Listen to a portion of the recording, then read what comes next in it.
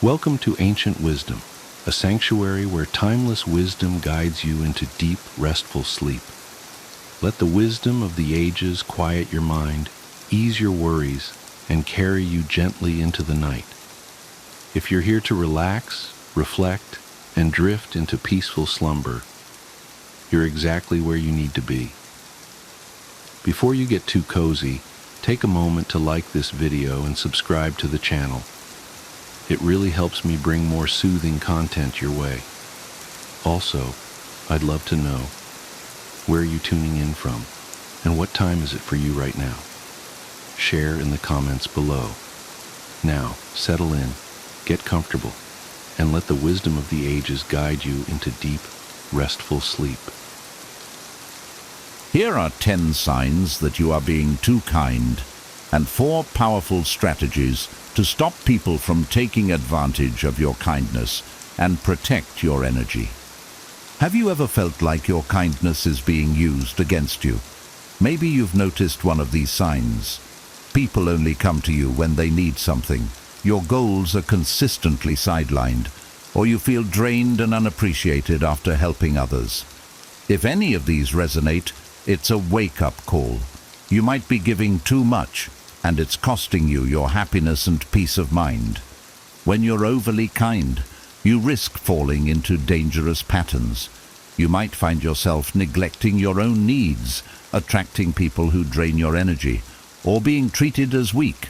Worse, you could even lose touch with your own identity as your life becomes consumed by the needs of others. The Stoics warned against this imbalance, teaching us the importance of self-respect and setting boundaries. But don't worry, there's a way out. Imagine a life where you could spot these 10 signs early and take action. People treating you as weak, assuming you'll handle everything, or overlooking your goals. What if you could break free from these cycles, preserve your energy, and still be a kind and giving person? In this video, I'll reveal 10 signs that you are being too kind and 4 transformative strategies to protect your energy while maintaining meaningful relationships. By the end, you'll have the tools to balance kindness with self-respect and finally stop feeling taken advantage of. Stick around. This could change the way you see yourself and your relationships forever. 10 signs that you should stop being too kind. 1. Unrealistic expectations. How overgiving leaves you drained. Let me tell you about a moment in my life when I felt completely wiped out. I had bent over backward to help a friend who was struggling. I covered their shifts, lent them money, and even spent hours listening to their problems. At first, I felt good, like I was making a difference. But as the weeks went by, something strange started happening. I found myself waiting for them to ask, "How are you doing?" or to return the favor. Spoiler alert, it didn't happen. Instead, they grew comfortable taking what I gave, and I grew resentful. Here's the truth I had to face. I wasn't being selfless. I was attaching strings. I expected them to give back, to reciprocate, to care as much as I cared. And when they didn't, I felt betrayed. That's when I realized I had unrealistic expectations, and it wasn't their fault. It was mine. The Stoics teach us to give freely, but with boundaries. They say, give not to please, but to act in accordance with your own principles. Giving from a place of expectation isn't generosity. It's a transaction. And when you expect others to fill your emotional bank account, you set yourself up for disappointment. 2. Dependency creation. Breaking free from the trap of always giving. I used to think that helping others non-stop was a sign of strength. If I could solve everyone's problems, surely they'd see my value, right? But here's the trap. The more I helped, the less others tried to help themselves. My constant giving became a crutch for them and a burden for me. I'll never forget the time I stayed up all night finishing a colleague's project. Instead of gratitude, they handed me even more work the next week. I was enabling their laziness, not empowering their growth. That's when I realized I was stuck in a cycle of overgiving, and it was harming both of us. The Stoics remind us that self-respect begins with boundaries. As Seneca said, sometimes even to live is an act of courage. Living courageously means saying no when giving would hurt you or hinder someone else's growth. True kindness isn't about doing everything for others.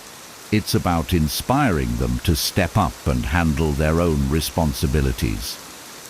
Once I learned this, I started changing my approach. Instead of jumping in to fix everything, I offered guidance and encouragement. But I let people take charge of their own challenges. It wasn't easy at first. Old habits die hard. But over time, it felt empowering. Remember this: when you always rescue others, you're not helping them. You're holding them back. Be kind, but don't let your kindness become a cage for yourself or others. Empower, don't enable. I started asking myself, am I giving because I genuinely want to, or because I expect something in return? That shift in mindset was life-changing. Now, I give what I can without overextending myself, and I let go of the outcome. It's not about getting something back. It's about staying true to who I am. And guess what? When you give from a place of strength and self-respect, people sense it. It creates healthier relationships. Stop chasing approval. Start embracing the power of intentional giving. It's freedom. 3. Neglected goals. How overgiving can steal your purpose. There was a point in my life when I felt like I was running on a hamster wheel. Every day was a blur of helping others, family, friends, co-workers, but my own goals, forgotten. I was so focused on pleasing everyone else that I didn't even know what I wanted anymore. The wake-up call came when I missed a major opportunity because I was too busy helping someone move. I looked at my life and thought, how did I get here? The Stoics warn us that if we ignore our own responsibilities, we lose ourselves. Marcus Aurelius said, "You have power over your mind, not outside events. Realize this, and you will find strength." I had been avoiding my own dreams by drowning myself in other people's problems. It felt easier to fix their lives than to face my own fears. But here's the truth. Self-neglect isn't noble. It's self-sabotage. So I started small. I made time for what mattered to me: writing, learning, working toward my dreams. I learned to politely decline requests that didn't align with my priorities. And guess what? Not only did I start making progress, but people respected me more for it. If you feel lost in the chaos of helping everyone but yourself, it's time to stop. Your dreams deserve your attention. Take control of your life by setting boundaries and putting yourself first, not out of selfishness, but out of self-respect. 4. Perceived weakness. How overgiving undermines your strength. There was a time when I prided myself on being the person everyone could count on. Need a favor? I was your go-to, but over time I noticed something unsettling. People began to take my help for granted. Worse, they started treating me as if I didn't have the strength to stand up for myself. I remember a moment when someone flat out said, "Don't worry, you'll do it. You always do." That hit me like a ton of bricks. My kindness, which I thought would earn respect, was being mistaken for weakness. It wasn't about them anymore. It was about me. The Stoics teach us that true strength comes from self-control and setting boundaries. Epictetus said, "Freedom is the only worthy goal in life. It is won by disregarding things that lie beyond our control." By not saying no, I was giving up my freedom and my power. I decided to change. The next time someone pushed a responsibility onto me, I respectfully declined. At first, they were surprised, even annoyed, but eventually something unexpected happened. They began to respect me. Saying no didn't make me less helpful. It made me someone whose time and energy were valued. Here's the truth. People will treat you the way you teach them to. If you don't set boundaries, you'll be seen as a doormat. But when you stand up for yourself, you command respect. Don't let your kindness be mistaken for weakness. Let it be rooted in strength. 5. Conditional relationships. Recognizing true connections. One day, I looked around and realized that most of the people in my life only showed up when they needed something. At first, I told myself, that's just how people are. But deep down, it stung. Why weren't they there when I needed support? The Stoics teach us to act with wisdom and discernment. Marcus Aurelius said, "Waste no more time arguing about what a good man should be. Be one." I realized I needed to be intentional about my relationships, focusing on those who truly valued me for who I was, not what I could do for them. I began to pull back from one-sided friendships. It was hard, I'm not going to lie. But as I let go of people who only took, I made space for deeper, more meaningful connections. I discovered the power of saying, "I can't right now," and it helped me see who truly valued me beyond my favors. Here's the key. Real relationships are about mutual respect and care. If someone only calls when they need something, it's time to reevaluate that connection. Invest your time in people who lift you up, not just those who weigh you down.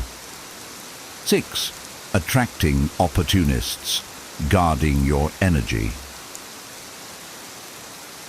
I used to wonder why certain people seemed to gravitate toward me, the ones who always had problems but never solutions. They drained my energy, leaving me emotionally and mentally exhausted. No matter how much I gave, it was never enough. It felt like I was a magnet for negativity. The Stoics have a profound lesson here. We are what we repeatedly do. If you give endlessly without boundaries, you train others to see you as a resource rather than a person. When your energy is low, you attract opportunists, people who take but never give. This realization hit me hard. I had to acknowledge that my overgiving was part of the problem. So I decided to shift my focus. Instead of giving to everyone, I started prioritizing relationships and activities that uplifted me. I began practicing what the Stoics call apatheia, emotional balance, by protecting my energy. It wasn't easy. Some people didn't like the new boundaries, but as I distanced myself from those who drained me, I noticed something incredible. I started attracting people who brought positivity and support into my life. When you elevate your energy, you invite better into your world. Remember, kindness is powerful, but it needs to come from a place of strength.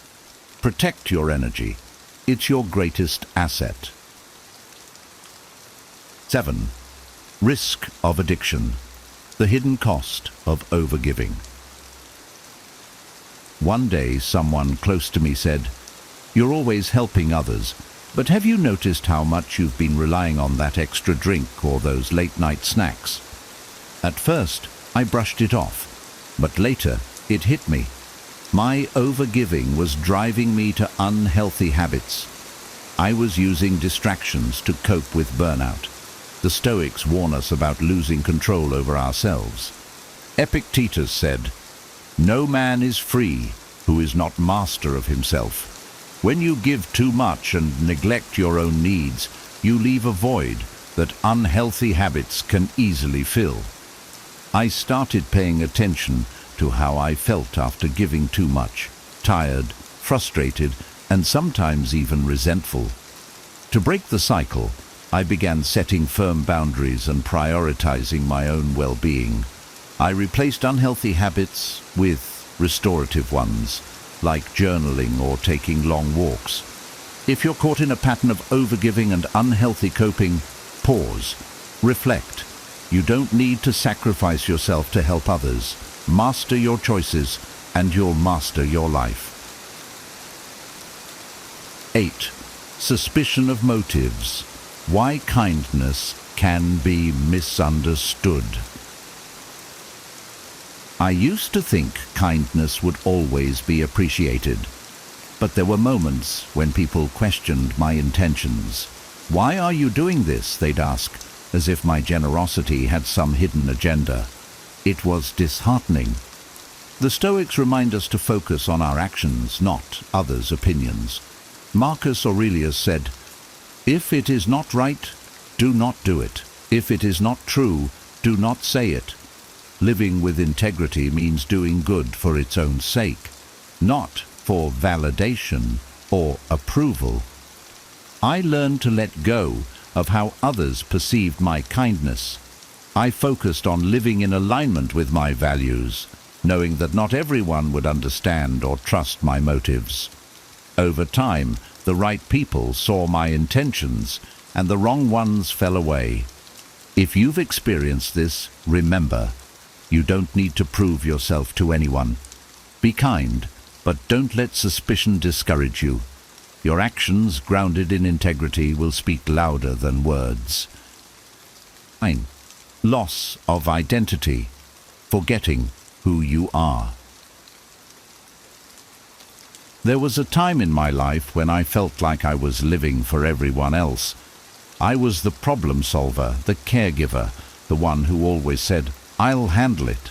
Slowly, without even noticing, I started losing touch with who I really was. My dreams, interests, and even my sense of self-worth faded into the background. The Stoics teach us that our identity lies in our ability to live in harmony with our values. Marcus Aurelius said, "Waste no more time arguing what a good man should be. Be one." Overgiving can pull you away from the essence of who you are because you're too busy trying to meet others' expectations. I realized that I wasn't just overgiving. I was using it as a way to avoid confronting my own fears and insecurities. By focusing entirely on others, I didn't have to face my inner struggles, but ignoring them only made things worse. I began reclaiming my identity by setting aside time to reflect on what truly mattered to me. I asked myself, what do I stand for? What do I want my life to look like? It wasn't easy, but the more I aligned with my values, the stronger and more confident I became. If you've lost touch with yourself, pause and reconnect. Kindness begins with being kind to yourself. When you know who you are, your kindness will have more purpose and power. 10. Burnout, the ultimate cost of overgiving. I remember one particularly busy month where I said yes to everything, helping a friend move, covering extra shifts at work, and even volunteering at an event. By the end of it, I was completely drained. I had nothing left for myself or anyone else. That's when I realized burnout isn't just physical exhaustion, it's emotional and mental depletion too. The Stoics warn us about the dangers of overextending ourselves. Seneca said, "We suffer more often in imagination than in reality." When we give too much, we not only exhaust our resources but also carry unnecessary mental burdens. I learned to recognize the signs of burnout: constant fatigue, irritability, and feeling like I was running on empty. To recover, I started practicing the Stoic principle of moderation. I made deliberate choices about where to spend my time and energy, and I gave myself permission to rest. Burnout teaches a valuable lesson. You can't pour from an empty cup. Prioritize your well-being, and you'll find that you have more to give, not less.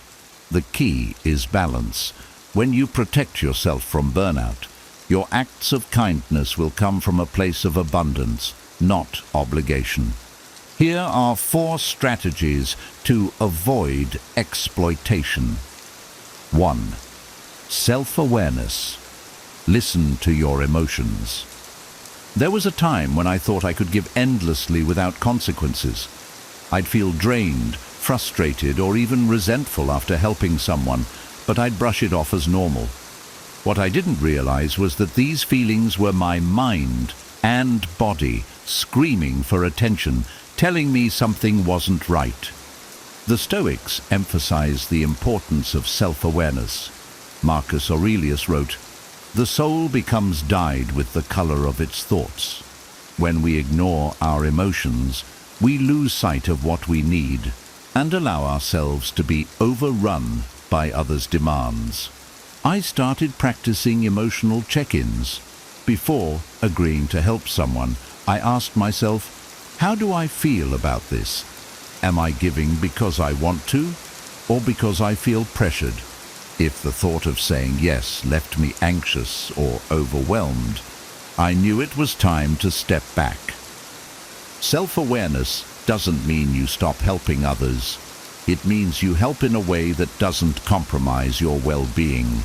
I learned to give from a place of strength, not obligation. By recognizing when I was overextending myself, I could course correct before reaching burnout. Your emotions are a guide, not a weakness. They reveal when your boundaries are being crossed or when you're neglecting your needs. Listen to them. When you honor your feelings, you protect your energy and ensure that your kindness is sustainable. 2. Say no. The power of boundaries. Saying no used to terrify me. I worried people would see me as selfish or unreliable. So, I said yes to everything, even when it stretched me thin. The result? I felt exhausted, unappreciated, and trapped in commitments I didn't want to fulfill. The Stoics remind us that true freedom lies in self-control. Epictetus said, "He who is not master of himself is forever a slave." Learning to say no is an act of mastery.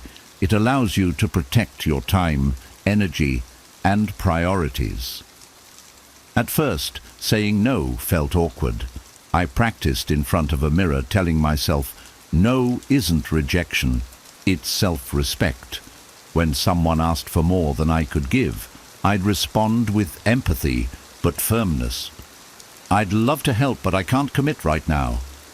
It was liberating. The more I used this magic word, the more I realized its power. People began respecting my boundaries, and I felt lighter and more in control of my life. Saying no isn't about being selfish. It's about ensuring you have the capacity to say yes to what truly matters. Here's the truth. Every time you say no to something misaligned with your priorities, you say yes to yourself. Practice this skill. It's not easy, but it's worth it. Boundaries aren't walls. They're bridges to a healthier, more balanced life. 3. Prioritize personal time. Self-care isn't selfish. I used to think carving out personal time was indulgent. My calendar was packed with tasks for others, and I felt guilty about taking even a moment for myself. But eventually, I hit a breaking point. I realized I couldn't keep giving if I was running on empty. The Stoics understood the value of self-care. Seneca said, "We should take wandering outdoor walks so that the mind might be nourished and refreshed by the open air and deep breathing." Time for yourself isn't just a luxury, it's a necessity. I started scheduling me time. like any other appointment. Whether it was an hour for exercise, reading a good book, or simply sitting with my thoughts, I treated it as non-negotiable. When someone asked for my help during this time, I respectfully declined or offered to assist later. Protecting this space became my way of honoring my well-being. The benefits were profound. I felt more energized, focused and present, not just for myself, but for others. Self-care wasn't selfish. It was an act of love that allowed me to show up better in every area of my life. If you're struggling to prioritize yourself, start small. Set aside 10 minutes a day for something that brings you joy or peace. As you build this habit, you'll find that personal time isn't a luxury. It's the foundation of your strength. 4. Identify energy vampires. Protect your energy. Have you ever spent time with someone who leaves you feeling completely drained? I used to think I had to help everyone, no matter how much it cost me emotionally. But certain people, energy vampires, took more than I could give and left me feeling empty. The Stoics advise us to choose our relationships wisely. Marcus Aurelius wrote, "Associate with those who will make a better man of you." Not everyone deserves your time or energy, especially those who take without giving back. I began to identify the energy vampires in my life, the ones who constantly complained, sought attention, or created drama without ever working on their problems. At first, it was hard to distance myself. I felt guilty, as if I was abandoning them. But then I realized I couldn't help them if they weren't willing to help themselves. By stepping back, I freed up emotional space for relationships that uplifted me. I surrounded myself with people who inspired, supported, and challenged me to grow. It wasn't about cutting everyone off. It was about setting boundaries with those who drained me.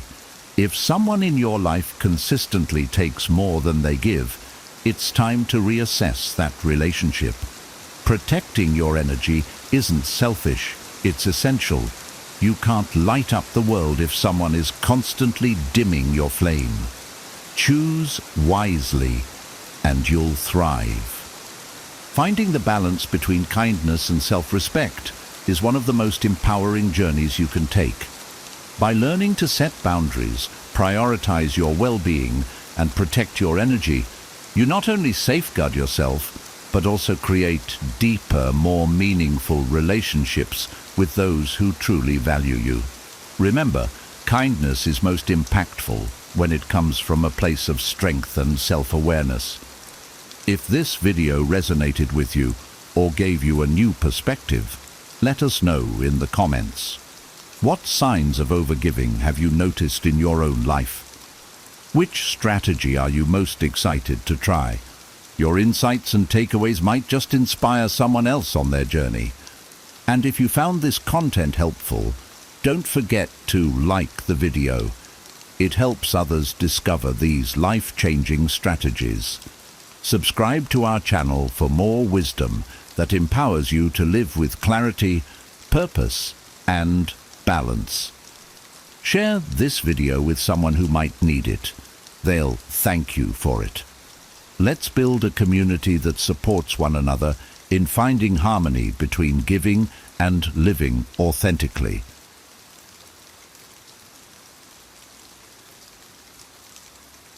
Have you ever felt trapped in the shadows of your own mind, struggling to find a way out of the darkness of depression?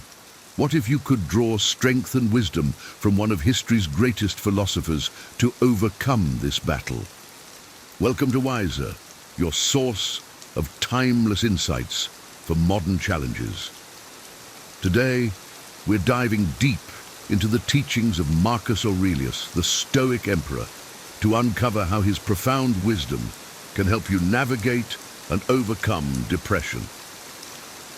In this video, we'll explore the practical and powerful strategies Marcus Aurelius used to maintain his mental resilience amidst the pressures of ruling an empire.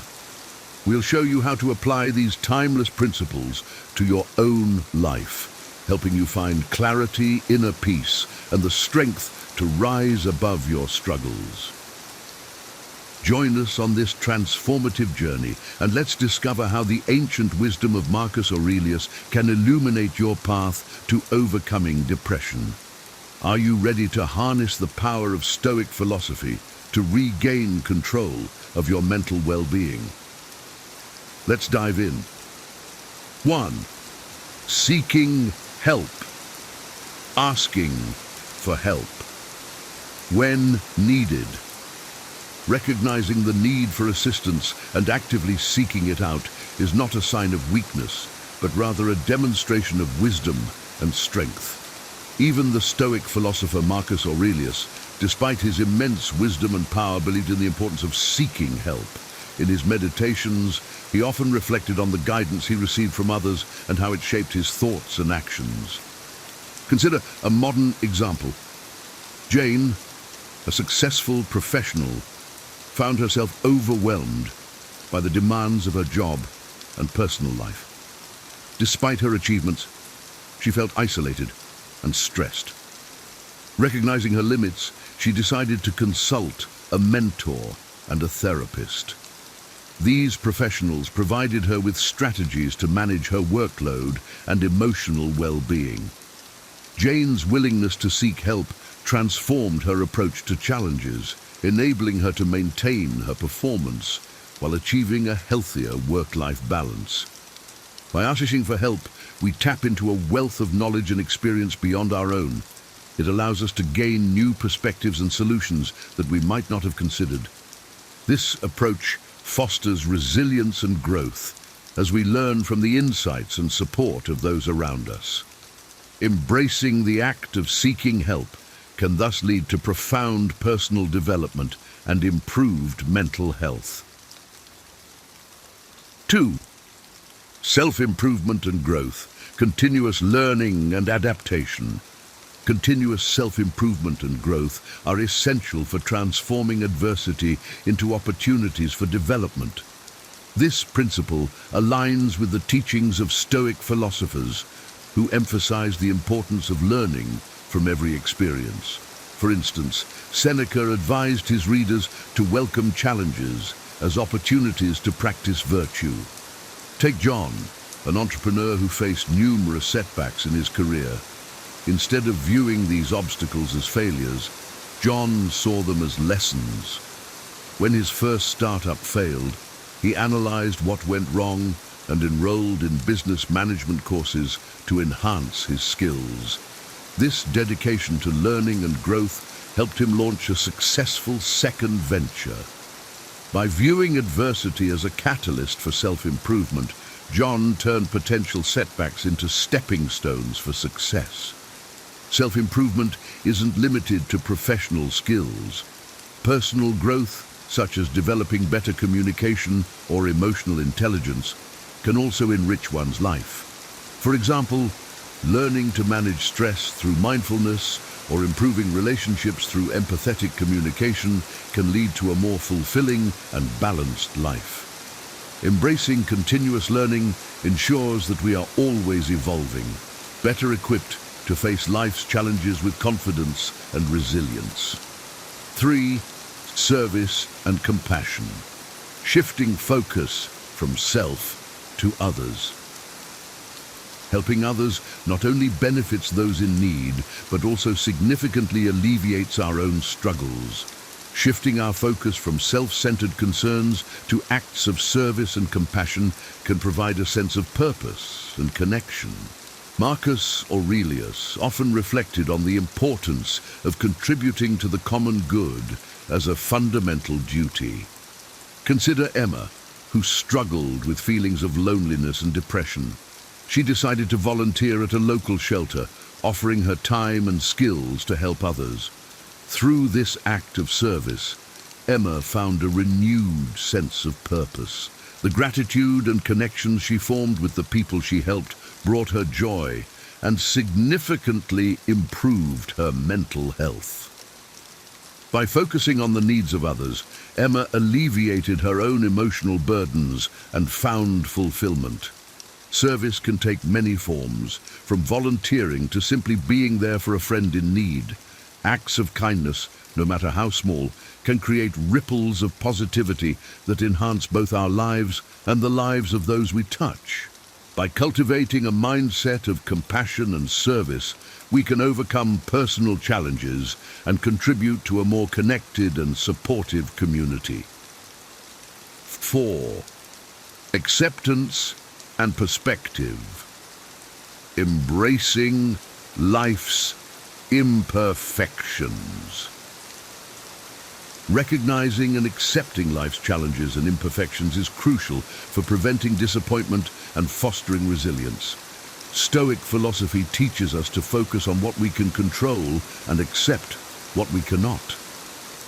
Epictetus, a prominent Stoic philosopher, emphasized that our perceptions shape our experiences.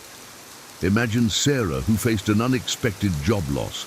Instead of succumbing to despair, she chose to view the situation as an opportunity to pursue a new career path she was passionate about. By accepting the reality of her circumstances and shifting her perspective, Sarah was able to navigate this difficult period with resilience and optimism. This acceptance allowed her to transform a seemingly negative experience into a positive turning point in her life. Acceptance doesn't mean passive resignation. It's about acknowledging reality and taking proactive steps within our control. For instance, if we encounter a traffic jam, instead of getting frustrated, we can use the time to listen to an informative podcast or practice deep breathing.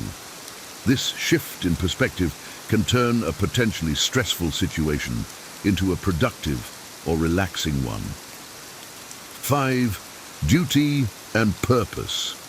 Finding fulfillment in contributions. Fulfilling one's duties and contributing to the common good helps shift focus from personal woes to a larger purpose. This Stoic principle underscores the importance of aligning our actions with our values and responsibilities. Marcus Aurelius often wrote about the fulfillment derived from performing one's role in society with integrity and dedication. Consider David, a teacher who found meaning in his work by focusing on the impact he had on his students' lives. Despite facing numerous challenges, such as long hours and limited resources, David's sense of duty and purpose motivated him to persevere. By dedicating himself to his students' growth and success, he found profound satisfaction and resilience in his role. When we align our actions with a sense of duty and purpose, we cultivate a deeper connection to our work and community. This perspective helps us navigate personal struggles by reminding us that our contributions matter. Whether through professional responsibilities, family roles, or community involvement, finding purpose in our duties can provide a powerful source of motivation and fulfillment. 6. Practical exercises, tools for maintaining perspective. Journaling and reflecting on one's thoughts are effective tools for maintaining perspective and coping with difficulties.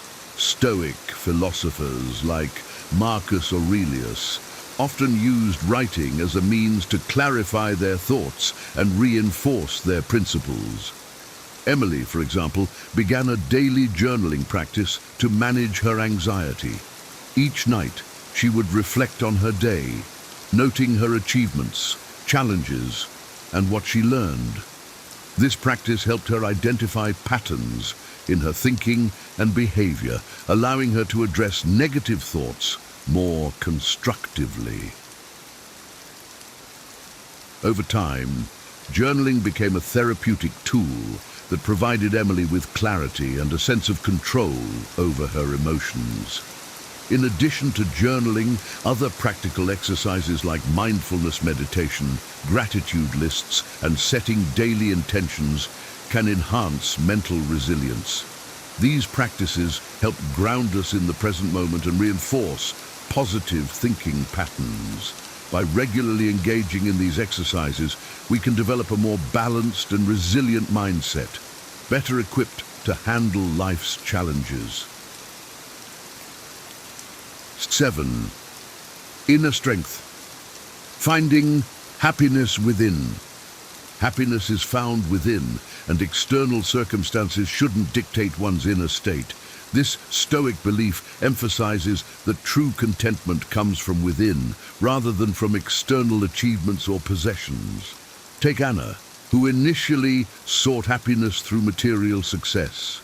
Despite achieving her career goals and acquiring wealth, she felt unfulfilled. Realizing this, Anna began exploring mindfulness and self-reflection. She discovered that true happiness stemmed from inner peace and self-acceptance. By focusing on her inner state rather than external validation, Anna cultivated a lasting sense of contentment. Developing inner strength involves recognizing that we have control over our attitudes and reactions.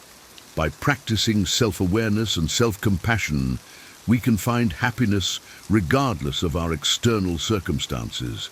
This inner resilience allows us to navigate life's ups and downs with a stable and positive outlook. 8. Emotional regulation, maintaining a stable mental state. Regulating emotions through rational thinking and self-control is key to maintaining a stable and positive mental state. Stoic philosophy teaches that our thoughts, not external events, shape our emotions. By managing our thoughts, we can maintain emotional equilibrium. For instance, Alex faced a stressful situation at work when a major project went wrong. Instead of reacting impulsively, he took a step back to analyze the situation rationally. He identified the aspects he could control and developed a plan to address them. By focusing on rational solutions rather than succumbing to panic, Alex managed to resolve the issue effectively and maintain his composure. Practicing emotional regulation involves techniques such as cognitive reframing, deep breathing, and mindfulness. These methods help us pause and assess our reactions, allowing us to respond calmly and constructively. By developing these skills, we can enhance our emotional resilience and handle stress more effectively. 9. Gratitude and contentment, embracing simple pleasures. Cultivating gratitude for what one has and finding contentment in simple pleasures combats feelings of inadequacy and dissatisfaction. Stoic philosophers like Epictetus emphasize the importance of appreciating what we have rather than constantly seeking more. Maria, for example, found herself constantly comparing her life to others on social media, which led to feelings of inadequacy. To counter this, she started a gratitude journal, listing 3 things she was thankful for each day. This practice shifted her focus from what she lacked to what she already had. Over time, Maria developed a deeper appreciation for the simple pleasures in her life, such as spending time with loved ones and enjoying nature. Gratitude practices can significantly improve our mental well-being by fostering a sense of contentment and reducing negative comparisons. By regularly reflecting on the positive aspects of our lives, we can cultivate a more positive and fulfilling outlook. 10. Resilience and endurance, overcoming life's challenges. Building mental and emotional resilience helps endure and overcome life's challenges with strength and dignity. Stoic philosophy teaches that resilience is developed through facing adversity and learning from it. Consider Jack, who experienced a significant personal loss. Instead of allowing grief to overwhelm him, he sought ways to honor his loved one's memory and find meaning in his experience. He joined a support group, which provided him with a community and coping strategies. Through this process, Jack developed a profound resilience that enabled him to navigate his grief with strength and grace. Developing resilience involves embracing challenges as opportunities for growth. Practices such as setting realistic goals, maintaining a support network, and practicing self-care can enhance our ability to cope with difficulties. By building resilience, we can face life's inevitable challenges with a sense of strength and purpose. 11. Mindfulness and presence, reducing anxiety and depression. Being present in the moment and focusing on the task at hand reduces anxiety and depression. Mindfulness, a practice rooted in Stoic principles, encourages us to fully engage with our current experience rather than dwelling on past regrets or future worries.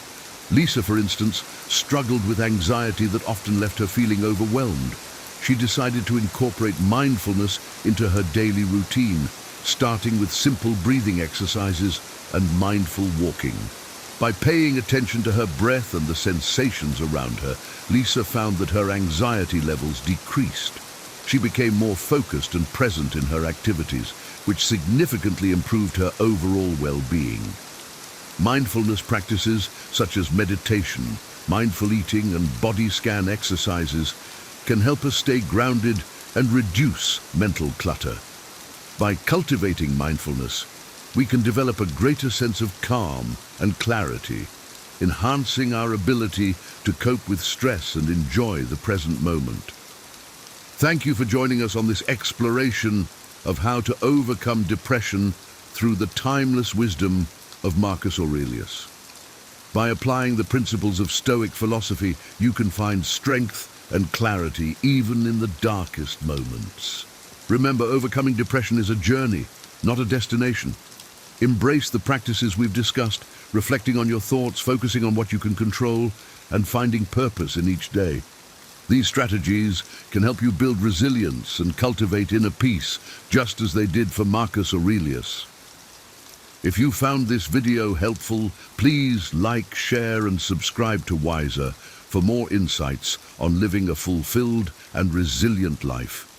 And if you have any thoughts or experiences to share, leave a comment below. We'd love to hear from you. Stay strong, stay wise, and remember, the power to overcome your challenges lies within you. Until next time, take care and keep growing. 12 Stoic principles to master the art of not caring and letting go. Imagine this. You're scrolling through social media, bombarded by a never-ending stream of updates, likes, and comments. You feel the weight of the world's expectations, wondering why you can't just let things go and care a little less about every trivial matter.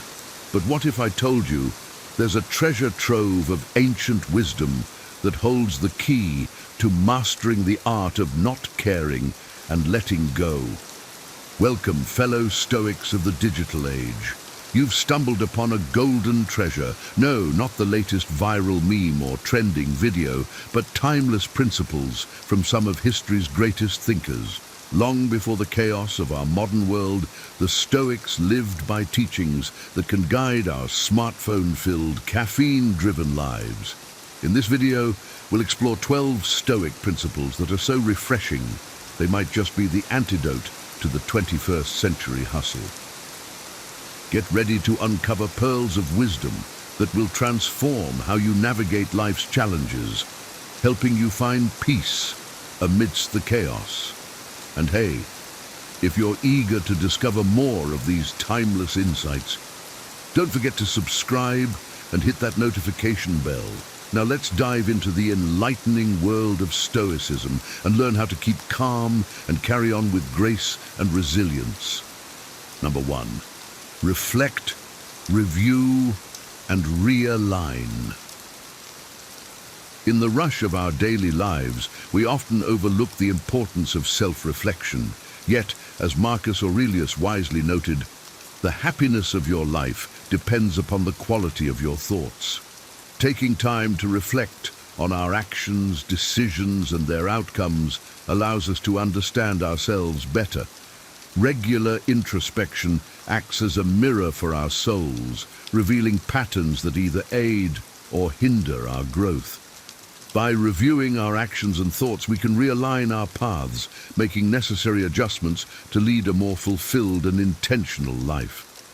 This practice isn't about dwelling on past mistakes, but learning from them, celebrating small victories and continuously evolving. In a world that seldom grants us pauses, embracing reflection can be our secret to inner peace and true contentment. Number 2, accept change as nature's course. Change is the only constant in life, yet we often resist it, clinging to the familiar. Epictetus, a revered Stoic philosopher, reminds us, it's not what happens to you, but how you react to it that matters. Life's nature is evolution, and every change, whether a job switch, a breakup, or a move, adds a unique brushstroke to the canvas of our existence. By accepting change as part of nature's course, we free ourselves from unnecessary suffering. Embracing life's fluidity and unpredictability allows us to flow with it rather than fight against it. This acceptance doesn't mean passive resignation, but an active engagement with life's ever-shifting landscape, finding growth and opportunities in every twist and turn. Number 3, control. What's within, release what's without. Imagine this, it's a rainy Tuesday morning and your cat knocks over your freshly brewed cup of tea. The old you might have fumed, blaming the universe for conspiring against you, but consider Seneca's wisdom. We suffer more in imagination than in reality. The truth is, things happen, tea spills, cats are mischievous. What's within our control? Our reactions. Instead of letting our imagination paint a gloomy day ahead, we can choose to laugh it off and brew another cup. The world will keep throwing curveballs, but the power of our reactions is entirely ours. By focusing on what we can control, our thoughts, actions, and responses, we can navigate life's challenges with grace and resilience. Number 4, detach from external validation. In today's hyper-connected world, it's easy to get hooked on external validation. Every like, share, and comment becomes a measure of our self-worth. But as Epictetus wisely said, man is not worried by real problems so much as by his imagined anxieties about real problems. It's strange that tiny icons on a screen can dictate our mood and sense of self. Stoicism urges us to seek validation from within. Our worth should be measured by our values, actions, and character, not by online clout. The next time a post doesn't get the expected traction or someone leaves a snide comment, remember, your worth is not up for public voting. You are your own judge and jury, and true confidence comes from within. Number 5, recognize life's natural cycles. Loss is a natural part of life, be it a favorite hoodie, a cherished memory, or a loved one. Marcus Aurelius poignantly stated, "Loss is nothing else but change, and change is nature's delight." In the vast ecosystem of existence, everything has its season. Trees shed leaves only to sprout new ones, and similarly, life presents endings and beginnings. Each change teaches us, shapes us, and adds to our resilience. Rather than clinging to what was, Stoicism invites us to appreciate life's impermanence. By understanding and embracing the cycles of loss and renewal, we can live fully, love deeply, and let go gracefully, knowing that every sunset makes way for a new sunrise. Number 6, seek growth in adversity. Who hasn't faced a challenge, whether it's a difficult boss, an endless pile of bills, or a perpetually late train? It's easy to complain and wish for an easier life. However, Seneca reminds us, difficulties strengthen the mind, as labor does the body. Challenges are life's personal gym sessions for our souls. When we encounter hurdles, instead of asking, "Why me?" we should ponder, "What is this teaching me?" Every adversity carries a lesson and a potential for growth. It's all a matter of perspective. By viewing difficulties as opportunities to strengthen our character and resilience, we can approach life with a mindset ready to say, "Bring it on." Number 7, be of service to others.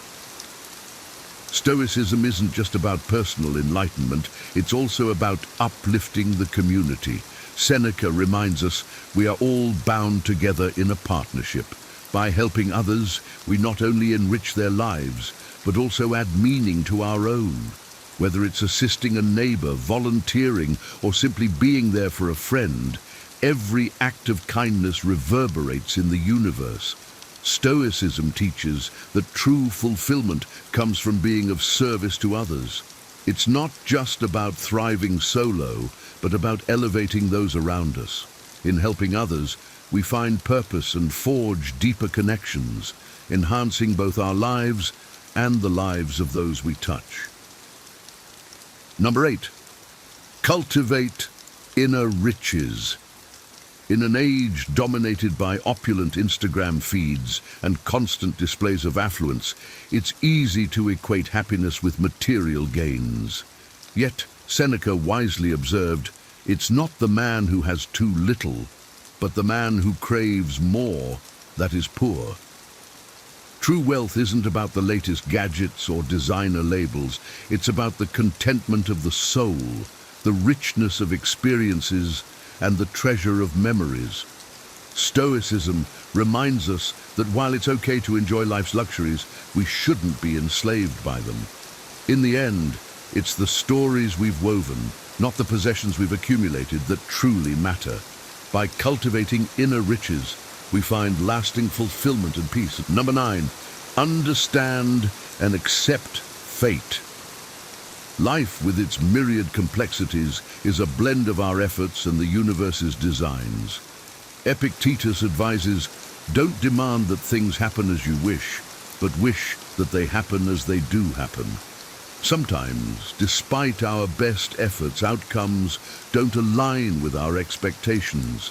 Instead of being bogged down by what didn't go as planned, Stoicism nudges us to embrace what is on our plate. Acceptance of fate doesn't mean passivity. It means actively engaging with life, finding peace in the present moment, and trusting the journey. Often, the most captivating stories emerge from the most unexpected turns, and embracing fate allows us to navigate these twists with grace. Number 10, embrace the present moment. In our fast-paced world, with notifications binging every second, we often miss the beauty of the present. Marcus Aurelius wisely advised, do not let the future disturb you, for you will arrive there if you nurture your present. We spend so much time lost in thoughts about tomorrow's tasks or past regrets that we forget to live in the now. Being present isn't just about paying attention, it's about truly experiencing life. Savor your meals, listen to your friends, and feel the wind on your face. Let go of yesterday's regrets and tomorrow's anxieties. In the grand tapestry of life, it's the little moments stitched together that define our happiness. Number 11, focus on personal growth. Continuous learning and self-improvement are at the heart of a fulfilled life. The Stoics teach us that personal growth is a lifelong journey.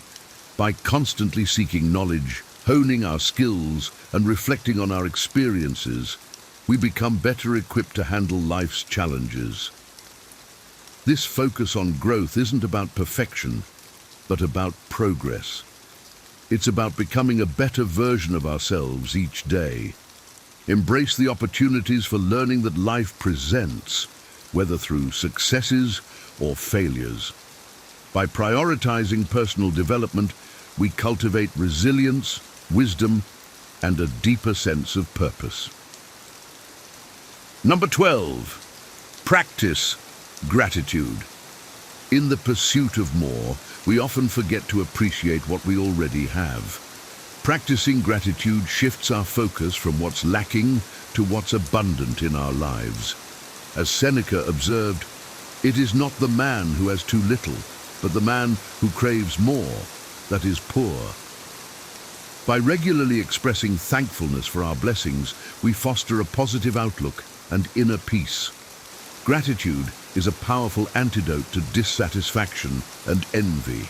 It reminds us of the richness of our experiences and the people who make our lives meaningful. Make it a habit to reflect on and express gratitude daily, and watch as your perspective transforms.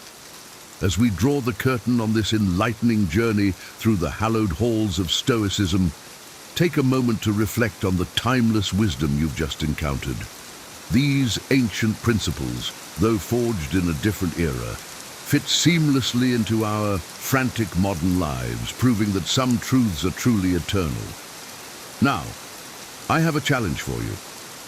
In the comments below, share which of these Stoic gems resonated with you the most. Did Seneca's profound insight strike a chord, or did Marcus Aurelius feel like your newfound confidant? Let's spark a conversation and learn from each other, deepening our understanding and appreciation of these teachings. As we draw the curtain on this enlightening journey through the hallowed halls of Stoicism, take a moment to reflect on the timeless wisdom you've just encountered. These ancient principles, though forged in a different era, fit seamlessly into our frantic modern lives, proving that some truths are truly eternal. Now, I have a challenge for you. In the comments below, share which of these Stoic gems resonated with you the most. Did Seneca's profound insight strike a chord, or did Marcus Aurelius feel like your newfound confidant?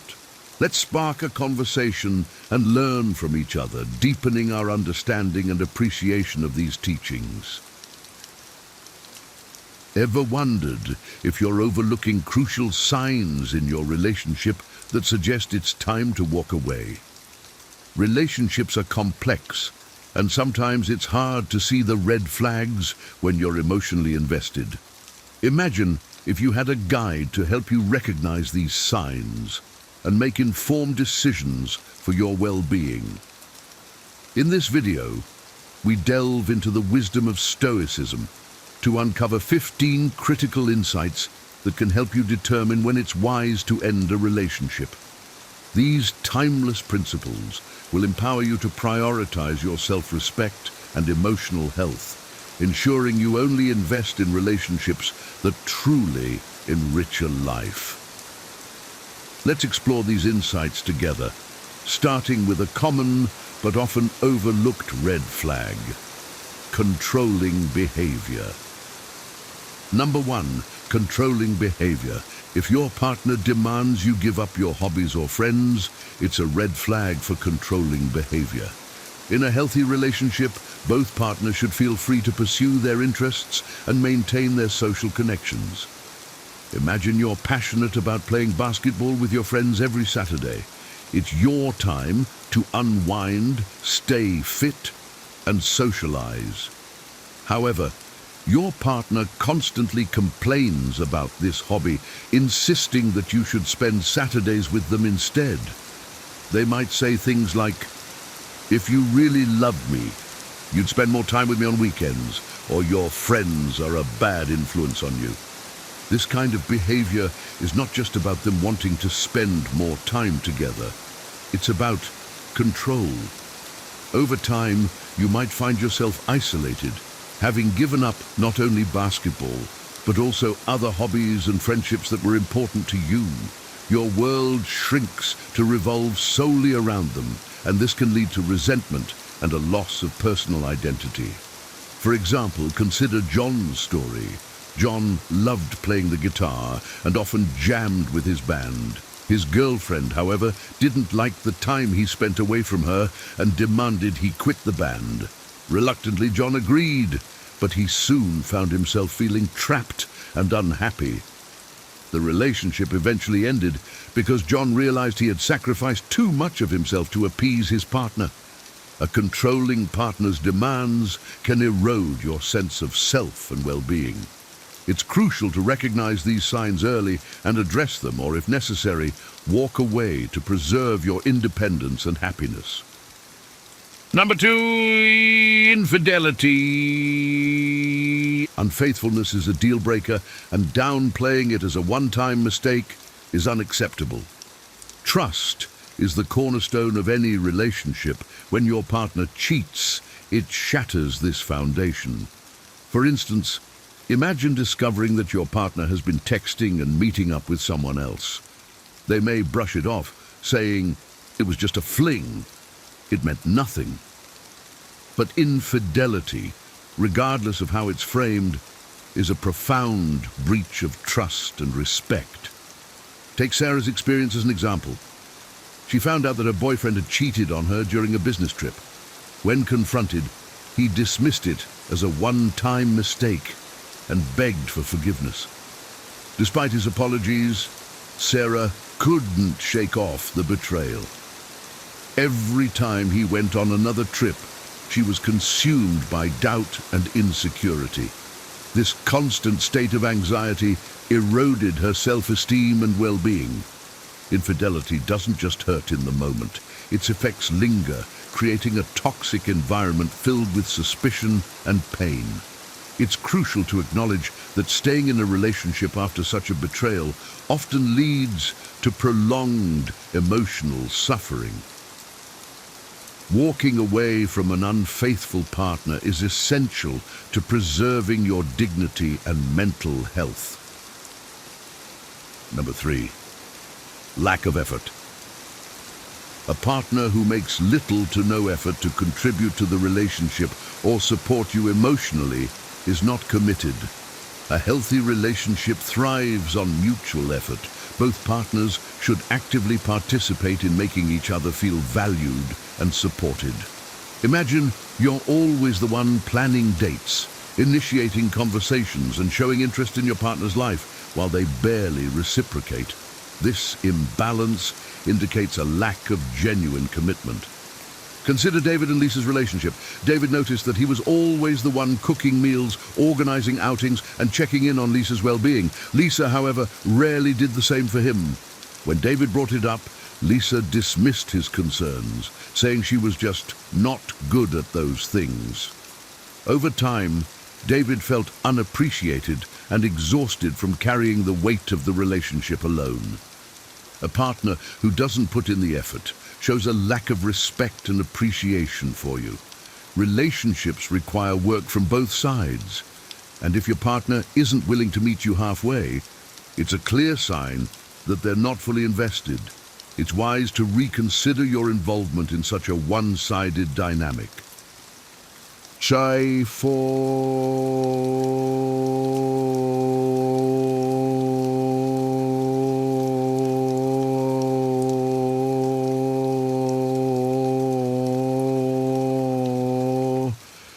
A partner who never takes responsibility and always blames you for issues lacks maturity and the ability to sustain a healthy relationship. Accountability is vital in any relationship. When problems arise, both partners should be willing to acknowledge their part and work towards a solution. If your partner consistently shifts the blame onto you, it shows a lack of maturity and an inability to self-reflect. Imagine you and your partner have a disagreement about finances. Instead of discussing the issue calmly, your partner immediately accuses you of poor money management, despite you both having made financial decisions together. This pattern of blame shifting can create a toxic environment where you feel constantly at fault and undervalued. Take Anna and Mark's story. Whenever an argument arose, Mark would twist the situation to make it seem like Anna's fault, even when it clearly wasn't. Over time, Anna began to doubt herself and her decisions, feeling increasingly powerless in the relationship. A partner who can't own up to their mistakes isn't ready for a mature, healthy relationship. Mutual responsibility is key to resolving conflicts and growing together. If blame shifting is a recurring issue, it may be time to step away and seek a relationship built on mutual respect and accountability. Number 5, frequent lies. Dishonesty, even about minor issues, can indicate deeper trust issues and a lack of integrity. Honesty is the bedrock of trust. When your partner lies, it erodes the trust that binds you. Even small, seemingly insignificant lies can accumulate, leading to a web of deceit that damages the relationship.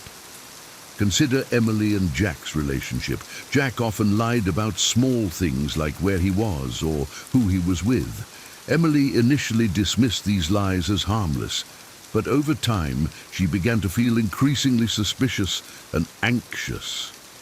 Each lie, no matter how small, chipped away at her trust in Jack. Honesty is crucial for a healthy relationship. When lies become a regular occurrence, it signals a deeper issue of integrity and respect. A partner who values you will be honest, even when it's uncomfortable. If dishonesty is a persistent problem, it's essential to reassess the relationship and consider moving on for your peace of mind. Number 6, dismissing feelings. A partner who dismisses your feelings and calls you overly sensitive is not respecting your emotions. Your emotions are valid and deserve to be acknowledged and respected. If your partner dismisses your feelings, it shows a lack of empathy and understanding. Imagine sharing your disappointment about a cancelled date, and your partner responds with, "You're being too sensitive. It's not a big deal." And take Mia's experience. Whenever she expressed her feelings about something that upset her, her boyfriend would dismiss her as overly emotional. He would often say, "You need to toughen up," instead of addressing her concerns. This dismissal made Mia feel unheard and invalidated. A partner who belittles your emotions is not valuing your perspective. It's important to be with someone who listens and empathizes with your feelings. Dismissing emotions can lead to a buildup of resentment and hurt. If your partner consistently invalidates your feelings, it's a sign to consider leaving the relationship for your emotional well-being. Number 7, talking about exes. Frequent mentions of past relationships suggest that your partner might still be hung up on their ex, making you a rebound. Constantly hearing about your partner's ex can be unsettling and indicates unresolved feelings. Imagine cooking dinner together and your partner frequently brings up how their ex used to do things differently. This comparison can make you feel inadequate and undervalued. Consider Tom's situation. His girlfriend often reminisced about her ex, even during intimate moments. She would say things like, "My ex used to take me to this restaurant," making Tom feel like he was constantly being compared. This behavior made Tom question his place in her heart. Talking about exes can signify that your partner hasn't fully moved on. A healthy relationship focuses on the present and future, not the past. If your partner frequently brings up their ex, it might be a sign that they're not ready for a new relationship. It's important to address this issue and, if necessary, walk away to protect your emotional health. Number 8, self-centeredness. And if your partner is only interested in themselves and not in your achievements or goals, it's a sign they may not truly care about you. A balanced relationship involves mutual interest and support. If your partner is consistently self-centered, it can feel like your needs and aspirations are ignored. For example, imagine sharing exciting news about a promotion at work, but your partner quickly changes the topic to their own day without acknowledging your achievement. Consider Julia's experience. Whenever she tried to discuss her goals and dreams, her boyfriend would divert the conversation to his interests. He rarely asked about her day or supported her ambitions. Julia felt increasingly neglected and unimportant in the relationship. A self-centered partner fails to provide the emotional support necessary for a healthy relationship. It's essential to be with someone who celebrates your successes and stands by you during challenges. If your partners only focus on themselves, it's a red flag that they may not truly value the relationship. Number 9, false accusations. Baseless accusations of cheating erode trust and indicate deeper issues in the relationship. Trust is fundamental in any relationship. When your partner accuses you of infidelity without evidence, it shows insecurity and a lack of trust.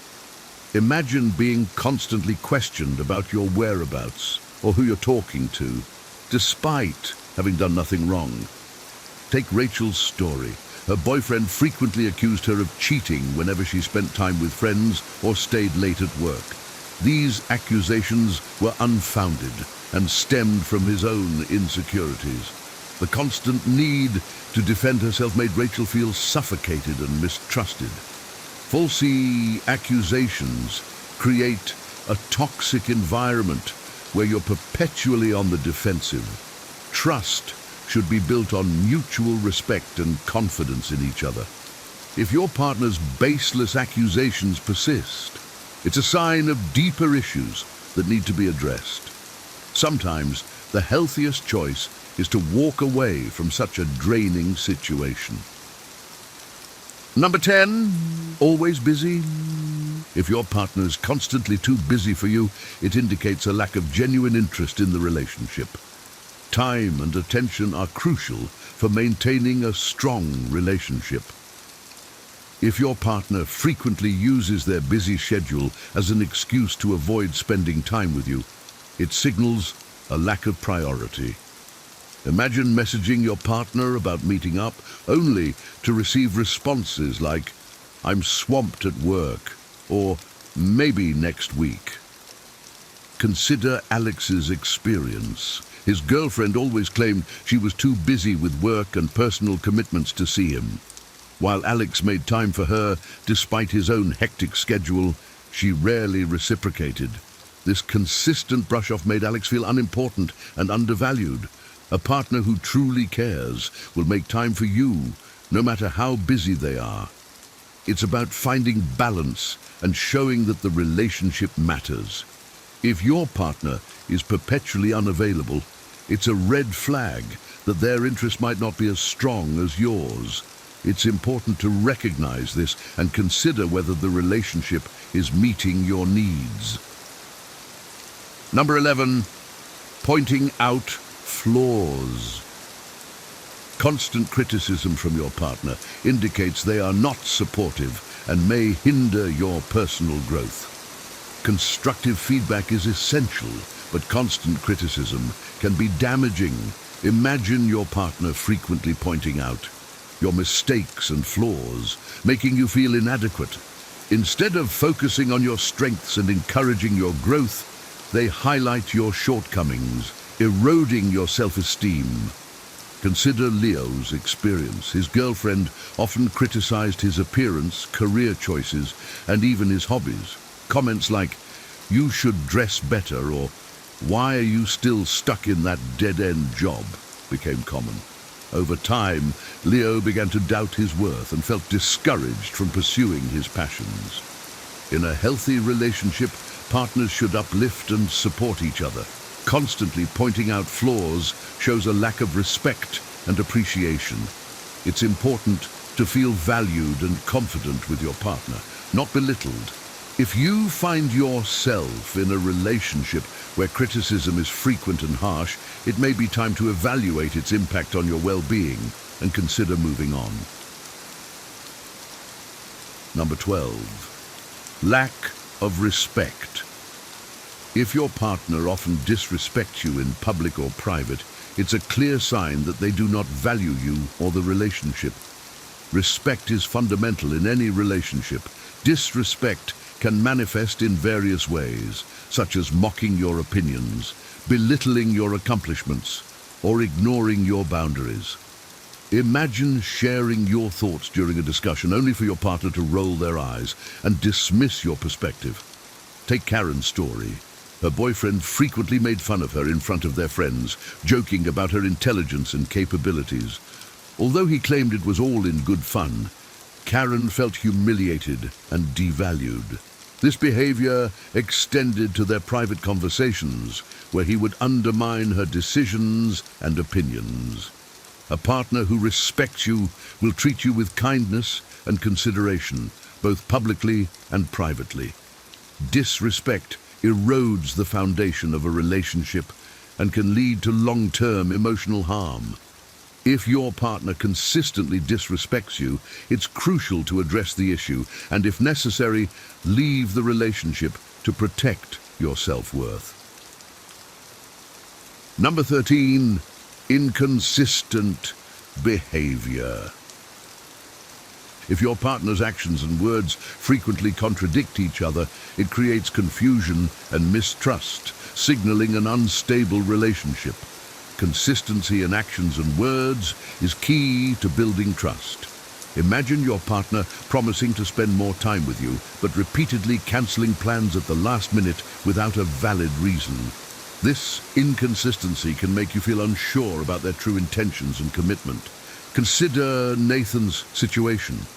His girlfriend often made grand promises about their future together, but rarely followed through on any of them. She would talk about moving in together or planning trips, but when the time came, she always had excuses.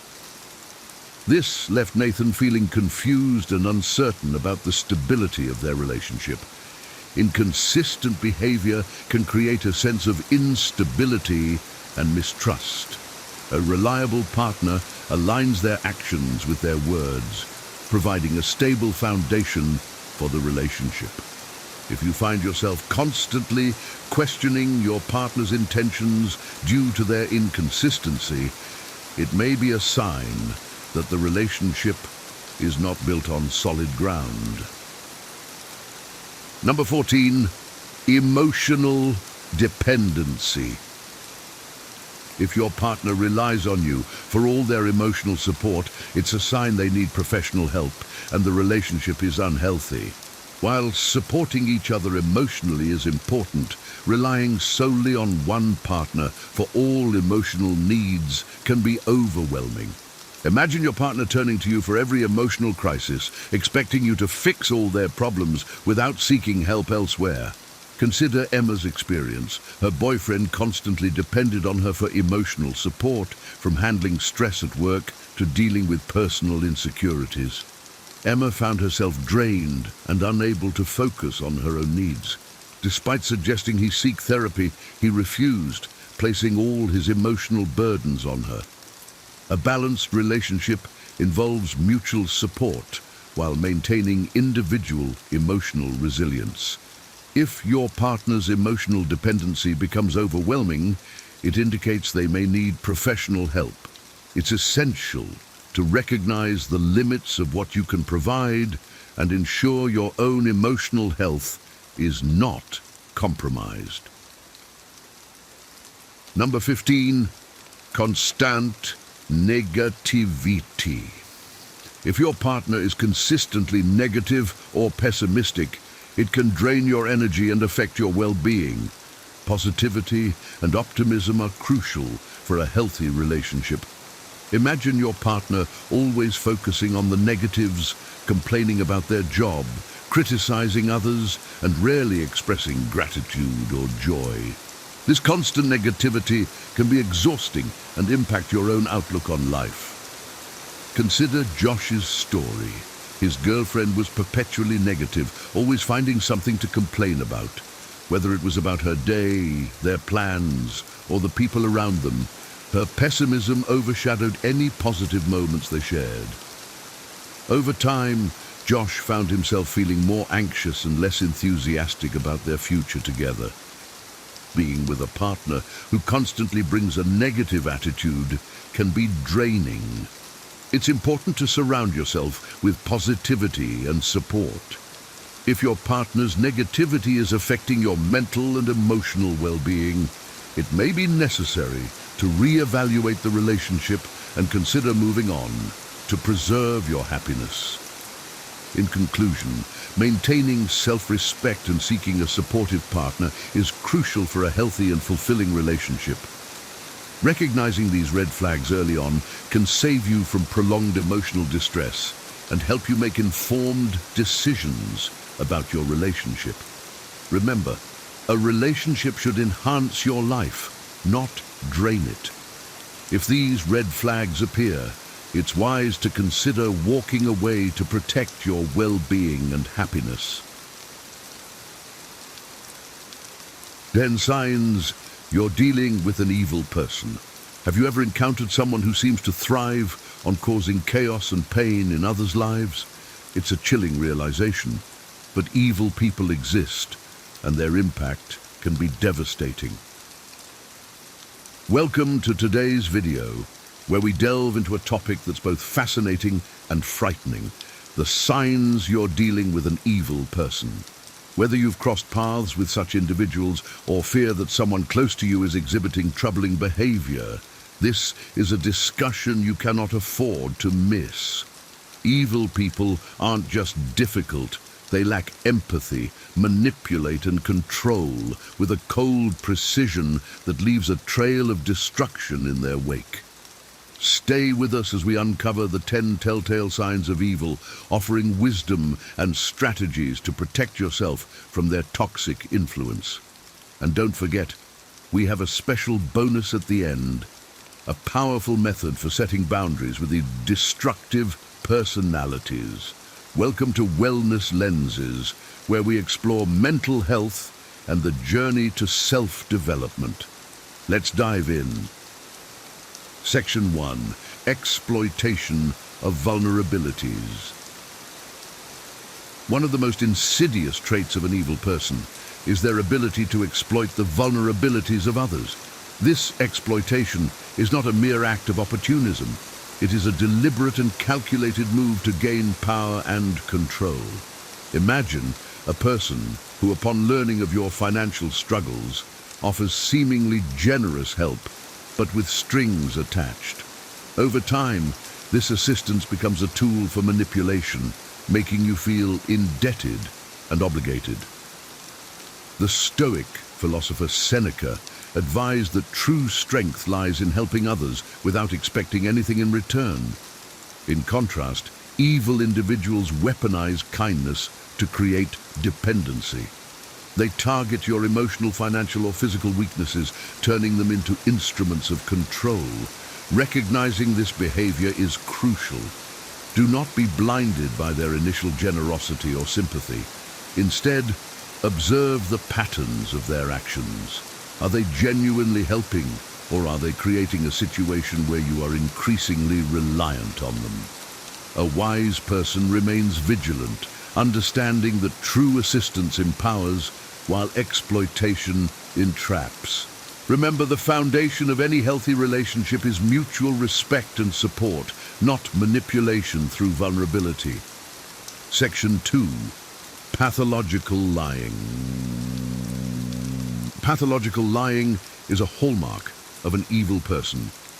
Unlike occasional falsehoods that most people might tell, pathological liars weave a web of deceit that permeates every aspect of their lives. They lie not only to manipulate situations to their advantage, but also for the sheer pleasure of deception.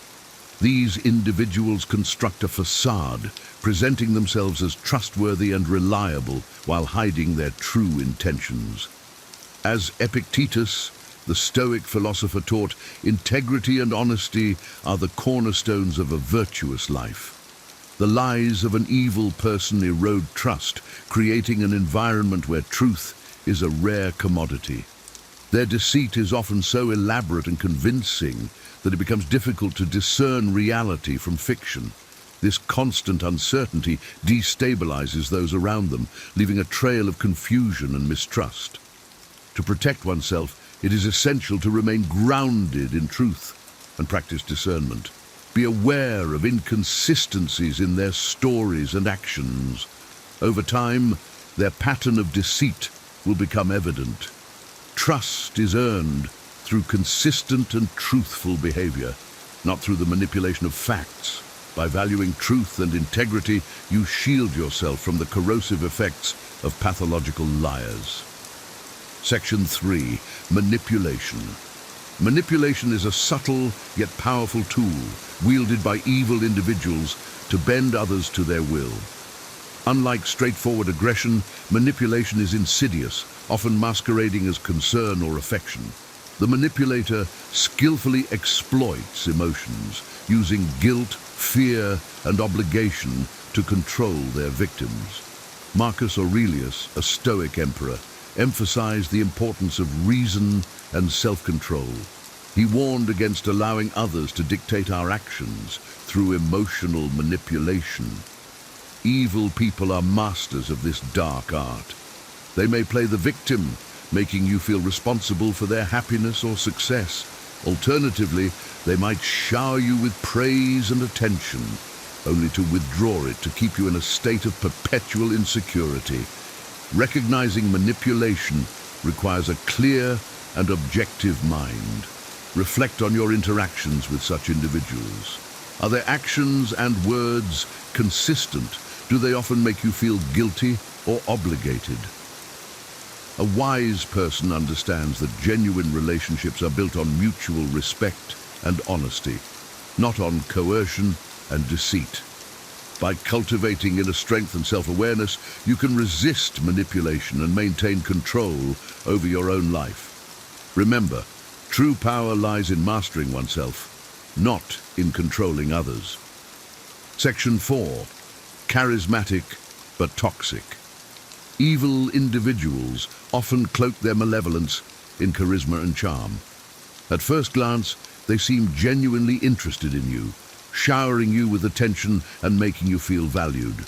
However, this facade quickly fades as their true nature emerges. These toxic personalities thrive on being the center of attention, often resorting to belittling or criticizing others to maintain their dominance.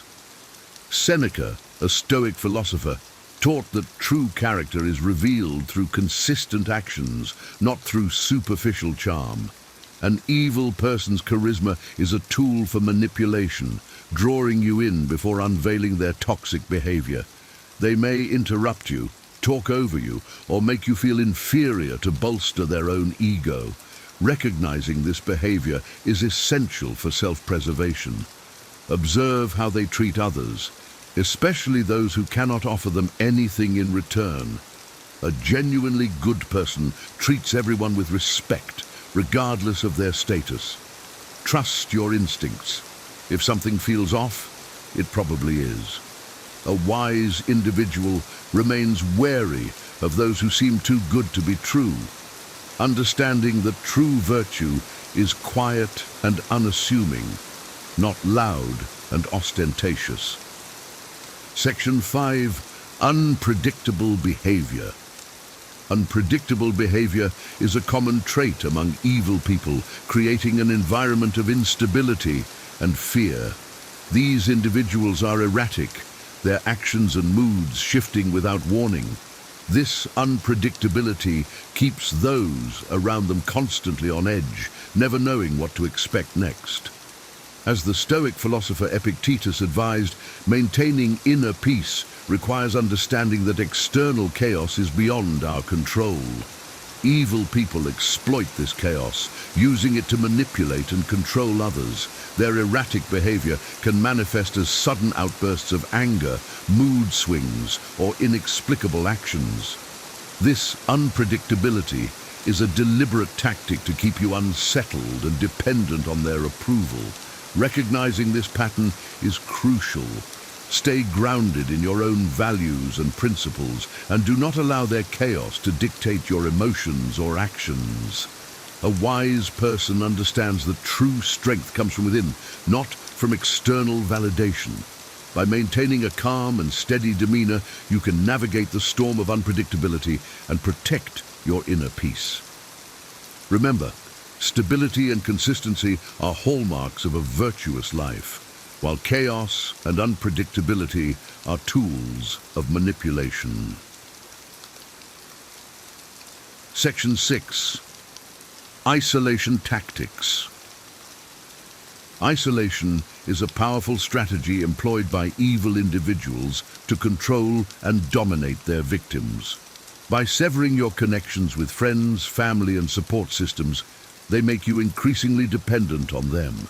This isolation can be subtle, starting with criticism of your loved ones and escalating to outright forbidding you from seeing them. Marcus Aurelius, a Stoic emperor, emphasized the importance of community and relationships in achieving a virtuous life. Evil people, however, seek to undermine this by isolating you from those who provide support and perspective. Recognizing this tactic is essential for maintaining your autonomy. Pay attention to efforts to distance you from your social network. Are they frequently criticizing your friends and family or creating conflicts that force you to choose sides? A wise person values and nurtures their relationships, understanding that a strong support system is crucial for emotional well-being. Resist attempts to isolate you by maintaining open communication with your loved ones and seeking their counsel. By staying connected, you protect yourself from the insidious effects of isolation and maintain your independence and strength. Section 7. Lack of empathy. A profound lack of empathy is a defining characteristic of an evil person. Empathy, the ability to understand and share the feelings of others, is the cornerstone of meaningful human relationships. Without it, interactions become hollow and self-serving. An evil person's actions are often devoid of any genuine concern for how they affect others. They may inflict pain or discomfort without a second thought, driven solely by their own desires and ambitions. Seneca, a Stoic philosopher, taught that true strength lies in understanding and caring for others. The absence of empathy creates a void where cruelty and indifference thrive. Recognizing this lack is crucial. Observe how they react to others' suffering or misfortune. Do they show genuine concern, or do they dismiss it as irrelevant? A wise person values empathy and compassion, understanding that these qualities are essential for a harmonious and virtuous life. Protect yourself by setting boundaries with those who lack empathy and surrounding yourself with individuals who demonstrate genuine care and understanding. By doing so, you foster an environment of mutual respect and support, shielding yourself from the coldness of an unempathetic heart. Section 8. Extreme control. Extreme control is a defining trait of evil individuals, manifesting in their relentless desire to dominate every aspect of your life. This control goes beyond mere preferences. It is an all-consuming need to dictate your actions, choices, and even thoughts. Epictetus, a Stoic philosopher, taught that true freedom comes from within, from our ability to control our own minds and actions. Evil people, however, seek to strip you of this freedom, imposing their will through constant surveillance, criticism, and intimidation. Recognizing this behavior is essential for reclaiming your autonomy. Reflect on your interactions. Are they always checking up on you, demanding to know your whereabouts, and micromanaging your decisions? Do they use threats or emotional manipulation to enforce their control? A wise person understands the importance of personal freedom and the right to make their own choices. Resist their attempts to dominate by setting firm boundaries and asserting your independence. Surround yourself with supportive individuals who respect your autonomy. By doing so, you maintain control over your own life and protect yourself from the oppressive grip of extreme control. Section 9. Enjoyment of others' misery. One of the most disturbing traits of an evil person is their enjoyment of others' misery. This goes beyond a lack of empathy. It is a perverse pleasure derived from causing or witnessing suffering. Such individuals might laugh at others' misfortunes or go out of their way to create pain and chaos. Marcus Aurelius, a Stoic emperor, emphasized the importance of kindness and compassion in our interactions. Evil people, however, thrive on the opposite. Their joy in others' suffering reveals a deep-seated malice. Recognizing this trait is vital. Observe their reactions to misfortune. Do they show a disturbing delight in the pain of others? A wise person understands that true happiness comes from lifting others up, not tearing them down. Protect yourself by distancing from those who find joy in cruelty. Cultivate relationships with individuals who exhibit kindness and compassion. By doing so, you create a positive environment that fosters growth and well-being. Remember, the measure of a person's character is in their ability to show empathy and kindness, not in their capacity for cruelty and malice. Section 10. Lack of accountability. A lack of accountability is a hallmark of an evil person. They rarely, if ever, take responsibility for their actions. Instead, they are quick to blame others or external circumstances, evading any sense of personal responsibility. Seneca, a Stoic philosopher, emphasized the importance of self-reflection and accountability in personal growth. An evil person's refusal to acknowledge their faults hinders any possibility for improvement or genuine change. This lack of accountability often manifests in constant excuses, shifting blame, and a complete disregard for the consequences of their actions. Recognizing this behavior is crucial. Pay attention to how they respond when confronted with their mistakes.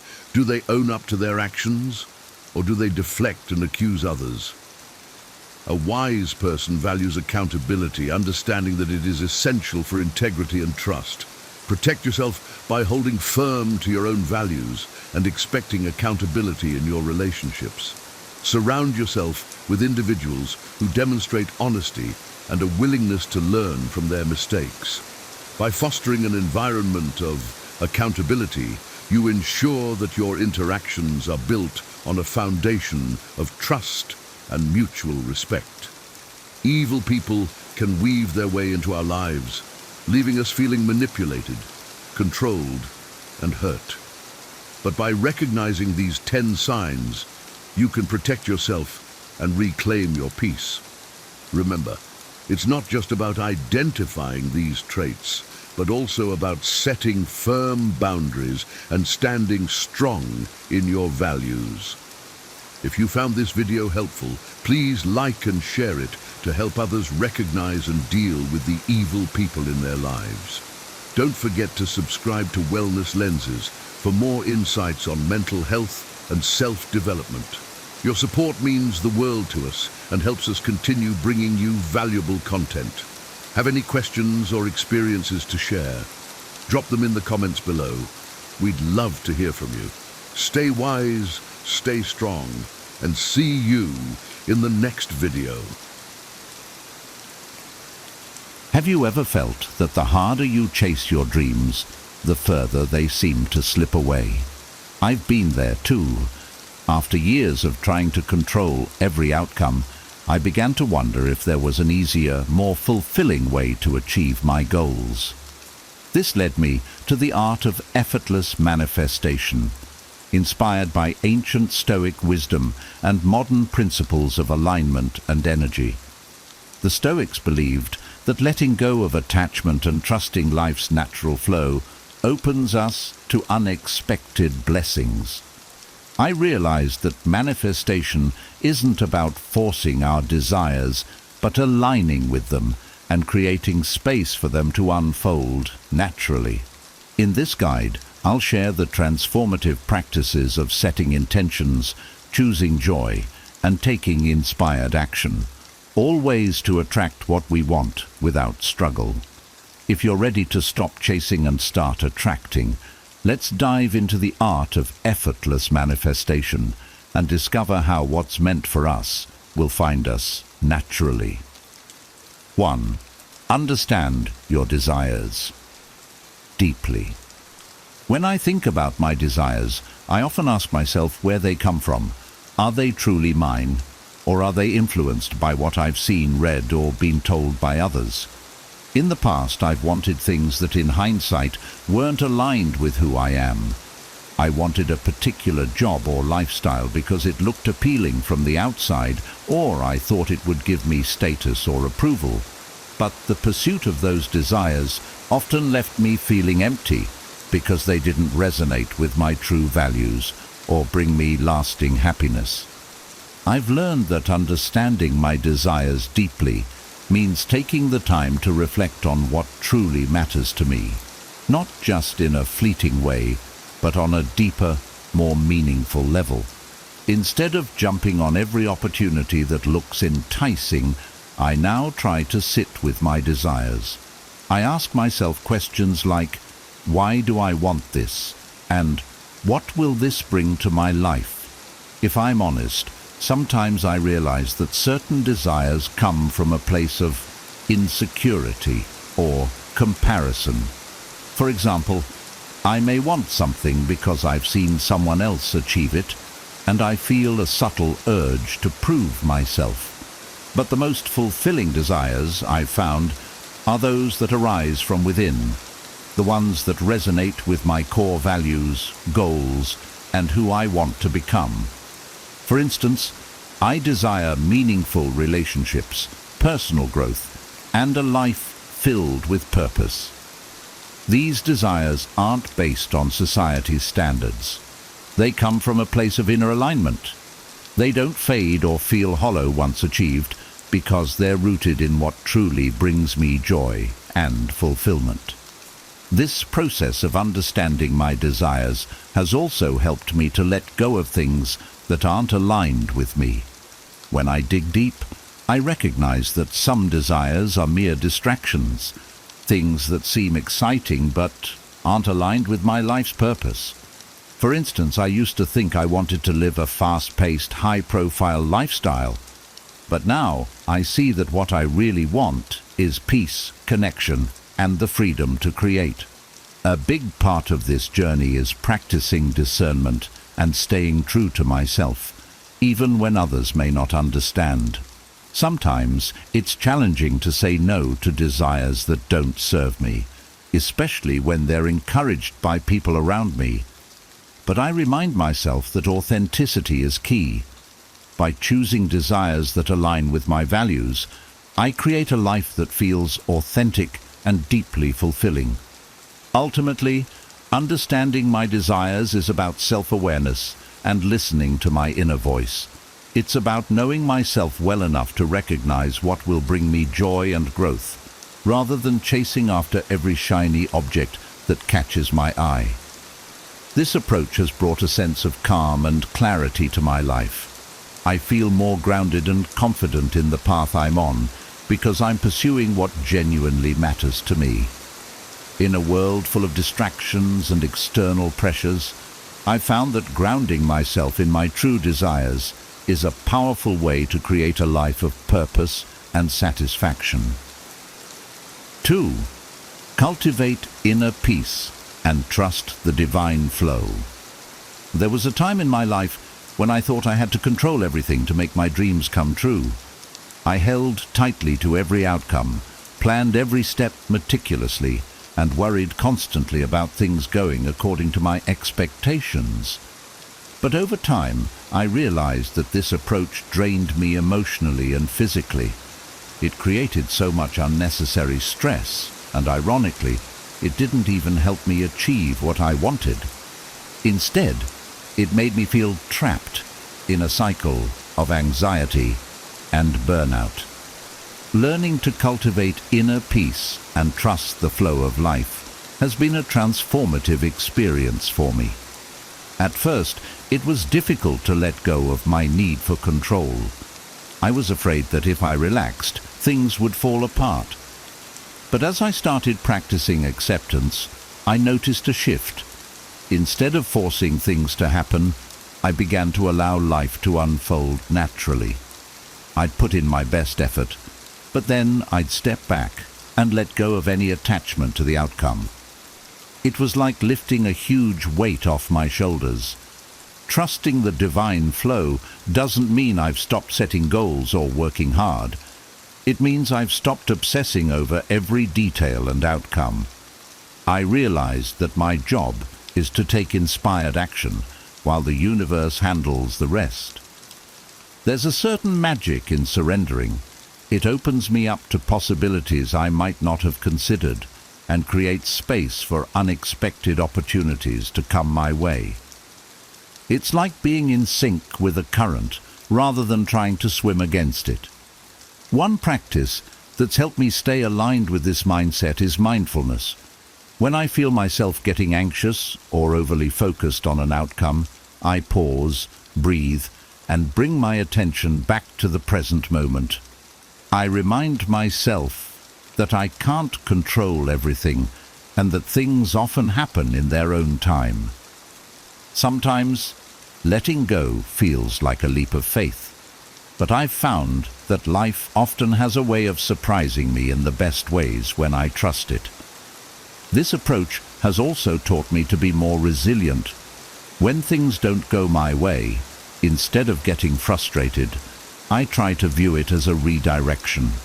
I believe that everything happens for a reason, and that even challenges or delays are guiding me towards something better. By trusting the process, I'm able to maintain my peace of mind, no matter the outcome. Today, I focus more on aligning my actions with my values and less on controlling every result. I've come to understand that peace comes from within, and it's something I can cultivate regardless of what's happening around me. This doesn't mean I don't still face challenges or uncertainties, but I'm able to navigate them with a sense of calm and trust that I never had before. When I release my grip on how things should happen, I'm free to experience life's flow in a more harmonious, joyful way. Trusting the divine flow has given me the peace I was searching for all along. 3. Practice gratitude for the present. Gratitude has become one of the most grounding and uplifting practices in my life. There was a time when I focused too much on what I didn't have, constantly comparing myself to others or feeling dissatisfied with my progress.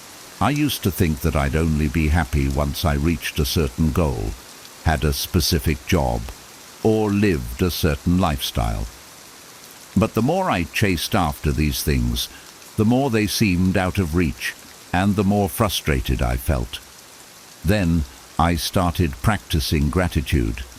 It sounds simple, but it's one of the most powerful shifts I've made. I began by taking a few minutes every day to list 3 things I was grateful for, no matter how small.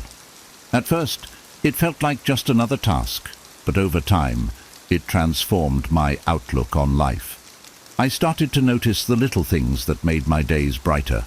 A friendly conversation, a warm cup of coffee, a beautiful sunset. These small moments were always there, but I had been too focused on what I lacked to see them. Practicing gratitude taught me to focus on the abundance in my life rather than what I thought was missing. It shifted my perspective from a mindset of scarcity to one of appreciation. Suddenly I felt more content, not because my life circumstances had drastically changed, but because I had changed the way I looked at them. The more grateful I felt, the more positive experiences I attracted. It's as if gratitude opened a door to more abundance and joy. Gratitude also helped me become more resilient. When I face challenges, I remind myself of the things I'm grateful for, and it gives me strength. Instead of feeling overwhelmed by what's going wrong, I ground myself in what's going right. This practice has brought a sense of peace and fulfillment into my life that I never found through achievements alone. I've realized that gratitude is a powerful tool for manifesting my desires. By appreciating what I already have, I create a positive, high-vibrational energy that attracts more of the things I want, It's like telling the universe, I'm ready for more of this goodness. And often, that's exactly what happens. Gratitude isn't about denying my ambitions or giving up on my goals. It's about enjoying the journey, celebrating my progress, and recognizing that I already have so much to be thankful for. When I focus on the present moment with gratitude, I feel truly abundant, and that abundance becomes a magnet for even more blessings in my life. Gratitude has shown me that happiness isn't in some far-off destination. It's here, right now, in the life I'm living. 4. Embrace challenges as opportunities. For a long time, I dreaded challenges. When something went wrong, I'd feel frustrated, defeated, and sometimes even angry. I saw obstacles as roadblocks, things that were holding me back from what I wanted. But over time, I realized that challenges aren't there to stop me. They're there to teach me, to push me forward, and to make me stronger. The Stoic mindset of seeing obstacles as opportunities has helped me transform my approach to difficulties. Instead of seeing setbacks as failures, I try to view them as stepping stones. Marcus Aurelius once said, "The impediment to action advances action. What stands in the way becomes the way." This idea changed everything for me. It made me realize that every obstacle, every challenge, is actually an opportunity in disguise. When I face a challenge now, I ask myself, what can I learn from this? Instead of feeling like a victim of my circumstances, I try to take an empowered approach. Maybe the setback is teaching me patience, resilience, or problem-solving skills. Maybe it's helping me grow in ways I wouldn't have otherwise. This perspective shift has turned many of my toughest moments into valuable life lessons. Embracing challenges has also helped me to trust the process. Sometimes things don't go as planned, and that can be incredibly frustrating. But I've learned that these detours are often guiding me towards something better. Looking back, some of the biggest challenges I faced led me to the most meaningful experiences or opportunities. They helped me become a stronger, wiser version of myself. Now, when I encounter obstacles, I try to welcome them with curiosity instead of resistance. I remind myself that challenges are a natural part of life and that they often contain the seeds of growth. This doesn't mean I don't still feel frustrated or discouraged at times, but I'm quicker to bounce back because I know that each challenge has something valuable to offer. Embracing challenges as opportunities has given me a deeper sense of resilience and gratitude for the journey. 5. Set clear intentions and focus on feeling fulfilled. Now, setting clear intentions has been a game changer in my life. In the past, I had vague ideas of what I wanted: happiness, success, fulfillment, but I didn't take the time to define what those things truly meant to me. Without clarity, I often felt directionless, unsure of what I was working toward or how to get there. I'd set goals, but they felt distant and abstract, which made it hard to stay motivated. Then, I began to work on setting specific intentions. Instead of aiming for broad goals like success or happiness, I started defining what those meant on a personal level. I asked myself questions like, what does a successful day look like? Or, what does happiness feel like for me?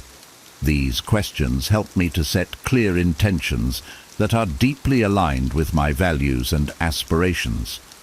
Once I have a clear intention, I focus on embodying the feeling of fulfillment now, rather than waiting until I reach a particular milestone.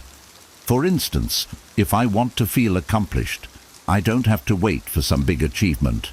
I find ways to feel that sense of accomplishment each day, whether it's by completing a small task, or helping someone in need.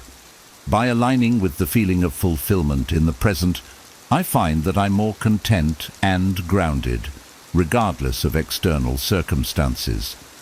This approach has also made my goals feel more attainable. Instead of chasing happiness in the future, I look for ways to experience it in small, everyday moments. It might be as simple as taking a walk in nature, spending time with loved ones, or reflecting on my achievements, however minor they may seem. By focusing on the feeling of fulfillment now, I don't just wait for my dreams to come true. I live as if they already have. This has created a sense of joy and gratitude in my life that I never found when I was constantly pushing for more. Living in alignment with my intentions has also attracted new opportunities into my life. I've noticed that when I'm clear about what I want and focus on feeling fulfilled, things start to flow more naturally. I don't have to force or chase after things. They come to me because I'm already aligned with them. By setting clear intentions and cultivating fulfillment in the present, I've found a way to create a life that's rich, joyful, and deeply aligned with my true self. 6.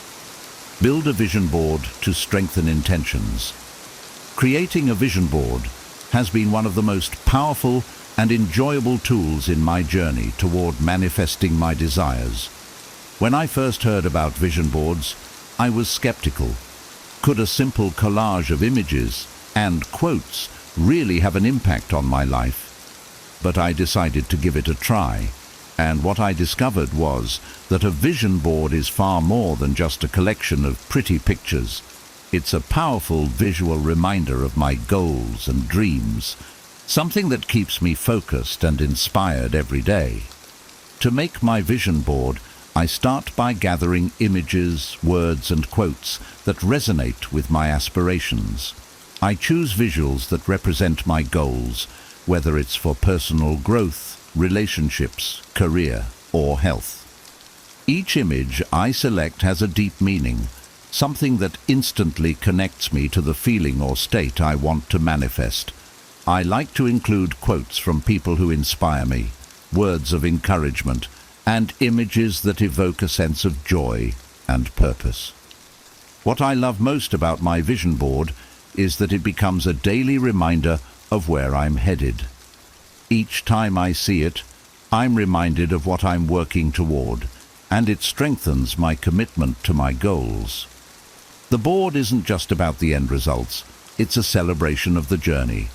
It encourages me to take consistent, inspired action every day because I can see my dreams vividly laid out in front of me. I find that this regular visualization helps me stay aligned with my intentions and keeps me motivated, even on tough days. The vision board also serves as a tool for reflection. Every few months, I revisit my board to see what I've manifested, what no longer resonates, and what new goals I want to add. It's a living, evolving representation of my journey. Some images might get replaced as my priorities shift, and new goals are added as I grow and evolve. Seeing my progress reflected on the board is incredibly fulfilling, as it reminds me of how far I've come and how capable I am of achieving my dreams. The act of creating a vision board is empowering. It's like setting a clear signal to the universe about what I want to attract, and it's a fun and creative way to connect with my dreams on a deeper level. Over time, I've noticed that many things from my board start to materialize in my life, often in ways I couldn't have planned. The vision board has become a tool, not just for visualizing my future, but for bringing it into reality through the power of intention and belief. 7. Harness imagination for creative manifestation. Harnessing my imagination has been one of the most effective ways to bring my goals to life. When I was younger, I often let my imagination run wild with possibilities, dreaming about what I could achieve. But as I got older, I became more practical and reserved, pushing my imagination to the side in favor of what seemed realistic. However, I've since come to understand that imagination isn't just for daydreams. It's a powerful tool for manifestation that allows me to create my reality from within. When I harness my imagination, I visualize myself living the life I desire. I don't just see it, I feel it. I imagine the details, the colors, the sounds, the emotions. If I'm visualizing a career goal, for example, I picture myself confidently giving a presentation or celebrating a project's success. I imagine the excitement, pride, and satisfaction that come with it. This mental rehearsal helps me feel more prepared and aligned with my goals, as if they're already within reach. One of the most surprising things I've learned is that imagination has the power to influence not just my thoughts, but also my actions. When I consistently visualize a positive outcome, I start to take steps that align with that vision, even if I'm not fully conscious of it. This mental practice boosts my confidence and makes my goals feel more attainable because I've experienced them in my mind. Imagination also helps me tap into creative solutions. When I face a challenge, I use my imagination to explore different perspectives and approaches. Instead of getting stuck on a problem, I imagine various outcomes and ask myself how I would feel if each one happened. This flexibility opens up new possibilities and often leads to insights I might not have found through logic alone. Using imagination for creative manifestation has become a regular practice. I set aside time each day to visualize my goals and let my imagination roam freely. It's like building a mental blueprint for the life I want, and it makes the journey feel exciting and filled with potential. The more I use my imagination, the more I believe in my ability to create the life I desire. I've come to understand that imagination is not just a tool for creativity. It's a bridge that connects me to my dreams, helping me manifest them with clarity and joy.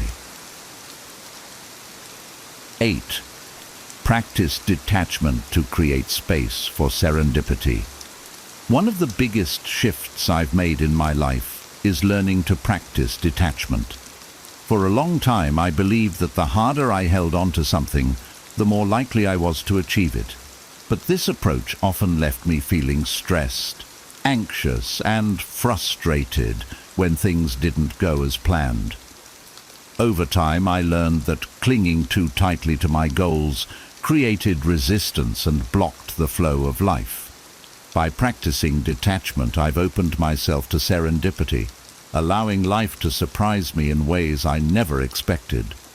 Detachment doesn't mean I stop caring about my goals. It means that I stop obsessing over the how and when they will happen. I still take action, but I let go of the need to control every detail. This practice has given me a sense of freedom and peace that I didn't have before. When I detach, I'm able to enjoy the journey without constantly worrying about the outcome. What I've noticed is that detachment creates space for the unexpected. When I'm not fixated on a specific path or timeline, I'm more open to opportunities and possibilities I might have overlooked. Some of the best things in my life have come when I let go of rigid expectations. It's as if the universe steps in and presents me with blessings that I couldn't have planned for. By detaching, I invite serendipity into my life, allowing things to unfold in ways that often exceed my expectations.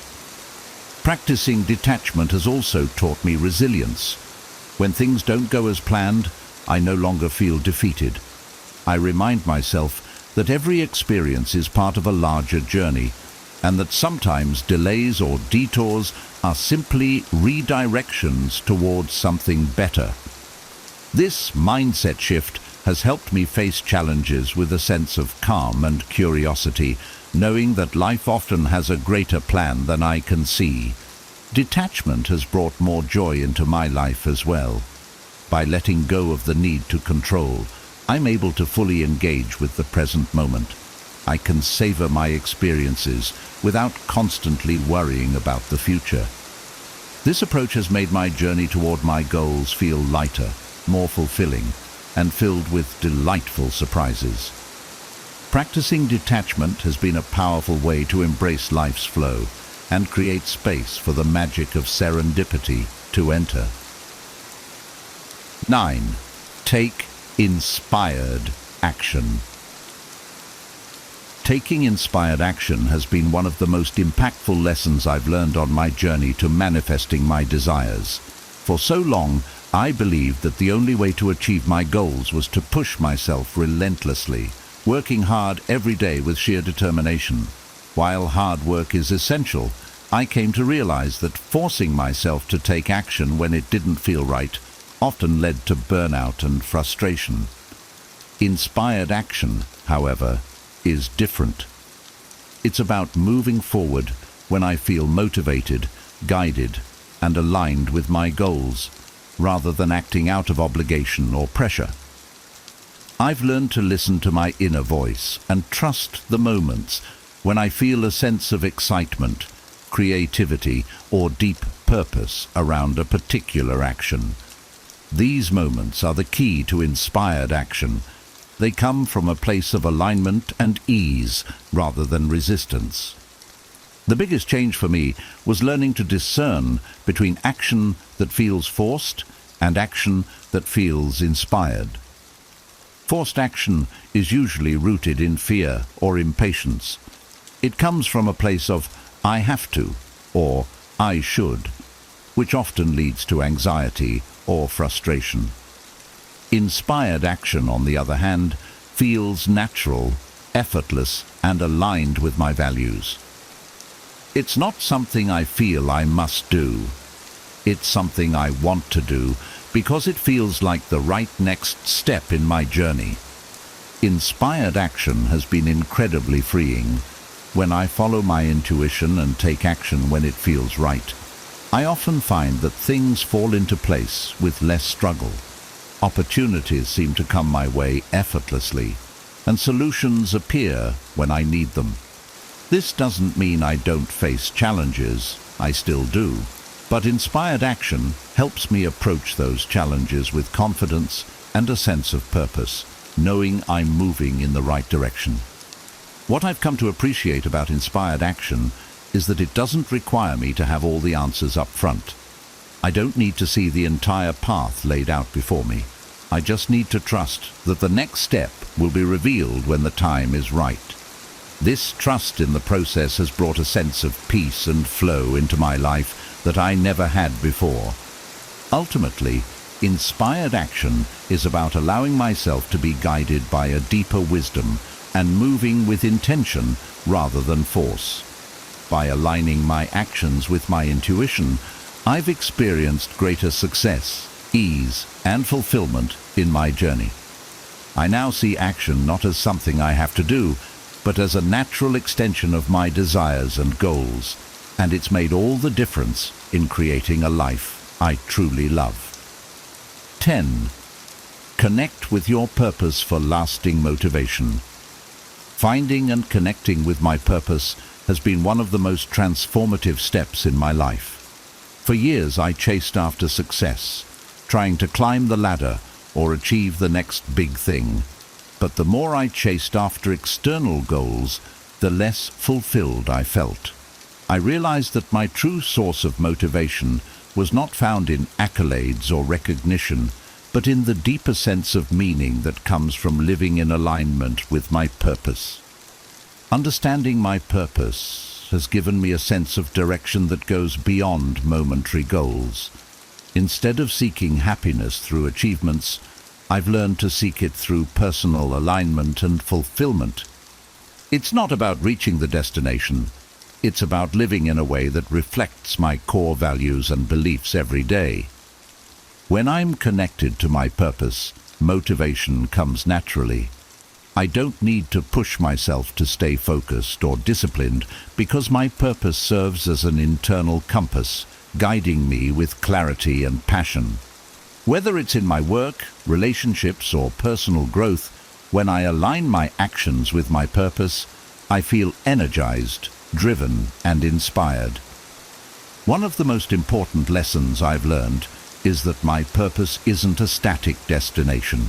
It evolves as I grow and learn more about myself. In the past, I thought my purpose had to be something grand or fixed. But now I understand that it's about following what excites and challenges me in the present. As I connect more deeply with my true self, my purpose continues to unfold in ways I never imagined.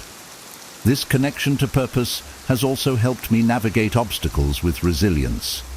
When I face challenges or setbacks, I remind myself of the bigger picture, the purpose behind my actions.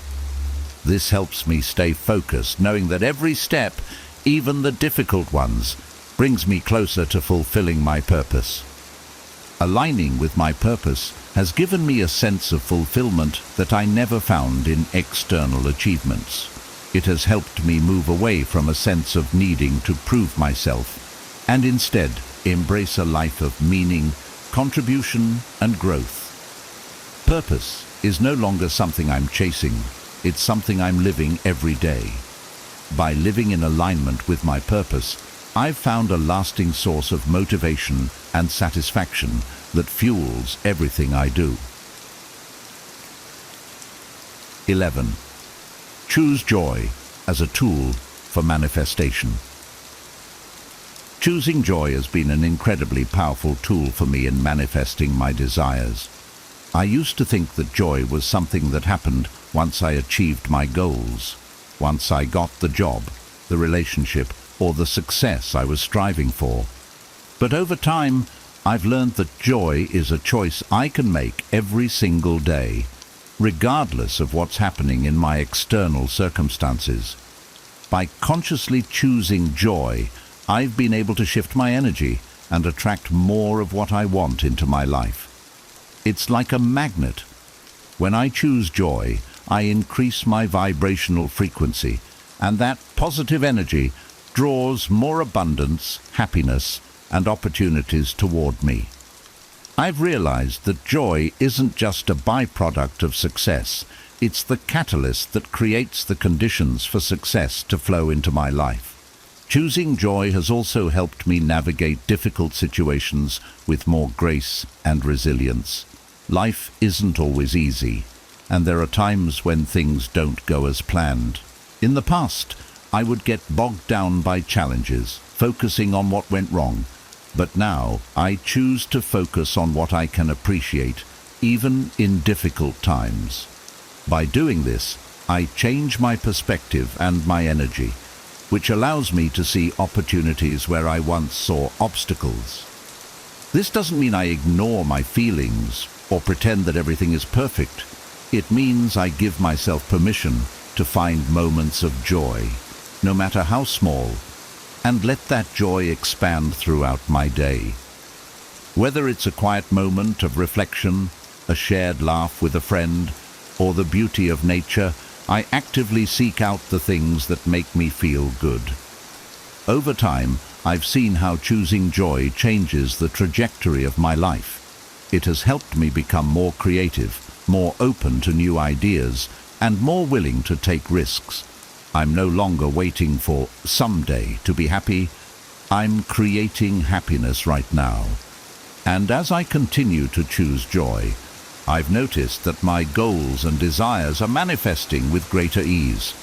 I believe that joy is a magnetic force that attracts everything I need to create a fulfilling life. Thank you for joining me on this journey into the art of effortless manifestation.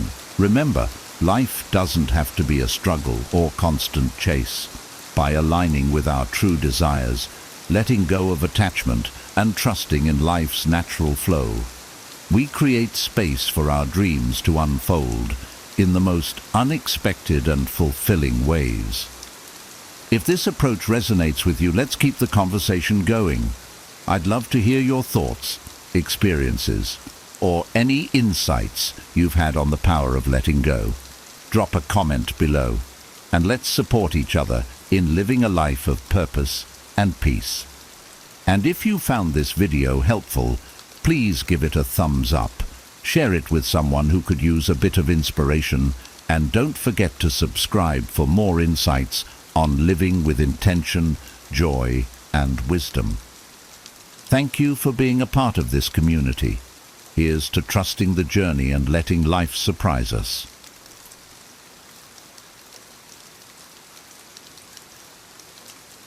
How Miyamoto Musashi Solved Anxiety. Part 1. The Legend Miyamoto Musashi. Miyamoto Musashi, a name that echoes through the halls of history, was not just a master of the sword, but also a profound philosopher. His life, marked by relentless duels and unyielding discipline, offers more than tales of battlefield valor. Musashi's true genius lay in his ability to conquer not only external foes, but also the internal battles we all face, particularly anxiety. Anxiety, that invisible and unpredictable adversary, can be overwhelming. Yet, Musashi approached it with the same strategic mind he applied to his swordsmanship. Imagine a world where every step could be your last, every shadow hides a potential threat, and every breath could be your final one. This was Musashi's reality. His environment was a crucible of constant danger and strife, demanding not only physical prowess, but immense mental fortitude. Through his writings and teachings, we gain insight into how he mastered his inner world, transforming anxiety from a crippling force into a manageable challenge. In this exploration, we will delve into Musashi's strategies for overcoming anxiety, drawing parallels between his time and ours. By understanding his approach, we can learn to see anxiety not as an invincible enemy, but as an opponent that can be understood and ultimately outmaneuvered. Musashi's wisdom, forged in the fires of his turbulent life, provides us with timeless tools to face our own battles with anxiety. As we journey through his teachings, let us embrace his Stoic philosophy and discover how to live with the calm and clarity that defined his legendary existence. Part 2. Defining anxiety. Anxiety is a specter that haunts the corners of our minds, an unseen enemy that strikes without warning. It is invisible, unpredictable, and overwhelming, a formidable opponent in both historical and modern contexts. But what if we could approach anxiety with the same strategic clarity that Miyamoto Musashi applied to his battles? Musashi, in his time, faced constant threats. Each day was a test of his survival, demanding vigilance and readiness. He recognized that the mind, much like the body, must be trained and disciplined to confront such relentless pressure. To Musashi, anxiety was not an insurmountable force, but a challenge that could be dissected and understood. He did not shy away from acknowledging his fears. Instead, he named them, studied them, and crafted strategies to counter them. This approach demystifies anxiety, stripping it of its overwhelming power and reducing it to a manageable foe. By defining anxiety in clear terms, Musashi shifted the battle into a realm where he could exert control. He imagined standing on the precipice of a great challenge, heart pounding, mind racing.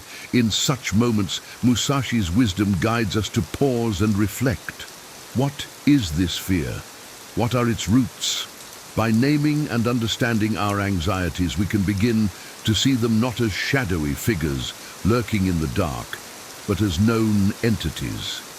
This shift in perception transforms anxiety from an undefined dread into a puzzle that can be solved. Musashi teaches us that with deep understanding and respect for our inner fears, we can strategize effectively against them. In doing so, we reclaim our power and transform anxiety from a paralyzing force into a catalyst for personal growth and mastery. Part 3. Musashi's approach to anxiety. Miyamoto. Musashi's life was a relentless pursuit of mastery, not just over his opponents, but over his own mind. In the face of near constant danger, Musashi cultivated a mental discipline that allowed him to confront anxiety with a clear and strategic mindset. He treated anxiety as he would any worthy adversary, with respect, but without fear. This nuanced approach is what set him apart, enabling him to maintain calm and clarity even in the most precarious situations. Musashi's philosophy was grounded in the belief that true strength lies in understanding oneself. He advocated for a deep introspection, a practice of acknowledging and naming one's fears. By doing so, Musashi could strategize against these fears with precision. This method is akin to preparing for a duel, knowing the terrain, timing, and the opponent's tactics. For Musashi, anxiety was no different. It was an opponent that required understanding and preparation. Consider the battlefield of the mind. When anxiety strikes, it often feels like an ambush, catching us off guard. Musashi's approach teaches us to anticipate these attacks. He encourages us to recognize the signs, understand our triggers, and prepare our responses. This preparation transforms anxiety from a chaotic force into a series of predictable patterns. By dissecting our fears and planning our counterattacks, we can face anxiety with a strategic calm. Musashi's legacy is one of relentless preparation and mental fortitude. His teachings remind us that anxiety, like any other challenge, can be managed through understanding and strategy. By viewing anxiety as a known opponent, we shift the battle into more manageable terms. Musashi's wisdom offers us a path to transform our fears into a source of strength, allowing us to face life's uncertainties with the calm and clarity of a seasoned warrior. Part 4. Strategizing against anxiety. In the world of Miyamoto Musashi, every battle was a matter of life and death. Yet, it was not just his physical prowess that ensured his survival, it was his strategic mind. Musashi approached every duel with meticulous preparation, understanding that the key to victory lay in knowing both the terrain and his opponent. This same strategic approach can be applied to our battle with anxiety. Musashi's life was a continuous study in the art of war, both external and internal. He understood that the mind could be a battlefield where anxiety often strikes without warning. To counter this, Musashi developed a methodical approach. Dissecting anxiety much like planning for a duel, he emphasized the importance of understanding the triggers that set off anxiety, analyzing our reactions, and preparing our responses. Imagine facing a formidable opponent in the arena of your mind. Anxiety looms large, unpredictable, and overwhelming. Musashi's strategy teaches us to break down this adversary into manageable parts. He knew the importance of studying the terrain, recognizing the situations and thoughts that trigger anxiety. Timing was also crucial, understanding when anxiety was likely to strike. By preparing responses in advance, Musashi turned uncertainty into calculated steps. This strategic approach demystifies anxiety, reducing it from a monstrous force to a puzzle that can be solved. By applying similar scrutiny to our fears, we learn to anticipate and prepare. Musashi's teachings guide us to transform our approach from one of avoidance to active engagement. With awareness and preparation, we take control back from anxiety, making it less overwhelming and more like a challenge to be met with confidence and clarity. Musashi's legacy of strategic thinking provides a powerful tool set for modern-day anxiety. His methodical approach reminds us that with preparation and understanding, we can turn the tide in our favor.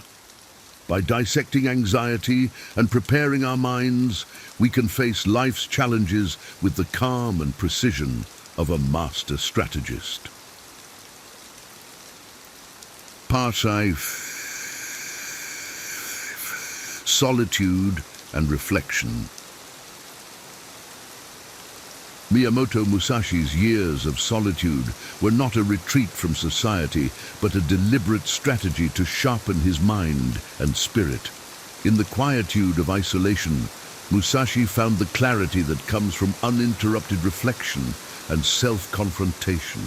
This period of solitude was essential for honing his skills and crystallizing his philosophical beliefs, enabling him to face life's challenges with unmatched discipline and focus.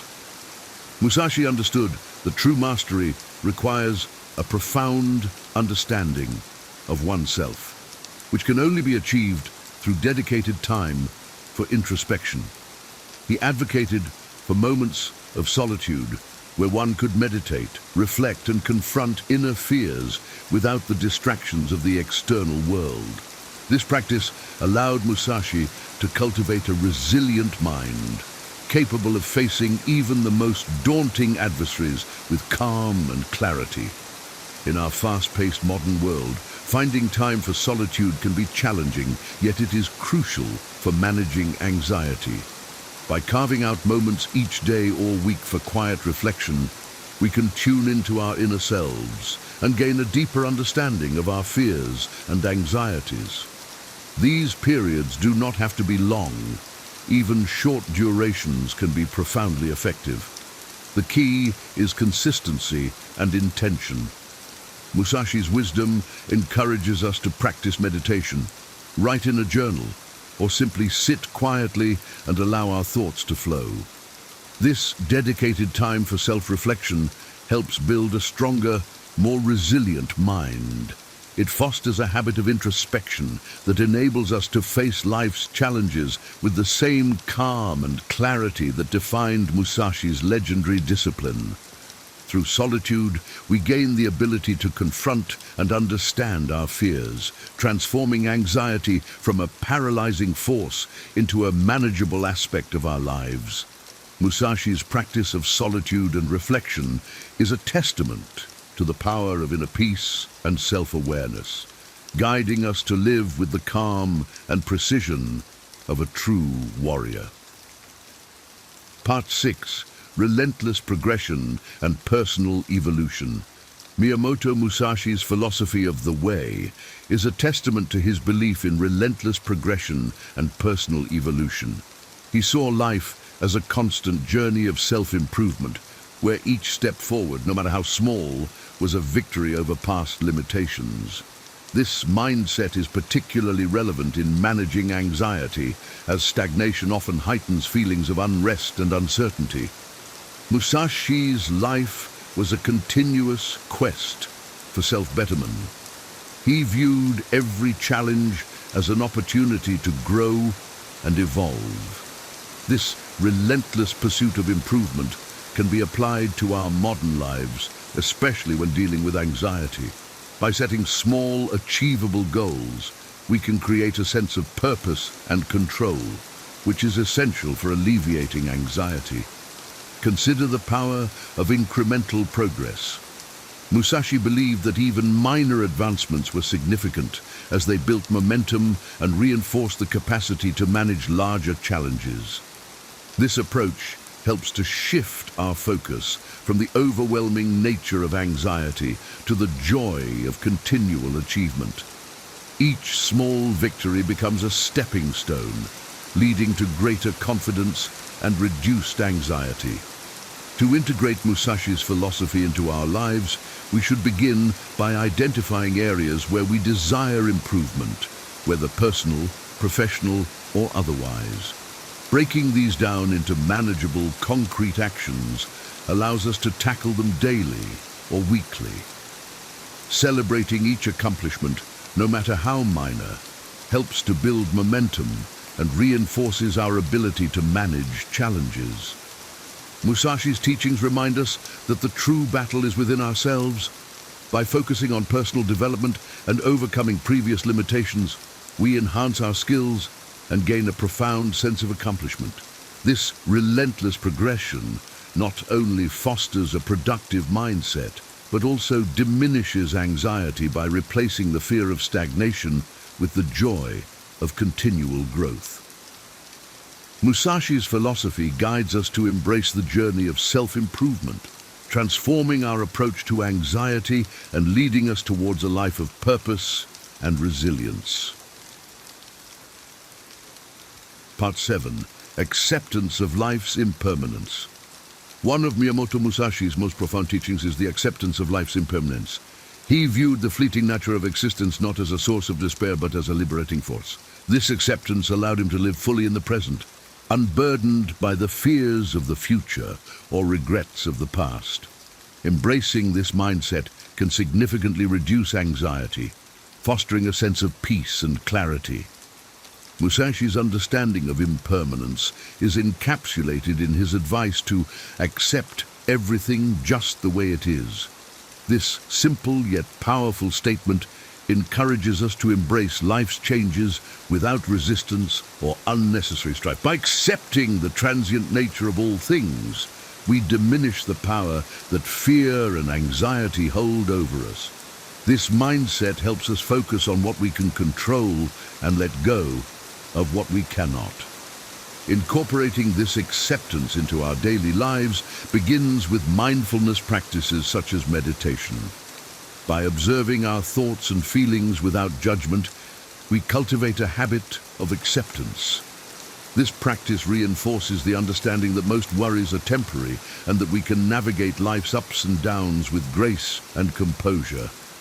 Musashi's wisdom teaches us that by accepting life's impermanence, we free ourselves from the burden of trying to control every aspect of our lives.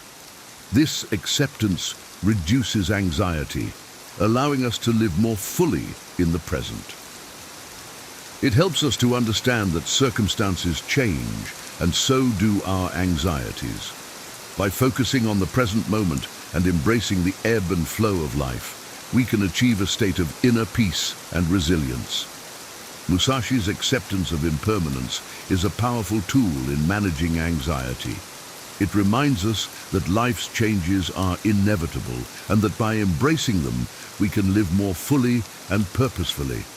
This perspective transforms anxiety from a paralyzing force into an opportunity for growth and serenity.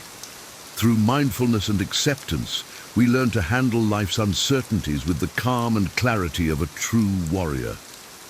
Part 8. Importance of preparation. Miyamoto Musashi's victories were not solely the result of his combat skills, but also his extraordinary commitment to preparation. He meticulously planned every aspect that could be controlled, understanding that thorough preparation reduces uncertainty and anxiety. Musashi's approach to preparation underscores the importance of being well prepared to face life's challenges with confidence and composure. Musashi believed that if you know the way broadly, you will see it in everything. This insight highlights the power of comprehensive understanding and preparation. By being well prepared, we can anticipate challenges and respond effectively, minimizing anxiety. This approach applies not only to physical battles, but to any modern-day challenge, be it a job interview, an important meeting, or a personal project. Imagine approaching a daunting task with the same meticulous preparation that Musashi applied to his duels. This involves organizing tasks, setting realistic deadlines, and rehearsing scenarios in your mind or through role-playing. Such detailed planning transforms anxiety into a structured plan of action, fostering a sense of control and readiness. Preparation also involves breaking larger tasks into smaller, manageable steps. By setting realistic deadlines for each step, we create a roadmap that guides us through the process. This methodical approach helps to reduce feelings of being overwhelmed and instills a proactive mindset. By anticipating potential obstacles and preparing solutions in advance, we face challenges with a heightened sense of confidence. Musashi's commitment to preparation teaches us that readiness is a key factor in reducing anxiety. By thoroughly preparing for our daily tasks and responsibilities, we can transform uncertainty into confidence. This proactive approach not only reduces anxiety, but also empowers us to tackle life's challenges with the strategic precision of a seasoned samurai. Through detailed preparation and strategic planning, we can face life's uncertainties with the calm and confidence that defined Musashi's legendary discipline. His teachings remind us that by being well prepared, we can navigate life's challenges with clarity and composure, turning anxiety into a manageable and even empowering force. Part 9. Musashi's concept of the way. Miyamoto. Musashi's philosophy of the way embodies his belief in relentless progression and personal evolution. He viewed life as a continuous journey of self-improvement, where every step forward, no matter how small, represented a victory over past limitations. This mindset is particularly relevant in managing anxiety, as stagnation can heighten feelings of unrest and uncertainty. Musashi's life was a testament to this relentless pursuit of growth. He saw each challenge as an opportunity to evolve and refine his skills. This approach can be incredibly empowering when applied to modern life, especially when dealing with anxiety.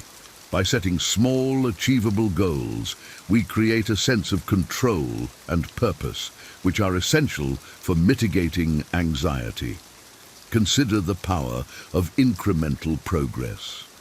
Musashi believed that even the smallest advancements were significant because they built momentum and reinforced our capacity to manage larger challenges.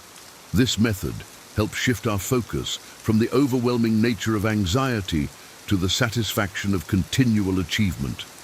Each small victory becomes a stepping stone to greater confidence and reduced anxiety. To integrate Musashi's philosophy into our lives, we should start by identifying areas where we desire improvement, whether personal, professional, or otherwise. Breaking these down into manageable, concrete actions allows us to tackle them daily or weekly. Celebrating each accomplishment, no matter how minor, helps build momentum and reinforces our ability to handle challenges. Musashi's teachings remind us that the true battle is within ourselves. By focusing on personal development and overcoming previous limitations, we enhance our skills and gain a profound sense of accomplishment. This relentless progression not only fosters a productive mindset, but also diminishes anxiety by replacing the fear of stagnation with the joy of continual growth. Musashi's philosophy guides us to embrace the journey of self-improvement, transforming our approach to anxiety and leading us toward a life of purpose and resilience.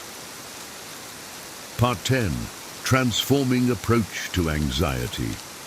Musashi's approach to anxiety is revolutionary. Rather than avoiding it, he engaged with it directly. He viewed anxiety not as an insurmountable barrier, but as a challenge that could be understood and strategically managed. This shift from avoidance to engagement is crucial in transforming how we handle anxiety. Musashi teaches us to dissect our anxiety, much like planning for a duel. This involves recognizing the triggers, understanding our reactions, and preparing our responses in advance. By breaking down anxiety into manageable parts, we can develop a strategic plan to address it. This demystification of anxiety transforms it from a chaotic force into a structured challenge that we can approach with confidence and clarity.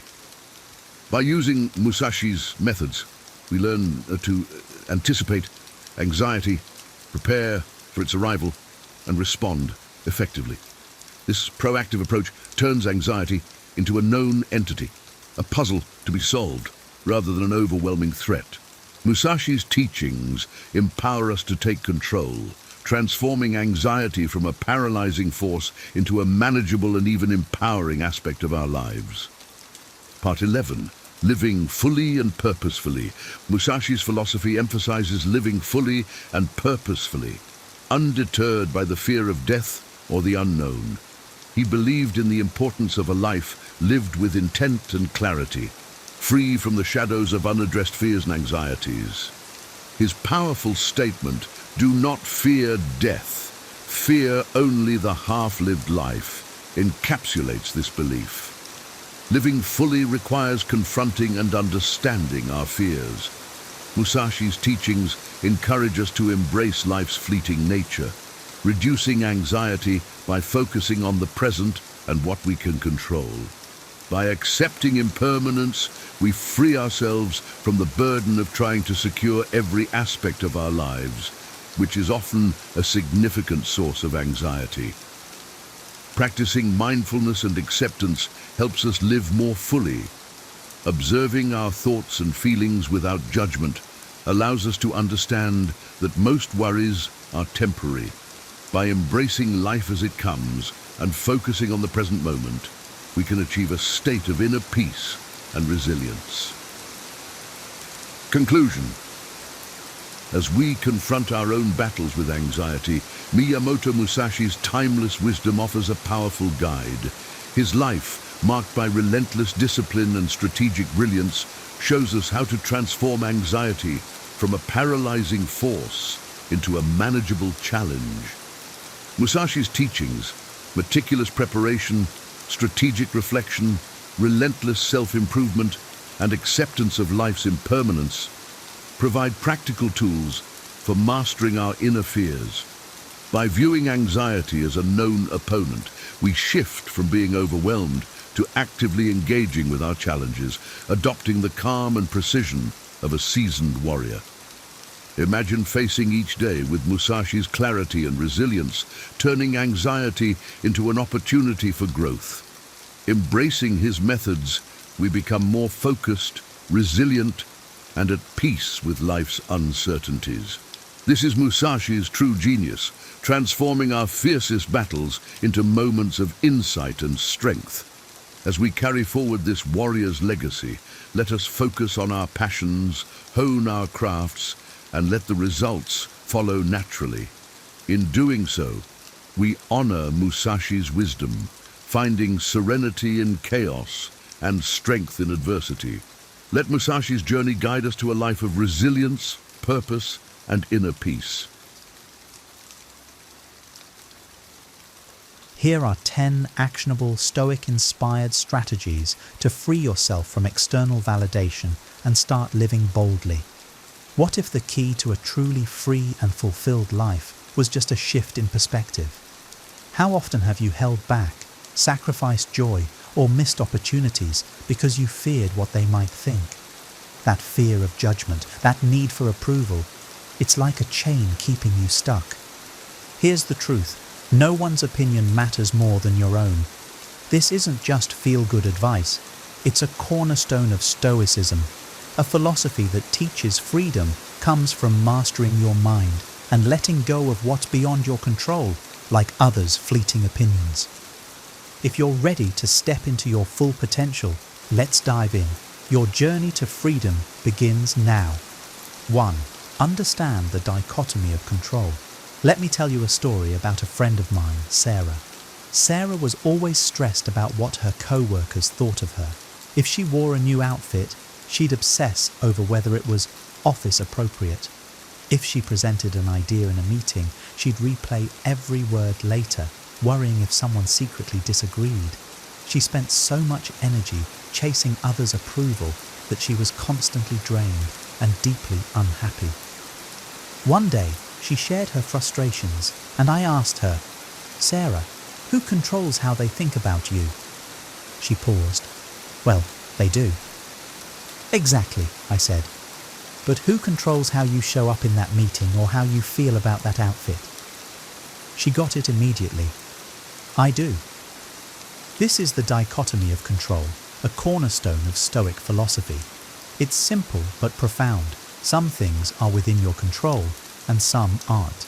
Your thoughts, actions and reactions, yours to command. The opinions of others, completely outside your jurisdiction. Why waste time and energy stressing about what you can't control? Think about it. If you spend every day chasing the approval of others, you're giving away your power. It's like running on a treadmill that never stops. No matter how fast you go, you'll never get anywhere. Here's a practical step. Take out a sheet of paper and draw 2 columns. Label one "in my control" and the other "out of my control." Write down a recent situation that's stressing you out and sort the details into those columns. Then focus only on what's in the first column. When Sarah started doing this, she stopped obsessing over what others thought and started focusing on doing her best work. The result? More confidence, less stress, and, ironically, more respect from her co-workers. When you master the dichotomy of control, you reclaim your freedom. Make the choice to focus on your lane, not theirs. That's how you win. 2. Detach from external validation. Let's talk about Michael. He was a rising entrepreneur, launching a new product that had potential to change his industry. But instead of focusing on the value his product brought to the table, Michael was consumed by one thing. What would people say? He agonized over every detail, fearing criticism and rejection. When someone gave him negative feedback, it hit him like a punch to the gut. This is the trap of external validation. You hand over your emotional well-being to others, allowing their opinions to dictate your self-worth. Stoicism teaches us that real value comes from within, from living virtuously, staying true to our purpose, and aligning with our principles, not from the fleeting approval of others. Epictetus said, "If you wish to improve, be content to appear clueless or stupid in extraneous matters." In other words, let people think what they want. Their judgment isn't a reflection of you, it's a reflection of them. Michael eventually shifted his mindset. Instead of worrying about what others thought, he focused on whether his actions aligned with his mission. Did he create the best product he could? Yes. Did he act with integrity? Absolutely. That became his benchmark for success, and it freed him to innovate without fear. Here's your action step. Identify one area in your life where you crave approval. Maybe it's at work, on social media, or in your relationships. Now ask yourself, am I doing this for me or for the applause?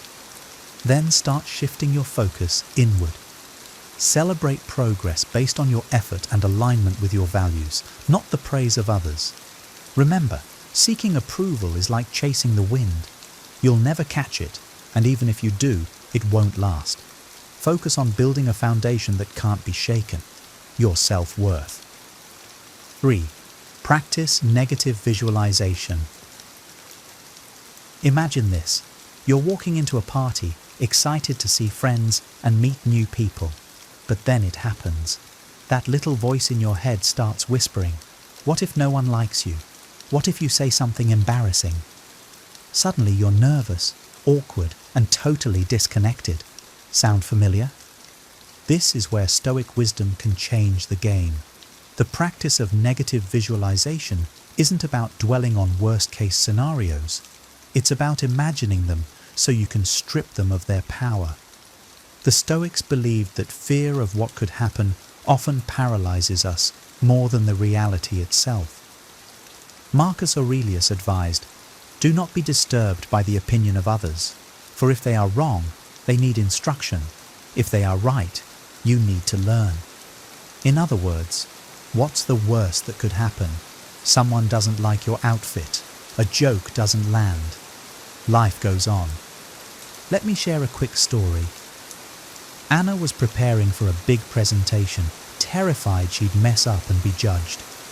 I asked her, "What's the absolute worst thing that could happen?"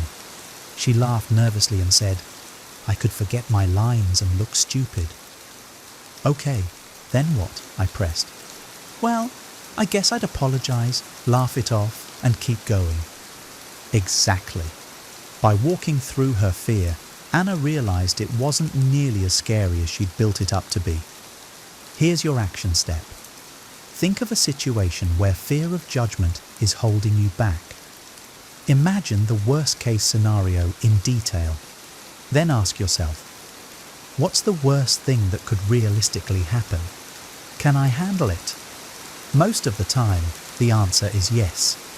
Negative visualization turns fear into a challenge you can conquer. Face it head-on and watch your confidence soar. 4. Adopt the view from above. Picture this. You're stuck in traffic, late for an important meeting. Frustration builds as every minute ticks by, and you start spiraling.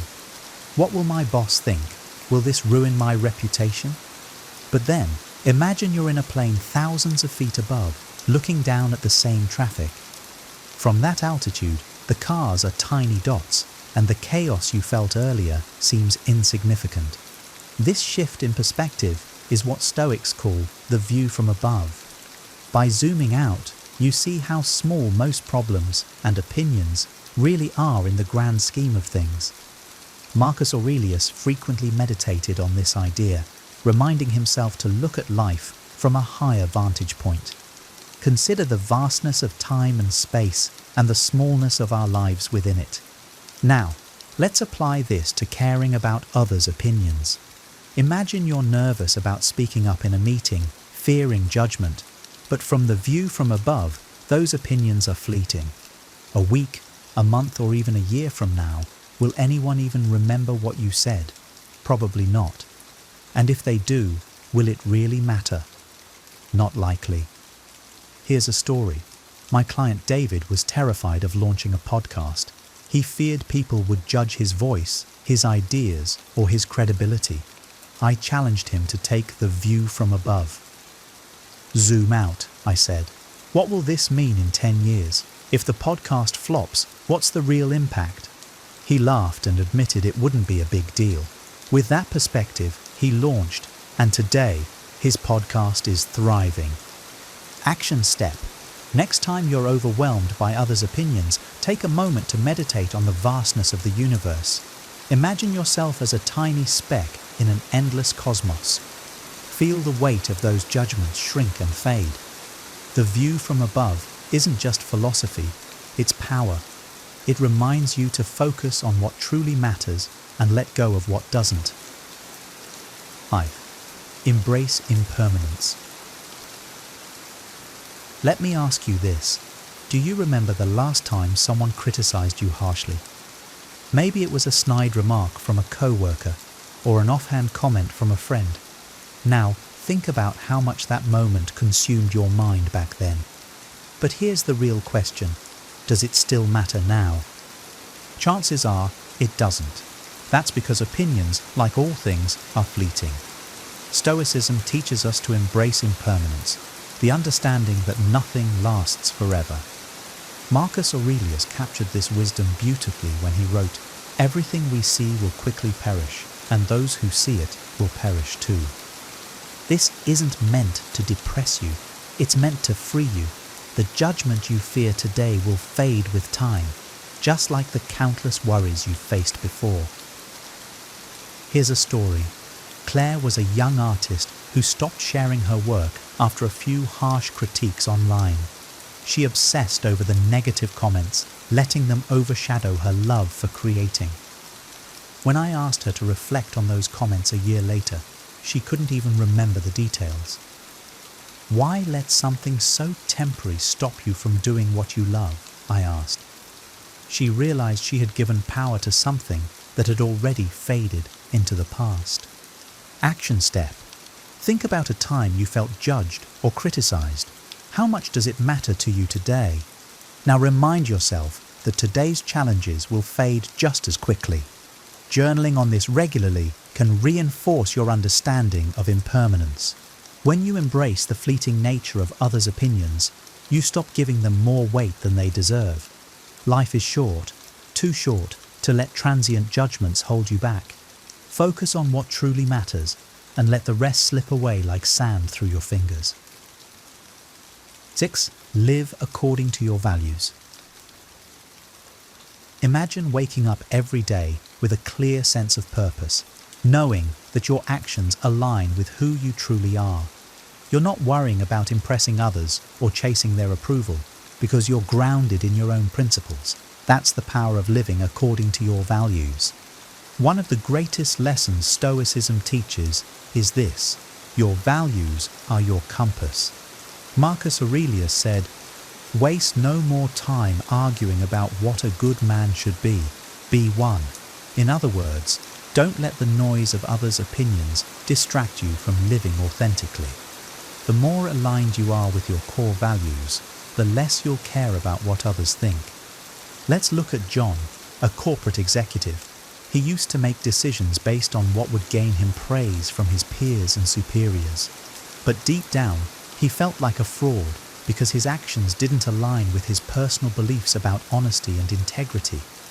When he finally decided to prioritize his values over external validation, something amazing happened. He felt freer, more confident, and more respected, not because he chased approval, but because people could see he was genuinely himself. Action. Step. Take 10 minutes today to write down your top 3 values.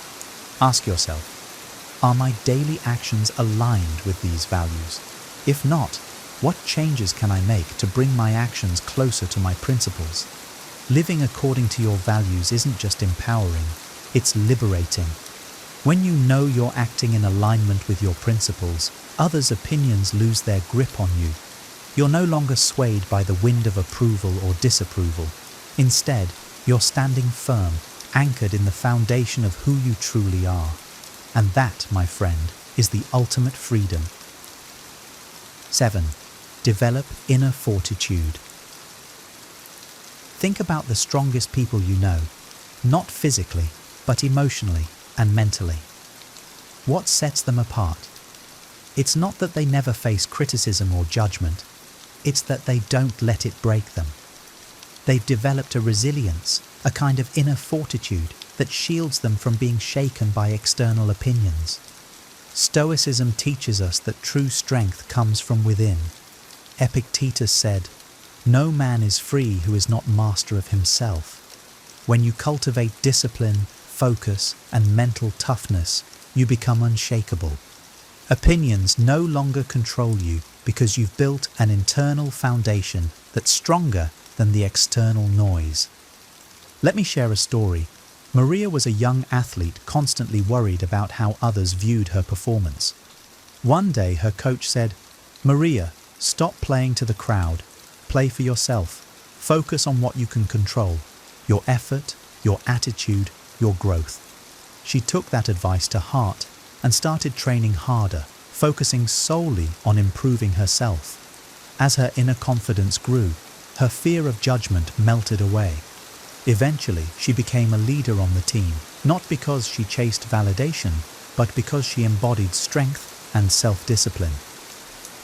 Action step. Start small. Pick one daily habit that will challenge you and build your resilience. It could be waking up earlier, sticking to a fitness routine, or journaling about your emotions.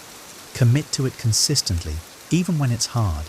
As you develop inner fortitude, you'll find that external opinions matter less and less. You'll stop seeking approval and start standing firm in your own beliefs. Strength isn't something you're born with. It's something you build, one step at a time. When you master this, you'll stop worrying about what others think and start living life on your terms. 8. Practice indifference, amor fati. Imagine being so at peace with life that no amount of criticism, judgment, or negativity can shake you. This isn't some unattainable fantasy. It's the Stoic principle of indifference, or what they call amor fati, love of fate. It's the art of accepting everything that happens, including criticism, as neutral or even beneficial. the Stoics believed that events and opinions are not inherently good or bad. It's our judgment of them that creates suffering. Epictetus said, "It's not what happens to you, but how you react to it that matters." When you embrace indifference, you stop letting others' opinions control your happiness. Criticism becomes just another fact of life, like rain on a cloudy day. You don't curse the rain, you simply accept it and move forward. Take James, for example. He was a writer who dreaded negative reviews. Every time someone criticized his work, he'd spiral into self-doubt. But after studying Stoicism, he started reframing criticism. Instead of seeing it as an attack, he saw it as an opportunity to improve, or simply ignored it if it wasn't constructive. By embracing amor fati, he found freedom. He wrote boldly, unapologetically, and his work flourished. Action step. Think about a recent criticism or judgment you've received. Ask yourself, is this something I can learn from? If yes, take the lesson. If no, let it go. Repeat this mantra. I am indifferent to what I cannot control. When you practice indifference, you reclaim your power. Criticism and judgment no longer define your worth. Instead, they become background noise, a natural part of life that you accept and move beyond. This mindset doesn't just make you stronger, it makes you unstoppable. Embrace amor fati and watch how your world transforms. 9. Limit exposure to negative influences. You've heard the saying, you're the average of the 5 people you spend the most time with. The truth is, your environment plays a massive role in shaping your thoughts, emotions, and even your self-worth. If you surround yourself with overly critical, judgmental, or toxic people, it's no wonder their opinions weigh heavily on you. The Stoics were very intentional about their associations. Seneca wrote, "Associate with those who will make a better man of you. Welcome those whom you yourself can improve." In other words, choose your circle wisely. If your life is filled with people who constantly tear you down or make you question your worth, it's time to reevaluate who deserves your energy. Consider Rachel, a talented designer who worked in a toxic office environment. Every idea she pitched was met with skepticism, and every success was downplayed. She began to internalize their negativity and doubted her abilities. When she finally left that environment and joined a supportive team, everything changed. She thrived, not because she needed approval, but because she wasn't constantly fighting against toxic energy. Action step. Audit your social circle and environment. Make a list of the people or situations that drain you emotionally or amplify your insecurities. Then, create a plan to limit your exposure to these influences. If you can't cut ties completely, set firm boundaries to protect your mental space. On the flip side, seek out people who inspire, challenge, and support you. Spend time with those who encourage growth and celebrate your authentic self. Remember, your time and energy are precious. Don't waste them on negativity. By consciously curating your environment, you'll feel lighter, more confident, and less burdened by others' opinions. That's how you take back control. 10. Reflect on mortality. Let's get real. Life is short. The Stoics were masters of embracing this truth, not as something to fear, but as a powerful motivator to focus on what truly matters. They practiced memento mori, which means remember you will die. This isn't morbid, it's liberating. When you realize how fleeting life is, you stop wasting time on things that don't matter, like worrying about what others think. Marcus Aurelius wrote, "You could leave life right now. Let that determine what you do and say and think." Think about that. If this were your last day on earth, would you really care about a random person's opinion of your hairstyle, your presentation, or your social media post? Of course not. You'd focus on what truly matters, your loved ones, your purpose, and living authentically. Take Tom, for example. He spent years chasing approval in his corporate job, sacrificing his dreams of starting a business. When a health scare forced him to confront his mortality, he realized how much time he'd wasted worrying about things that didn't matter. That wake-up call changed everything. He left his job, launched his business, and never looked back. Today, he says the best decision he ever made was to stop letting fear of judgment hold him back. Action step. Write down 3 things you would do differently if you only had a year left to live. Are you holding back because you're afraid of what others might think? Start taking small steps toward those changes today. When you reflect on mortality, you gain clarity. Life is too precious and too short to be lived according to someone else's expectations. Focus on what truly matters to you and let the rest go. In the end, what will you regret more?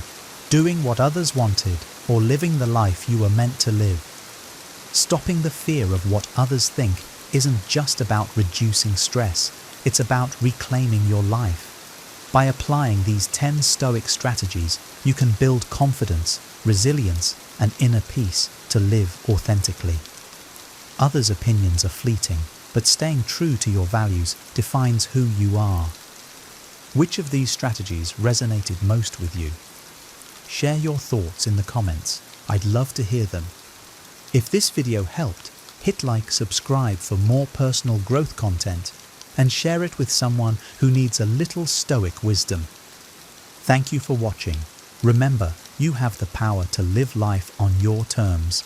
Let's make it happen. See you next time.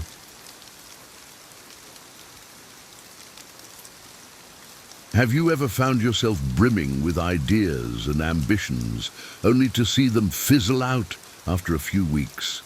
Do you often start projects with enthusiasm, but struggle to maintain the momentum needed to see them through? If so, you're not alone. Many people grapple with the challenge of consistency, knowing deep down that they have more to give, more to achieve, and more to experience in this life, but feeling unable to sustain the actions required to reach their full potential. Consistency is the secret ingredient that transforms fleeting efforts into enduring success. It's not about grand gestures or bursts of intense activity, but about the steady, disciplined actions taken day in and day out. In the words of Jim Rohn, success is nothing more than a few simple disciplines practiced every day. This seemingly simple yet profoundly powerful truth is what separates those who merely dream from those who achieve. In this guide, we will explore the essence of consistency and how you can cultivate it in your life. By delving into 3 foundational principles, clarifying your why, accountability, and intentional action, you'll discover the tools and mindset needed to build a life of unwavering discipline and remarkable achievements. This journey is not just about accomplishing goals, it's about transforming your approach to life, embracing a Stoic philosophy that emphasizes resilience, purpose, and relentless commitment. Prepare to unlock the potential within you, to harness the power of consistency, and to achieve the kind of lasting success that most people only ever dream of. Let's embark on this journey together, starting with the first crucial step, clarifying your why. Number 1, clarify your why. To embark on any meaningful journey, you must first understand the deeper reason behind your actions. This is not just about setting goals, it's about uncovering the core purpose that drives you, the why that ignites your passion and keeps you resilient in the face of adversity. When you have a profound reason guiding your actions, you are equipped with an anchor, a steadying force that ensures you remain focused and motivated. No matter how turbulent the waters of life may become, in the philosophy of Stoicism, clarity of purpose is paramount. The ancient Stoics believed that to live a fulfilling life, one must act in harmony with their values and principles. This alignment between your actions and your core beliefs forms the bedrock of true consistency. Ask yourself, What is it that you deeply desire? What values do you hold most sacred? What vision do you have for your life, not just in terms of achievements, but in the way you live and the impact you leave behind? Your why should be a beacon that guides you through the darkest times. Consider the journey of Marcus Aurelius, a Roman emperor and Stoic philosopher who faced countless challenges during his reign. Despite the immense pressures and adversities, he remained steadfast, driven by a profound sense of duty to his people and a commitment to his philosophical principles. His why was not merely to rule, but to serve as a just and virtuous leader, to live in accordance with the Stoic values of wisdom, courage, justice, and temperance. In your own life, finding this level of clarity requires introspection and honesty. Reflect deeply on what truly matters to you. Is it the well-being of your family, the pursuit of knowledge, the desire to contribute to your community or make a difference in the world? Your why should resonate with your innermost values and passions, creating a compelling vision that inspires you to persist even when faced with obstacles. Once you have identified your why, let it permeate every aspect of your life. Use it as a touchstone when making decisions, a source of strength when encountering difficulties, and a guiding principle for your daily actions. When your efforts are aligned with this deeper purpose, consistency becomes not just a discipline, but a natural expression of your commitment to your values. Remember, the journey to consistency is not about perfection, but about persistent effort. There will be days when motivation wanes and distractions abound. During these times, return to your why. Let it remind you of the bigger picture, the overarching narrative of your life story. In the words of Seneca, another great Stoic philosopher, if a man knows not to which port he sails, no wind is favorable. Your why is that port, a clear destination that ensures you navigate life's challenges with purpose and determination. In conclusion, to cultivate true consistency, you must first clarify your why. This deep, compelling reason will sustain you through challenges, providing the motivation and alignment needed to persist in your efforts. Let your why be the foundation upon which you build your daily actions, ensuring that every step you take is in harmony with your core values and ultimate vision. Number 2, accountability. Once you have clarified your why, the next critical step is to establish a robust system of accountability. In the pursuit of consistency, accountability serves as a crucial mechanism to keep you on track, ensuring that your actions align with your goals and values. By involving others in your journey, you create a support network that not only motivates you, but also holds you responsible for your commitments. Accountability is a principle deeply rooted in Stoicism. The Stoics understood the importance of community and mutual support in maintaining personal discipline. Marcus Aurelius, in his Meditations, often reflected on the influence of his mentors, peers, and the people around him. He acknowledged that while self-discipline is vital, the guidance and encouragement of others can significantly enhance one's ability to remain consistent. To build a system of accountability, start by identifying individuals who can support you in your journey. These could be mentors, coaches, trusted friends, or family members who understand your goals and values. The key is to choose people who will challenge you to stay true to your commitments, offer constructive feedback, and celebrate your successes. These accountability partners should be people who believe in your potential and are willing to invest their time and energy in your growth. In practical terms, setting up regular check-ins with your accountability partners can be immensely beneficial. These sessions can serve as a platform for you to discuss your progress, share challenges, and receive guidance. The mere knowledge that someone else is keeping track of your efforts can be a powerful motivator, compelling you to maintain your discipline and follow through on your plans. Moreover, accountability can extend beyond personal relationships to include formal structures. Joining a group or community that shares similar goals can provide additional layers of support and motivation. Whether it's a professional association, a mastermind group, or an online community, being part of a collective effort can inspire you to stay consistent and committed. One of the significant benefits of accountability is that it helps counteract the human tendency to procrastinate or make excuses. When left to our own devices, it's easy to rationalize why we didn't stick to our plans. However, when we know that we have to report our actions to someone else, we are more likely to push through resistance and uphold our commitments. This external pressure can be a powerful antidote to the internal inertia that often hinders progress. In the Stoic tradition, the concept of accountability also involves self-reflection and personal honesty. Keeping a journal where you record your daily actions, reflect on your progress, and evaluate your adherence to your goals can serve as a personal accountability tool. This practice allows you to take an objective look at your efforts, identify areas for improvement, and reinforce your commitment to consistency. In summary, accountability is a fundamental pillar of consistency. By surrounding yourself with supportive individuals and creating formal structures for regular check-ins, you reinforce your commitment to your goals.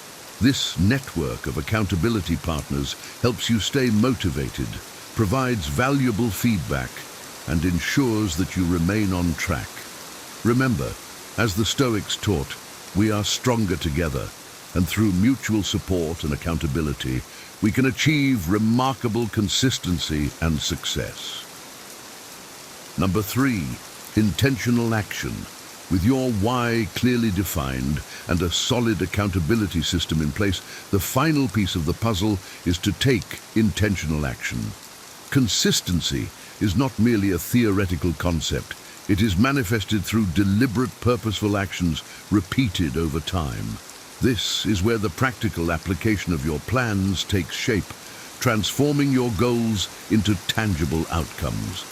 Intentional action requires you to establish a structured daily routine that supports your objectives. This involves setting specific, manageable tasks that align with your broader goals and breaking them down into actionable steps.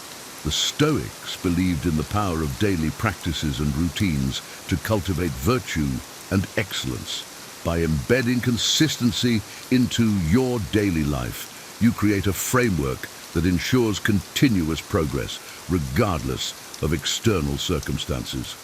Start by identifying the key activities that directly contribute to your goals. These activities should be prioritized in your daily schedule, receiving the attention and focus they deserve. For instance, if your goal is to improve your physical health, dedicate time each day for exercise, meal planning, and rest.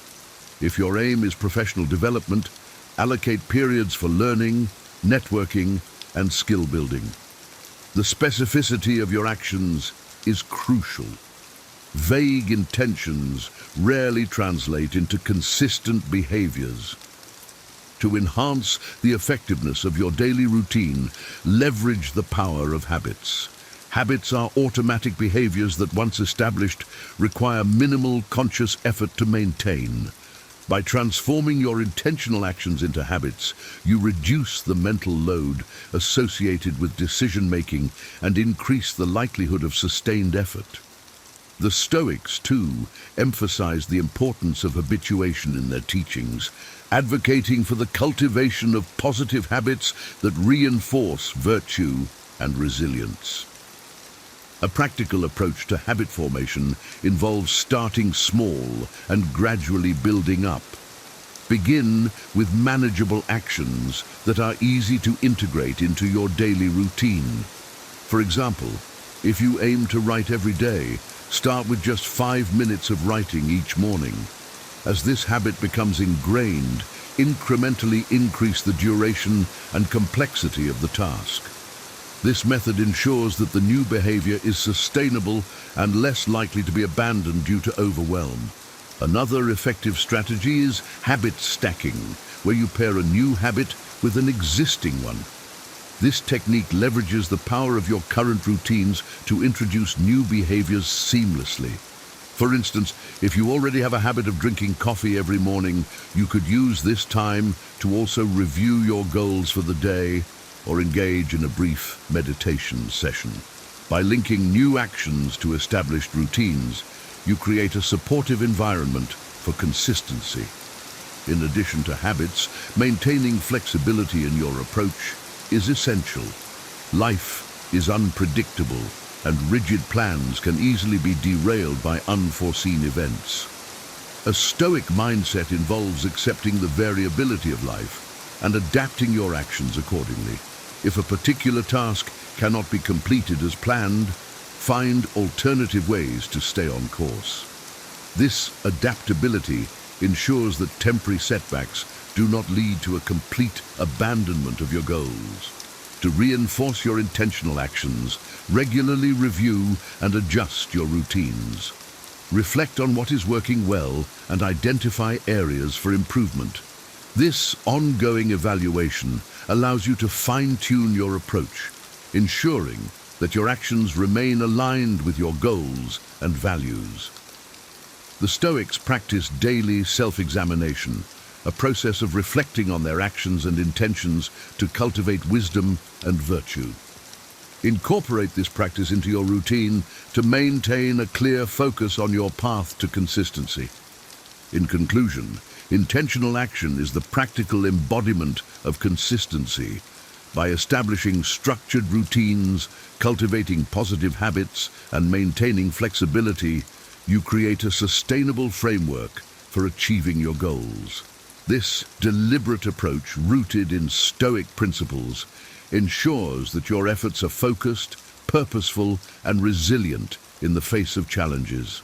Embrace intentional action as a cornerstone of your journey towards consistency, and watch as your disciplined efforts transform your aspirations into reality.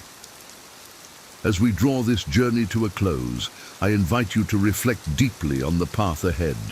Consistency is not just a practice, it is a commitment to yourself, a vow to honor your deepest values and aspirations every single day. It's about forging a bond with your future self, a promise to strive relentlessly, to show up and to push through, no matter the obstacles that come your way. Imagine the life you could create with unwavering consistency. Picture the goals you would achieve, the growth you would experience, and the impact you could have. See yourself not as someone who merely dreams, but as someone who acts, who perseveres, who makes things happen. This is the power of consistency. It transforms potential into reality and dreams into accomplishments. Remember, the journey of 1,000 miles begins with a single step. Clarify your why. Surround yourself with a circle of accountability and take intentional, disciplined actions every day. Let these principles guide you, and let your commitment to consistency be the cornerstone of your success. In the Stoic tradition, we find wisdom in the face of adversity, strength in the pursuit of virtue, and serenity in the acceptance of life's challenges. Embrace these teachings as you navigate your path. Know that every step you take, no matter how small, is a testament to your resilience and determination. So, as you move forward, carry with you the words of Seneca. It is not because things are difficult that we do not dare. It is because we do not dare that they are difficult. Dare to be consistent. Dare to commit fully to your goals and dreams. Dare to live a life of purpose, passion, and profound fulfillment. Thank you for embarking on this journey. May your path be illuminated with clarity, fortified with discipline, and enriched with the unwavering pursuit of your true potential. The future is yours for the taking. Seize it with all your heart and let your consistency be the force that propels you to greatness.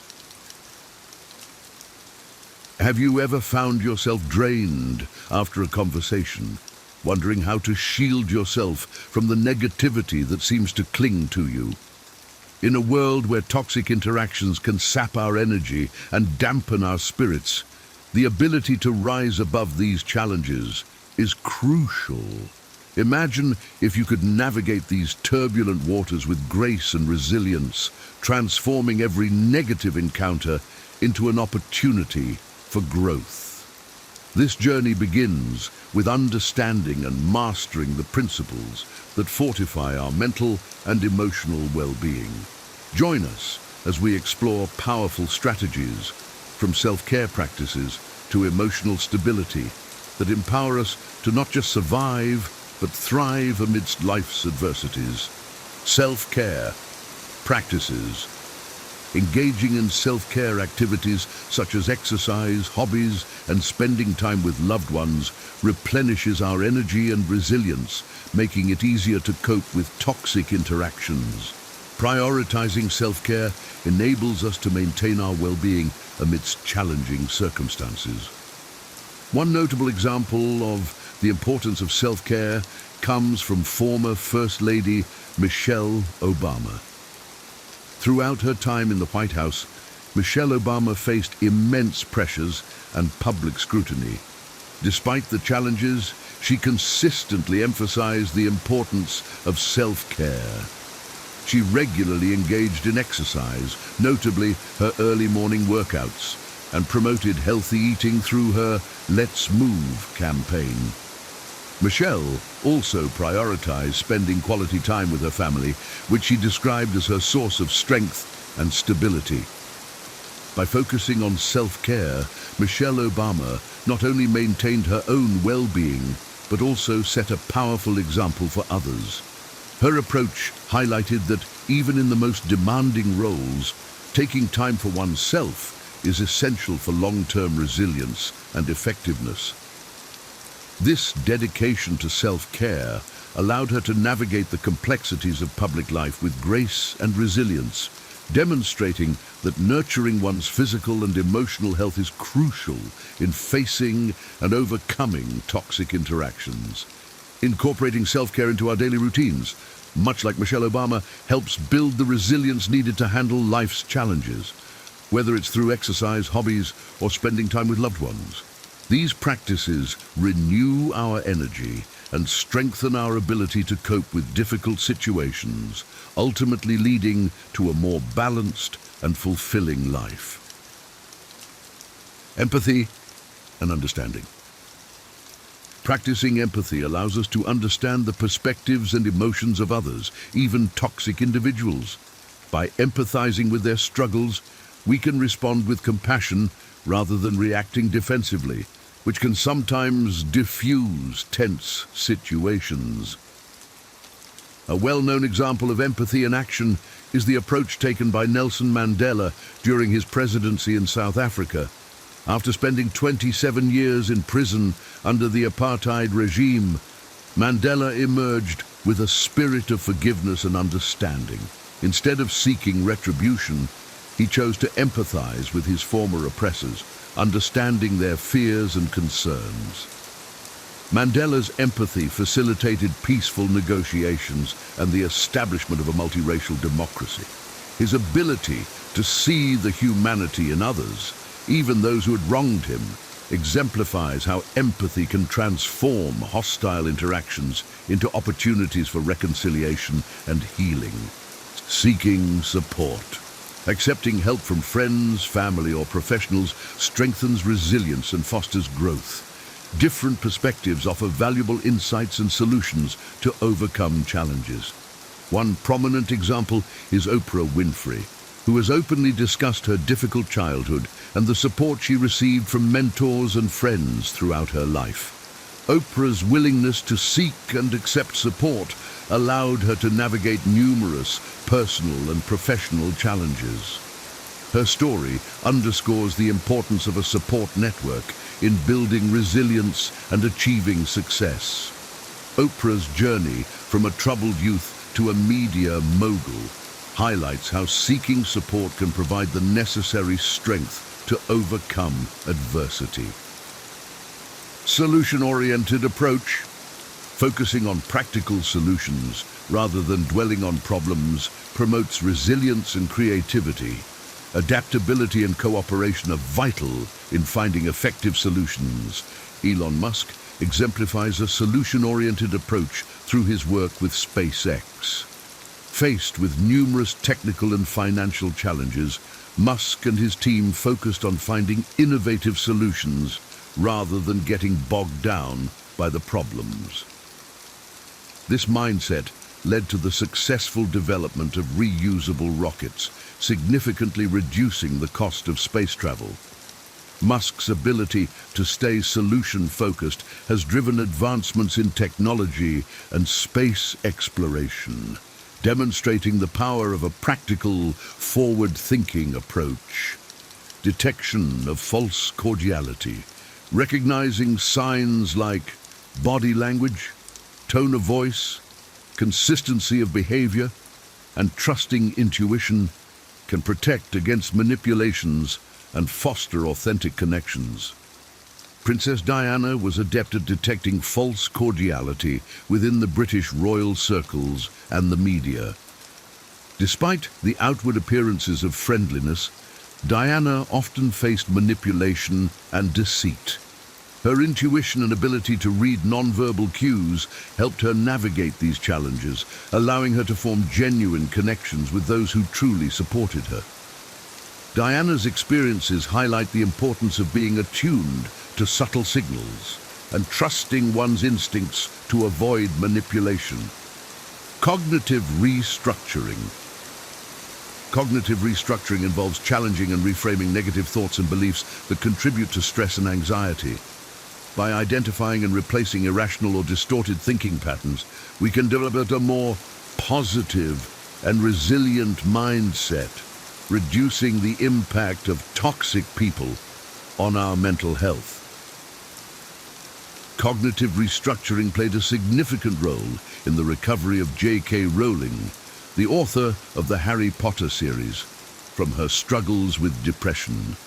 By challenging her negative thoughts and focusing on her writing, she transformed her mindset and overcame her mental health challenges. Rowling's journey from a single mother on welfare to a best-selling author demonstrates how altering our thought patterns can lead to remarkable personal and professional achievements. Focus on goals. Emotional intelligence helps maintain focus on objectives despite challenges or distractions. Self-awareness and empathy enable navigating through obstacles while keeping goals in sight. Steve Jobs, the co-founder of Apple, is a prime example of someone who maintained focus on his goals despite numerous setbacks. Jobs' emotional intelligence allowed him to understand and motivate his team while keeping his vision for Apple clear. His resilience and unwavering focus on innovation led to the creation of groundbreaking products like the iPhone and the iPad, solidifying Apple's position as a leader in technology. Control of negative self-talk. Transforming internal criticism into positive self-image requires reframing thoughts, practicing mindfulness, expressing gratitude, and offering self-compassion. Serena Williams, one of the greatest tennis players of all time, has spoken openly about the importance of positive self-talk in her career. Williams uses affirmations and mindfulness practices to manage her thoughts and maintain a positive self-image, which has been crucial to her success on and off the court. Her ability to control negative self-talk and cultivate a strong, positive mindset has been a key factor in her enduring athletic dominance. Avoiding unnecessary arguments, concentrating on similarities, knowing when to withdraw, and replacing statements with questions help diffuse tensions and maintain peaceful interactions. The diplomatic skills of former President Jimmy Carter are a testament to the effectiveness of avoiding unnecessary arguments. Carter's approach to international diplomacy often involved finding common ground and knowing when to step back to avoid escalating conflicts. His efforts in brokering peace deals, such as the Camp David Accords between Egypt and Israel, illustrate how focusing on similarities and strategic withdrawal can lead to peaceful resolutions. Energy intelligence. Managing personal energy influences not only oneself, but also others. Practices like meditation and mindful eating positively impact mental and physical well-being. Ariana Huffington, founder of the Huffington Post, advocates for energy intelligence through practices like sufficient sleep, meditation, and mindful eating. After experiencing a collapse due to exhaustion, Huffington transformed her approach to work and well-being, emphasizing the importance of managing personal energy. Her advocacy has inspired many to prioritize their health and well-being to achieve greater productivity and fulfillment. Setting boundaries. Boundaries protect personal space and foster healthier relationships. Communicating openly about boundaries promotes mutual respect and understanding. Brené Brown, a research professor and author, is a strong proponent of setting boundaries. Brown emphasizes that setting clear boundaries is essential for cultivating empathy, compassion, and healthy relationships. Her research and personal experiences underscore the importance of communicating our limits and expectations to ensure mutual respect and understanding in all interactions. Assertive communication. Assertiveness involves expressing our needs, opinions, and boundaries clearly and respectfully. By practicing assertive communication, we can address toxic behavior directly and assert our boundaries without escalating conflicts. Malala Yousafzai, the youngest Nobel Prize laureate, exemplifies assertive communication. Despite facing life-threatening danger from the Taliban, Malala continued to advocate for girls' education in Pakistan with clarity and conviction. Her assertive communication has brought global attention to the importance of education and the rights of women, demonstrating the power of clear, respectful expression in effecting change. Forgiveness and memory. Forgiveness is about carving beauty from pain, while memory guides us to learn from past experiences without dwelling on them. Resilience grows from understanding and appreciating both. Desmond Tutu, a key figure in South Africa's anti-apartheid movement, is renowned for his emphasis on forgiveness and reconciliation. As chairman of the Truth and Reconciliation Commission, Tutu advocated for forgiveness as a means to heal the nation. His belief in the power of forgiveness, coupled with a commitment to remembering past injustices to prevent their recurrence, exemplifies how forgiveness and memory can work together to foster resilience and growth. Emotional stability. Maintaining calmness and balance amidst toxic people requires mindfulness and stress management. Cultivating awareness of emotions helps develop mental resilience. The practices of the Dalai Lama provide an excellent example of maintaining emotional stability. Despite being in exile and facing political challenges, the Dalai Lama consistently practices mindfulness and stress management techniques.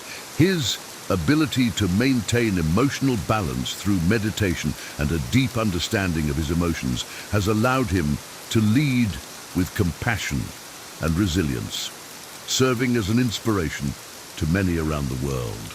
As we navigate the complexities of our interactions and the challenges they bring, it's clear that resilience and emotional intelligence are our greatest allies. By engaging in self-care, practicing empathy, seeking support, and maintaining focus on our goals, we can build a robust foundation to withstand toxic influences. Embracing cognitive restructuring, managing our energy, and setting clear boundaries enable us to handle adversity with grace. Through assertive communication, forgiveness, and emotional stability, we transform potential conflicts into opportunities for growth and connection. Remember, the power to thrive amidst life's challenges lies within us. By cultivating these practices, we not only protect our well-being, but also inspire those around us to do the same. Together, we can foster a more compassionate, understanding, and resilient world. Have you ever walked into a room and instantly felt the tension without anyone saying a word? Or perhaps you've met someone whose smile made you feel instantly at ease. These experiences highlight the incredible power of non-verbal communication. In a world where words often take center stage, it's easy to overlook the silent signals that profoundly shape our interactions. But what if you could decode these hidden messages to understand people better and improve your relationships? Join us on a journey into the fascinating realm of body language and non-verbal cues, where the eyes, face, gestures, and even personal space reveal the unspoken truths behind our words. By learning to read these signs, you'll gain a powerful tool for enhancing your emotional intelligence and connecting more deeply with others. 1. Focus on the eyes. The eyes are often called the windows to the soul, capable of revealing a vast array of emotions and thoughts. Observing someone's eyes can provide deep insights into their honesty, interest, and emotional state. For example, consider a job interview scenario. The candidate who maintains steady eye contact is perceived as confident and truthful. This direct gaze not only signals confidence, but also builds a connection with the interviewer, fostering trust. Conversely, a person who frequently averts their gaze might be experiencing discomfort, shyness, or even deceit. Imagine a situation where a friend is recounting a story about a recent trip. If they avoid eye contact or their eyes dart around nervously, it may indicate they're not being entirely truthful or they feel uneasy discussing the topic. Pupil dilation is another critical indicator. When someone is genuinely interested in what you're saying, their pupils tend to dilate. This physiological response is involuntary and can be quite revealing in social interactions. Picture a date where your companion's pupils are noticeably larger when you're sharing a story. They're likely very engaged and interested in you. Expressions involving the eyes, such as raised eyebrows or narrowed eyes, also convey specific emotions. Raised eyebrows can signal surprise or interest. For instance, if you share an exciting piece of news with a colleague and their eyebrows shoot up, it shows they are genuinely intrigued. On the other hand, narrowed eyes often indicate suspicion or skepticism. If someone narrows their eyes while listening to you, it might be a cue that they doubt the truth or clarity of your statement. Understanding these subtle eye movements and expressions can greatly enhance your ability to read and respond to the emotions and intentions of those around you, making your interactions more meaningful and authentic. Decoding facial expressions.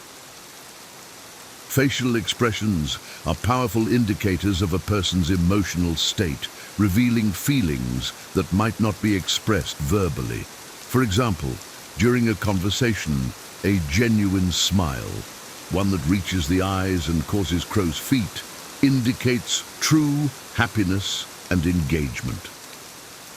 Imagine greeting a friend you haven't seen in years. Their face lights up with a genuine smile, reflecting their joy and warmth towards you. In contrast, subtle expressions like a slight frown or furrowed brows can signal concern, confusion, or concentration. Picture a meeting where a team member furrows their brow while reviewing a proposal. This might suggest they have questions or reservations about the content, prompting you to address their concerns directly.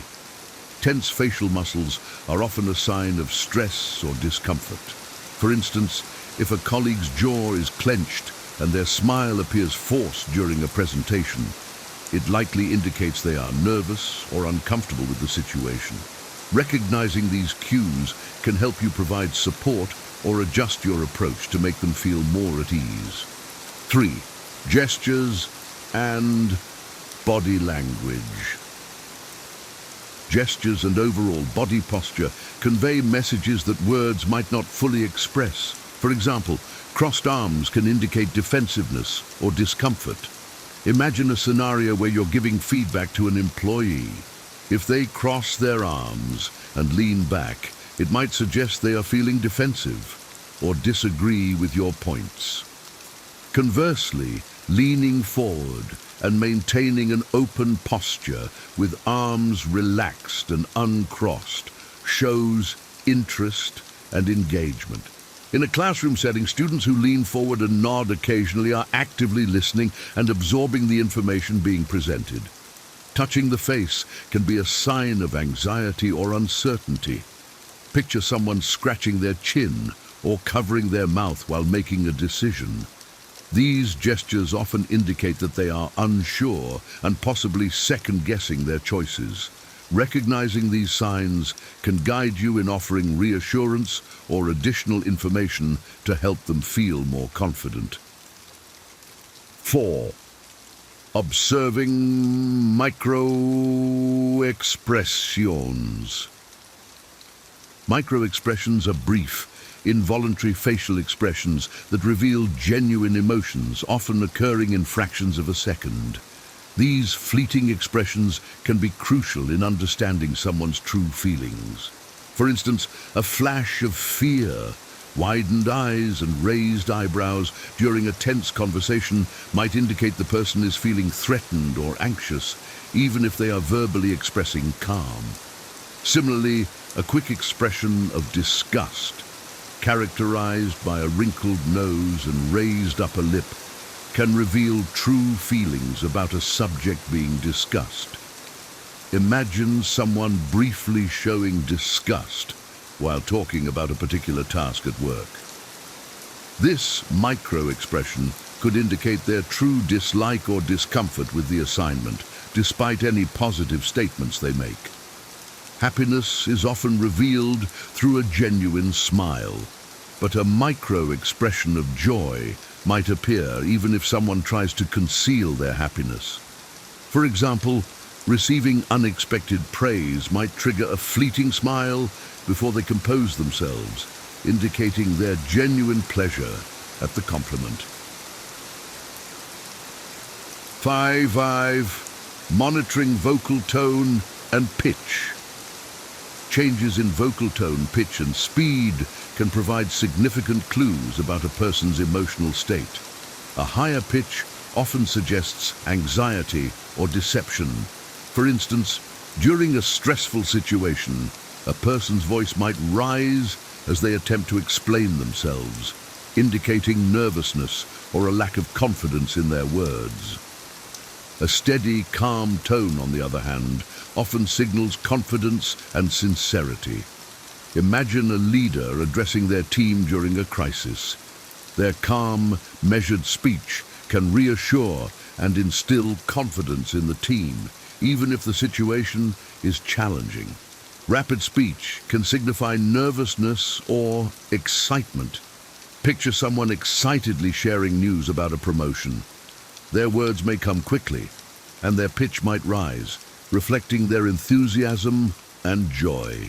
Conversely, someone speaking quickly during an interrogation might be trying to cover their tracks or fabricate details, indicating possible deceit. 6. Analyzing personal space. Personal space preferences can reflect comfort levels and intentions. For instance, standing close to someone can indicate familiarity or intimacy. In a social setting, close friends or family members are comfortable being physically close, reflecting their strong emotional bonds. Maintaining a greater distance can signify formality or discomfort. In a professional setting, maintaining a respectful distance during conversations indicates professionalism and respect for personal boundaries. Conversely, Invading someone's personal space can be seen as aggressive or overly intimate. Imagine a salesperson stepping too close during a pitch, making the customer feel uneasy and defensive. 7. Evaluating handshakes. A handshake can reveal much about a person's personality and emotional state. A firm handshake suggests confidence and assertiveness. For example, in a business meeting, a firm handshake at the beginning can set a positive tone, indicating the person's confidence and readiness to engage. A limp handshake may indicate insecurity or reluctance. Imagine meeting someone who offers a weak, hesitant handshake. This might suggest they are unsure of themselves or not fully committed to the interaction. A prolonged handshake can be a sign of dominance or eagerness. For instance, a person who holds on a bit too long might be trying to assert control or make a lasting impression. 8. Notice fidgeting. Fidgeting behaviors, such as tapping feet or drumming fingers, often signal nervousness or impatience. Imagine a student waiting for exam results. If they are constantly fidgeting, it likely indicates their anxiety and impatience. Recognizing these signs can help you offer reassurance or distractions to ease their tension. Conversely, stillness can reflect calmness and self-control. Picture a negotiator in a high-stakes discussion who remains perfectly still and composed. Their lack of fidgeting signals confidence and control, potentially giving them an advantage in the negotiation. 9. Paying attention to posture. A person's posture provides significant insights into their feelings and attitudes. An open posture, with arms relaxed and not crossed, shows openness and confidence. In a job interview, a candidate who sits up straight and keeps their arms open is likely confident and eager to engage. A closed posture, such as crossing arms or hunching, can indicate defensiveness or discomfort. Imagine a participant in a group discussion who sits with their arms crossed and shoulders hunched. This body language suggests they feel defensive or are not comfortable with the topic being discussed. 10. Watching for incongruence. When verbal and non-verbal messages do not align, it often signals deceit or internal conflict. For example, if someone verbally expresses confidence but avoids eye contact or displays nervous tics, their body language contradicts their words, suggesting they might not be entirely truthful or comfortable. In another scenario, consider a person who claims to be relaxed but is constantly fidgeting and showing tense facial expressions. This incongruence between their words and actions reveals their internal struggle or deceit.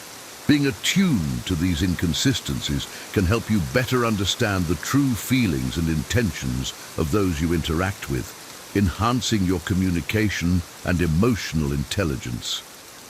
In conclusion, mastering the art of reading non-verbal communication opens a gateway to deeper understanding and more meaningful connections. From the subtle flicker of a micro-expression to the telltale signs in a handshake, these silent signals offer profound insights into the emotions and intentions of those around us. By honing your ability to interpret these cues, you can navigate social interactions with greater empathy and awareness, enhancing both personal and professional relationships. Imagine the advantages of detecting honesty in a business deal through eye movements, or recognizing a friend's discomfort through their body language. These skills empower you to respond more effectively and compassionately, fostering trust and cooperation. As you continue to explore and practice these techniques, you'll find yourself more attuned to the complex, unspoken dance of human interaction. At Wiser, we believe that understanding and leveraging non-verbal communication is a cornerstone of emotional intelligence. Stay with us as we delve deeper into this and other facets of personal growth and wisdom. Together, we'll unlock the secrets of effective communication, paving the way for a more connected and insightful life. Once upon a time, the seeker's journey to peace. Once upon a time, in a tranquil village nestled at the foot of misty mountains, there lived a young man named Akio. Though admired for his diligence and ambition, Akio felt a gnawing emptiness that no achievement could fill. Despite his youth and accomplishments, he was restless, yearning for something he couldn't quite name. One spring evening, after a day of toiling in the fields, Akio found himself wandering away from the village. The golden hues of the setting sun bathed the landscape in serenity, yet Akio's heart was anything but calm. The path he chose was unfamiliar, winding through hills dotted with cherry blossoms. The air grew cooler as he climbed, carrying the mingling scents of pine and blooming flowers. At the end of the path stood an ancient temple, its moss-covered stones exuding an air of timeless wisdom. The gates were slightly ajar, as if inviting him in. Inside, an elderly Zen master named Ryokan was tending to a rock garden. His movements were deliberate, his focus unwavering as he smoothed patterns in the sand with a wooden rake. There was an aura of peace about him that both intrigued and calmed Akio. Hesitating only briefly, Akio stepped closer. Akio, "Excuse me, master. I hope I'm not disturbing you." Ryokan, looking up with a warm smile. "Not at all, young one. What brings you to this quiet place?" Akio, "I feel lost.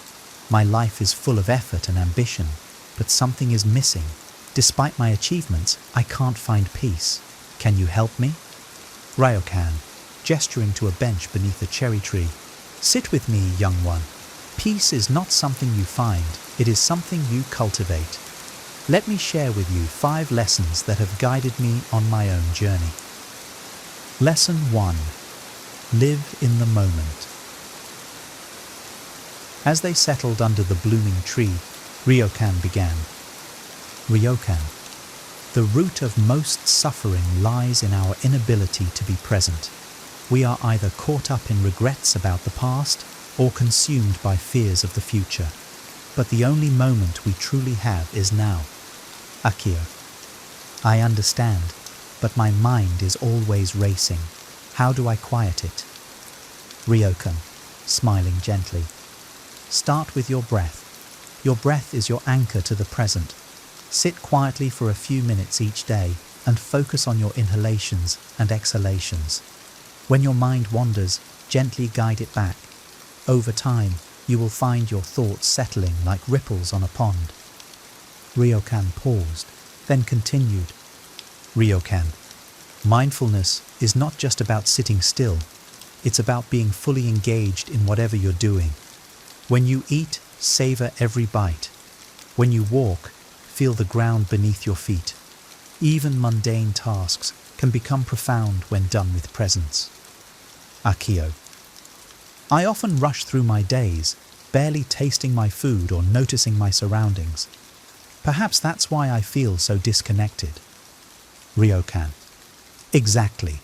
Tomorrow, try eating your breakfast slowly, savoring each bite. You'll find that even simple acts can bring immense joy when done mindfully. Akio, nodding, I will. It seems so simple, yet it feels like it could make a big difference. Lesson 2. Embrace change. Ryokan picked up a cherry blossom that had fallen at their feet. Ryokan, do you see this flower? It reminds us of life's impermanence. Everything changes, Akio. Seasons shift, rivers carve new paths, and even mountains erode over time. Resisting change only creates suffering, but when you accept it, you find freedom. Akio, I understand that change is inevitable, but it's difficult to let go when it's painful. Ryokan, start by observing nature. Watch how trees shed their leaves without resistance, trusting that new growth will come. Reflect on how changes in your own life have led to growth or opened new opportunities. Acceptance is not about giving up. It's about understanding and trusting life's flow. Akio, thoughtfully. I've been holding on to expectations of how my life should be. Perhaps it's time to let go. Ryokan. Yes, young one. When you release what no longer serves you, you create space for what truly matters. Ryokan leaned forward, his tone softening. Ryokan. Think of a river. When a rock blocks its path, the water doesn't stop. It simply flows around it. Life is much the same. Adaptation is the secret to resilience. Akio. That's a beautiful way to look at it. I'll try to embrace change with more courage. Lesson 3. Surrender control. The master leaned back, gazing at the stars emerging in the twilight sky.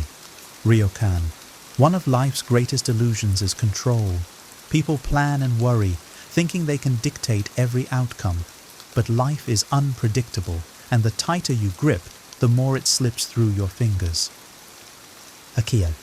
But if I don't try to control things, won't everything fall apart? Ryokan, chuckling softly. Focus on what you can influence, your actions, your attitude, your effort. Let go of the rest. Trust the flow of life, much like crossing a river. You can't control the current, but you can choose how to navigate it. Akio, frowning. It sounds simple, but it's hard to let go of the need to control everything. Ryokan. Hard, yes, but liberating. When you surrender the illusion of control, you free yourself from unnecessary stress. Life often unfolds in ways we cannot predict, and sometimes those surprises are gifts. Akio. I've spent so much time trying to perfect everything. Maybe it's time to trust more. Ryokan. Indeed. Letting go is not about giving up. It's about making room for possibilities beyond your imagination. Lesson 4. Cultivate gratitude. Ryokan reached into his robe and retrieved a small notebook. Ryokan. I keep this journal to remind myself of life's blessings. Each evening, I write down 3 things I am grateful for. Gratitude shifts your perspective, Akio. It turns what you have into enough. Akio. But what if I don't feel grateful? Ryokan. Start small. Be grateful for the food you eat, the air you breathe, the roof over your head. As you practice, you will see more and more to appreciate. Gratitude is a muscle. The more you use it, the stronger it becomes. Akio, smiling faintly. I'll try it tonight. It's such a simple habit, but I can see how it could change the way I view my life. Lesson 5. Create a sanctuary. The master gestured to the tranquil surroundings of the temple. Ryokan. Your environment reflects your mind, Akio. A cluttered space breeds a cluttered spirit. If you wish to find peace, start by creating a peaceful environment. Akio. How can I do that? Ryokan. Clear the clutter from your home. Surround yourself with items that bring you joy. Add natural elements like plants or stones. Create a small corner for reflection where you can retreat when life feels overwhelming. Your outer world shapes your inner one. Ryokan smiled and pointed to a simple stone lantern in the garden. Ryokan. Even small touches like this lantern can bring calm and focus. Your sanctuary doesn't have to be elaborate. It simply needs to reflect your desire for peace. The transformation. As the moon rose high, casting its silver light over the temple, Akio felt a profound shift within him. The master's words were simple, yet deeply resonant. Akio. Thank you, master. I will carry these lessons with me and nurture them.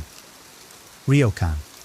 Remember, peace is not a destination, it is a practice. Be patient with yourself and trust the journey. In the weeks that followed, Akio applied the teachings to his life. He practiced mindfulness, embraced change, and surrendered control. He found joy in gratitude and created a serene space in his home. Slowly, the restlessness that once plagued him gave way to a profound sense of peace. Word of Akio's transformation spread, and soon others sought him out for guidance. Like the master who had taught him, Akio shared these lessons, becoming a beacon of hope for those seeking inner calm. And so, the young seeker became a teacher, proving that peace is not found in the world around us, but cultivated in the quiet strength of the heart. Akio often returned to the temple, not as a student, but as a friend of the master. Together, they continued their discussions, enriching each other's understanding of life. Over time, Akio realized that his journey was not just about finding peace, but about inspiring others to embark on their own paths to tranquility. Have you ever found yourself at a crossroads, torn between holding on to a relationship because it's familiar and letting go because you know it's stifling your growth? It's a hard realization, but sometimes the people closest to us, the ones we've shared laughter, tears, and countless memories with, aren't meant to be part of our journey forever. This is where the ancient wisdom of Stoicism offers a guiding light. The Stoics, with their timeless insights into human nature and the quest for a fulfilling life, teach us that true personal growth often involves making difficult decisions about who we keep in our lives. In this video, we'll uncover 15 signs that indicate it might be time to end a relationship, even if it involves family or friends. This isn't about cutting people out with cold indifference. It's about intentionally curating our lives to include relationships that uplift, inspire, and challenge us to be our best selves. If you're feeling the weight of this decision and the uncertainty it brings, you're not alone. Join me as we delve into Stoic wisdom to find the courage and clarity needed to make these crucial choices, ultimately leading to a life of greater peace and fulfillment. Number 1. Lack of trust. Trust is the bedrock of any healthy relationship. Without it, the foundation upon which your connection stands becomes unstable, leading to constant stress and insecurity. The Stoics, valuing honesty and integrity above all, would argue that a relationship devoid of trust is misaligned with these virtues. Imagine constantly doubting the words and actions of someone close to you. This perpetual uncertainty erodes your peace of mind, something the Stoics cherish deeply. Trust is not just about believing that someone won't betray you, but also about knowing that they respect and value you enough to be truthful.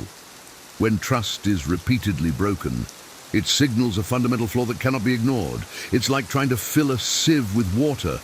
No matter how much effort you put in, it never holds. Stoicism teaches us to focus on what we can control, our responses and decisions.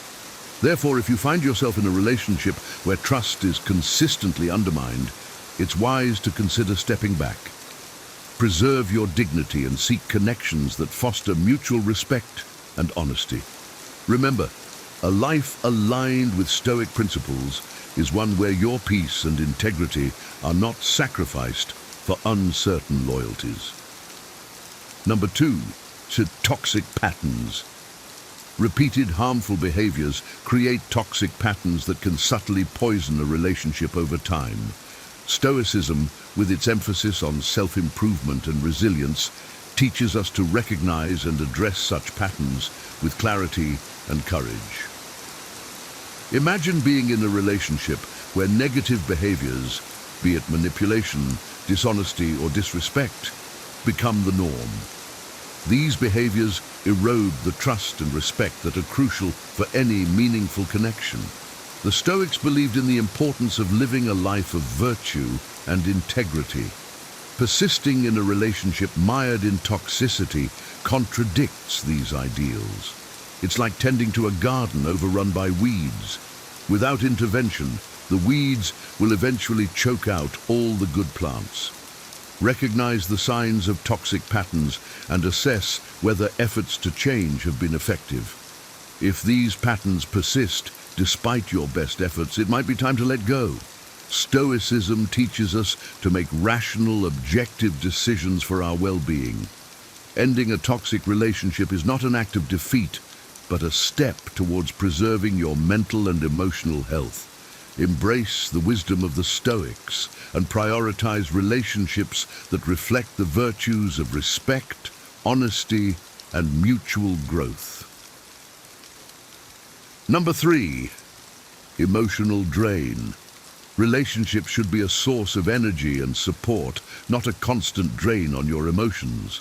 According to Stoic principles, maintaining emotional equilibrium is crucial for living a fulfilling life. If you find yourself consistently exhausted or burdened by a relationship, it's a clear sign that the connection is unhealthy. Picture carrying a heavy load that never seems to lighten, no matter how much effort you put into it. This is what an emotionally draining relationship feels like. Stoicism teaches us to focus on what truly enriches our lives and to let go of what does not. If a relationship leaves you feeling depleted rather than invigorated, it's time to reevaluate its place in your life. Emotional drain disrupts your inner peace and hinders your ability to engage fully with the world. It's not selfish to seek out relationships that energize and uplift you. In fact, it's a wise and necessary step towards living a life aligned with Stoic virtues. Surround yourself with people who contribute positively to your well-being, and do not be afraid to distance yourself from those who do not. Remember, your emotional health is paramount, and preserving it is a reflection of your commitment to Stoic principles. Number 4, manipulation and control. Healthy relationships are founded on mutual respect and autonomy. When manipulation and control enter the equation, they erode these foundations, leading to an imbalanced and unhealthy dynamic. Stoicism teaches us the importance of self-mastery and living in accordance with our values. Imagine being in a relationship where your thoughts, actions, and decisions are constantly influenced or dictated by someone else. This undermines your autonomy and distorts your sense of self. Epictetus famously said, "No one is free who is not master of himself." Being subject to manipulation or control strips you of this freedom, which is essential for a virtuous life. It's crucial to recognize these signs and take steps to reclaim your autonomy. This doesn't mean acting with cold indifference, but making intentional choices about who you allow into your inner circle. Relationships should empower you, not constrain you. If you find yourself feeling manipulated or controlled, it's a clear signal that the relationship is misaligned with Stoic ideals. Seek connections that respect your independence and encourage your growth. By doing so, you honor your worth and live more authentically according to Stoic principles. Number 5, illusions versus reality. Stoicism at its heart is about acceptance, embracing the reality of our lives and relationships as they truly are, not as we wish them to be. Holding on to illusions in a relationship can feel comforting, but it ultimately detracts from genuine connection and growth. Imagine viewing your relationship through rose-colored glasses, ignoring red flags and glossing over issues. This creates a distorted perception that prevents you from addressing real problems. The Stoics valued clarity and truth, teaching that strength and freedom come from seeing things as they are. Engaging with the truth allows for authentic relationships built on mutual understanding and respect. If you find yourself clinging to a fantasy rather than facing the reality of your relationship, it's time to reassess. This process requires courage and honesty, but leads to more meaningful connections.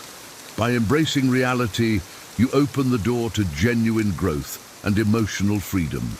The Stoic way encourages us to navigate our relationships with wisdom and discernment, seeking authenticity over illusion. Let go of fantasies that detract from your well-being and strive for relationships rooted in truth and clarity.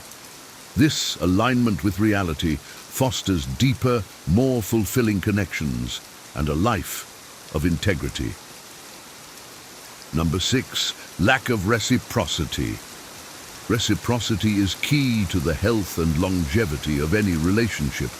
It ensures a balance of give and take, where both parties contribute equally. When this balance is off, the relationship becomes fundamentally unsustainable.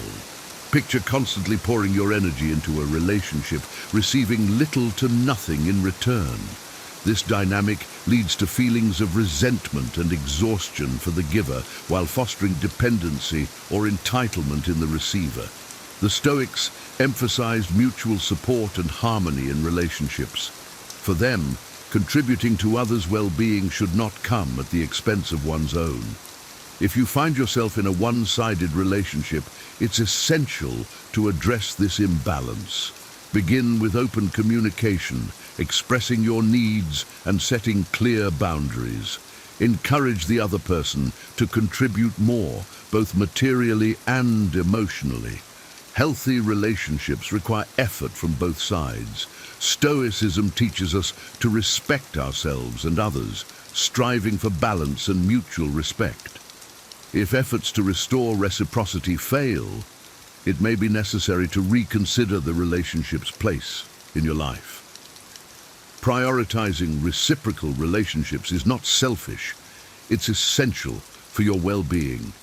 Seek connections where mutual support is the norm, fostering trust and deeper connections. Number 7, failed communication.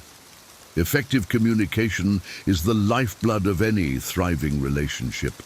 It allows us to express our needs, share our thoughts, and connect on a meaningful level.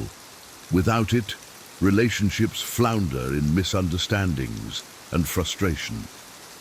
When communication breaks down, it's often a sign of deeper issues. The Stoics valued clarity and reason, encouraging us to approach problems with a clear head and a willing heart. If you find yourself in a relationship where attempts to talk things out lead nowhere, it's a red flag. Failed communication can stem from various causes: lack of trust, unresolved resentments, or differing communication styles. Addressing these issues requires patience and persistence. The Stoic practice of self-reflection is invaluable here. Examine your role in the communication breakdown and strive for honesty and empathy. Create a safe space where both parties feel heard and valued. Listen actively, seek to understand, and respond with wisdom. If communication efforts consistently fail despite your best efforts, it may be time to reassess the relationship. Effective communication is essential for any healthy connection.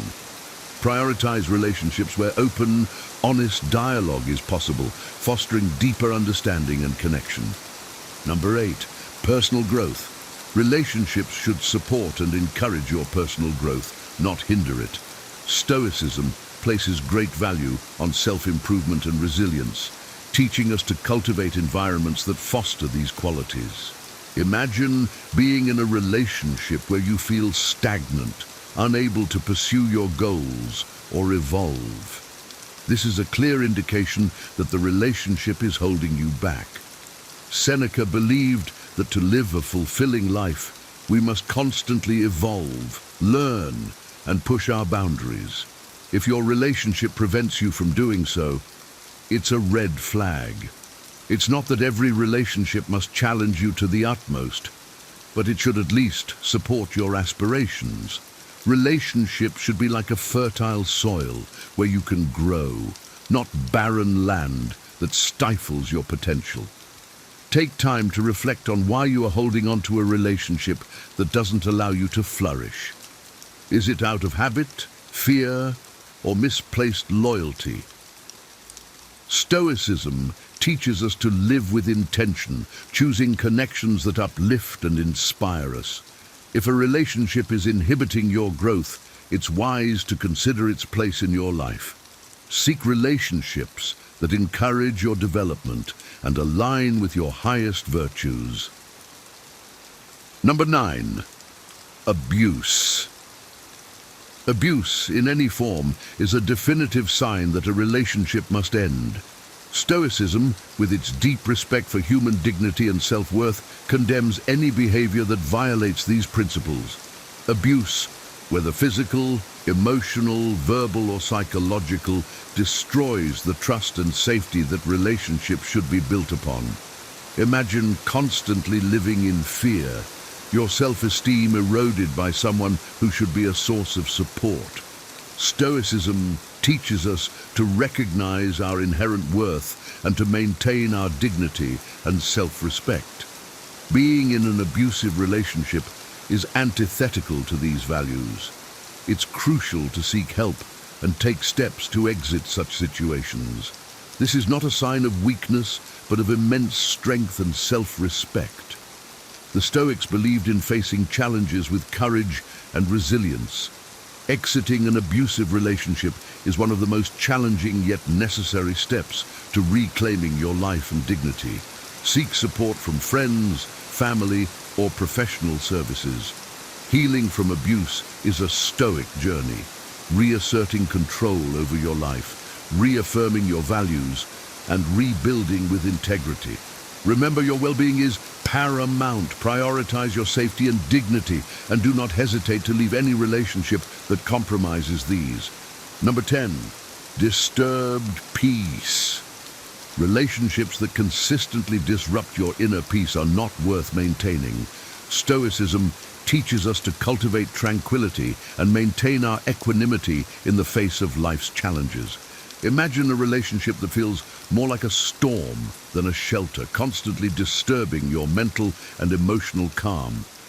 This is a clear sign that the relationship is misaligned with Stoic principles. Peace of mind is a precious asset, essential for living a good life. The Stoics believed in living harmoniously with nature, including our own nature. If a relationship pulls you away from peace and causes constant unrest, it's wise to step back and reassess.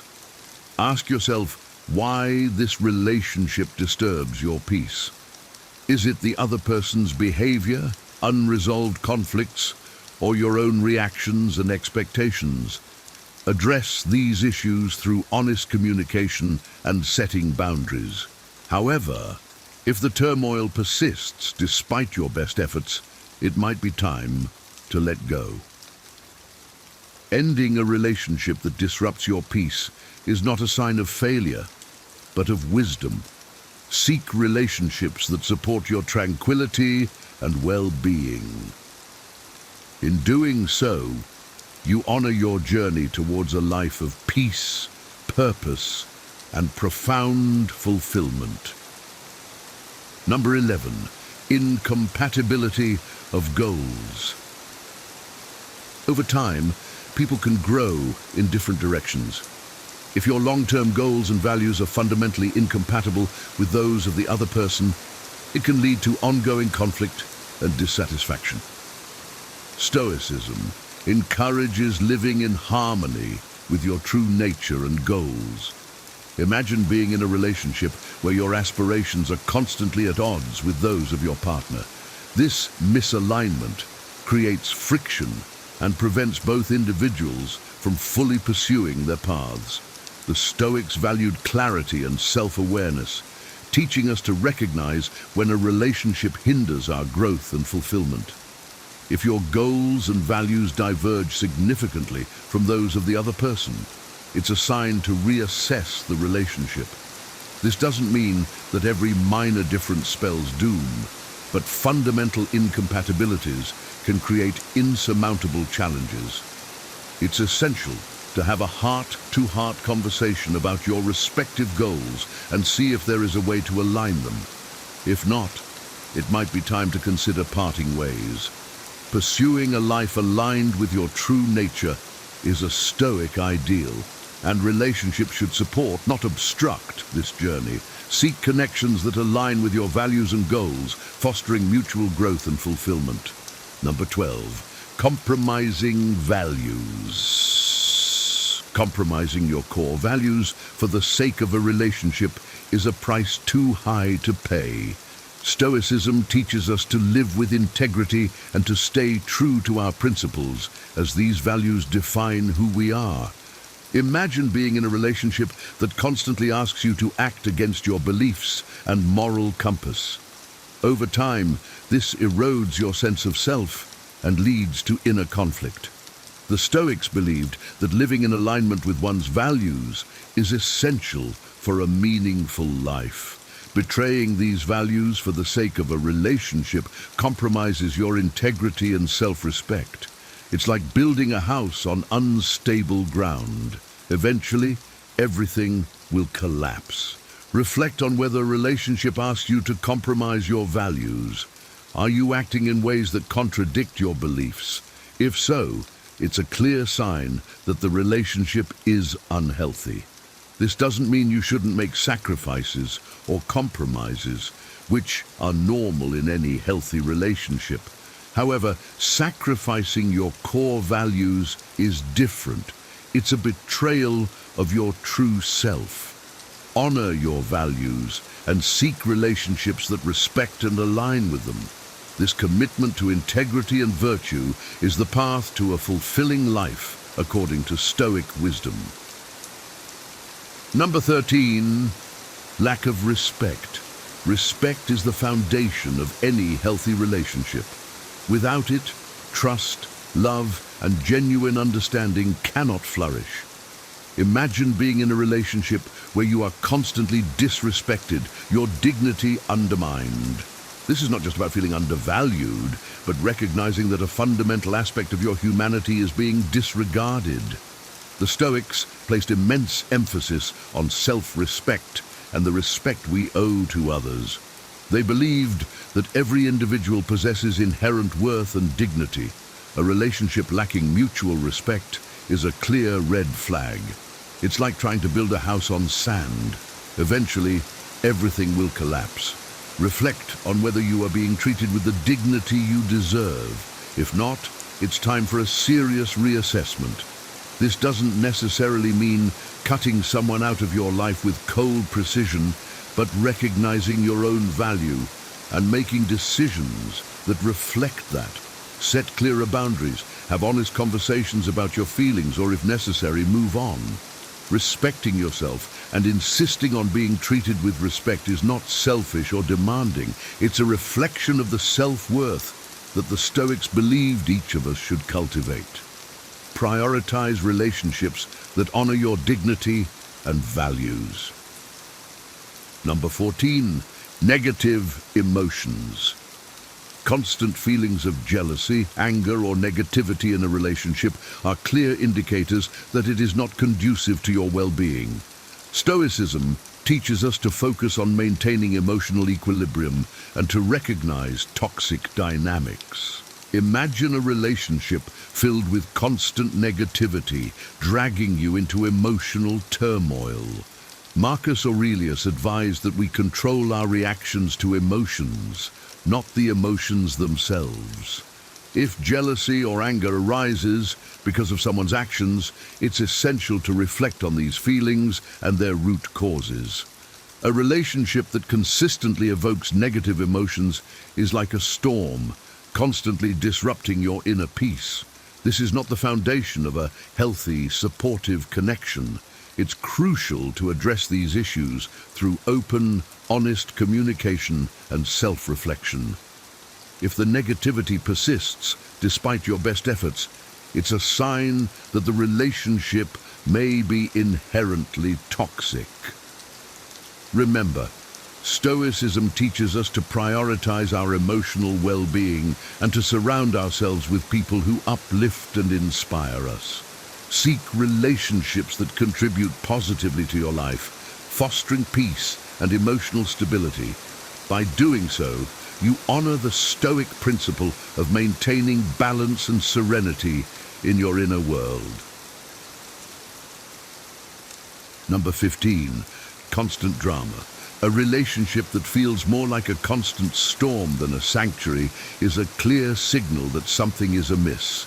Stoicism places immense value on tranquility and inner peace, teaching us to cultivate a state of calm that remains undisturbed by external chaos. Imagine being in a relationship where drama and conflict are the norms rather than the exceptions.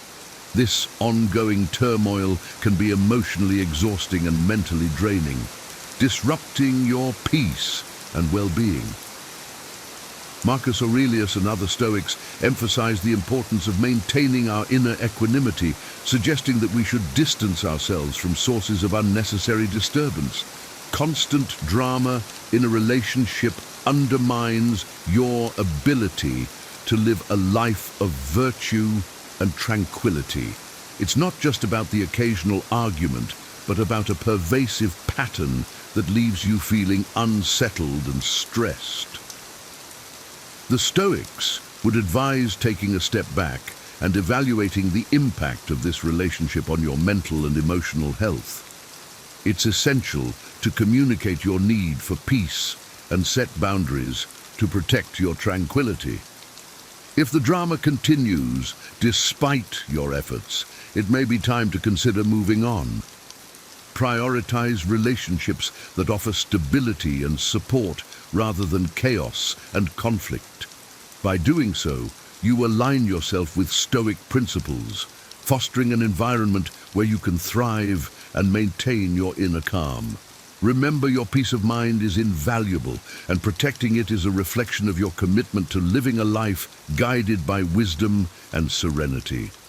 Reflecting on our relationships through the lens of Stoic wisdom empowers us to make decisions that align with our highest virtues and well-being. Ending a relationship, especially one with close friends or family, is never easy, but sometimes it is necessary for our personal growth and peace.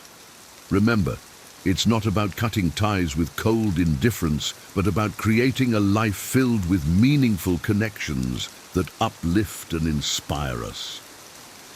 As we part ways today, I hope the insights shared have sparked a deeper understanding of how to navigate your relationships with wisdom and courage. If this video has resonated with you, I invite you to join our journey of exploration and growth. Hit the like button, subscribe to the channel, and share this video with anyone who might benefit from these Stoic principles. Let's continue to cultivate lives of profound meaning and joy together. Thank you for watching, and I look forward to seeing you in the next video. Stay wise and keep striving for that inner tranquility.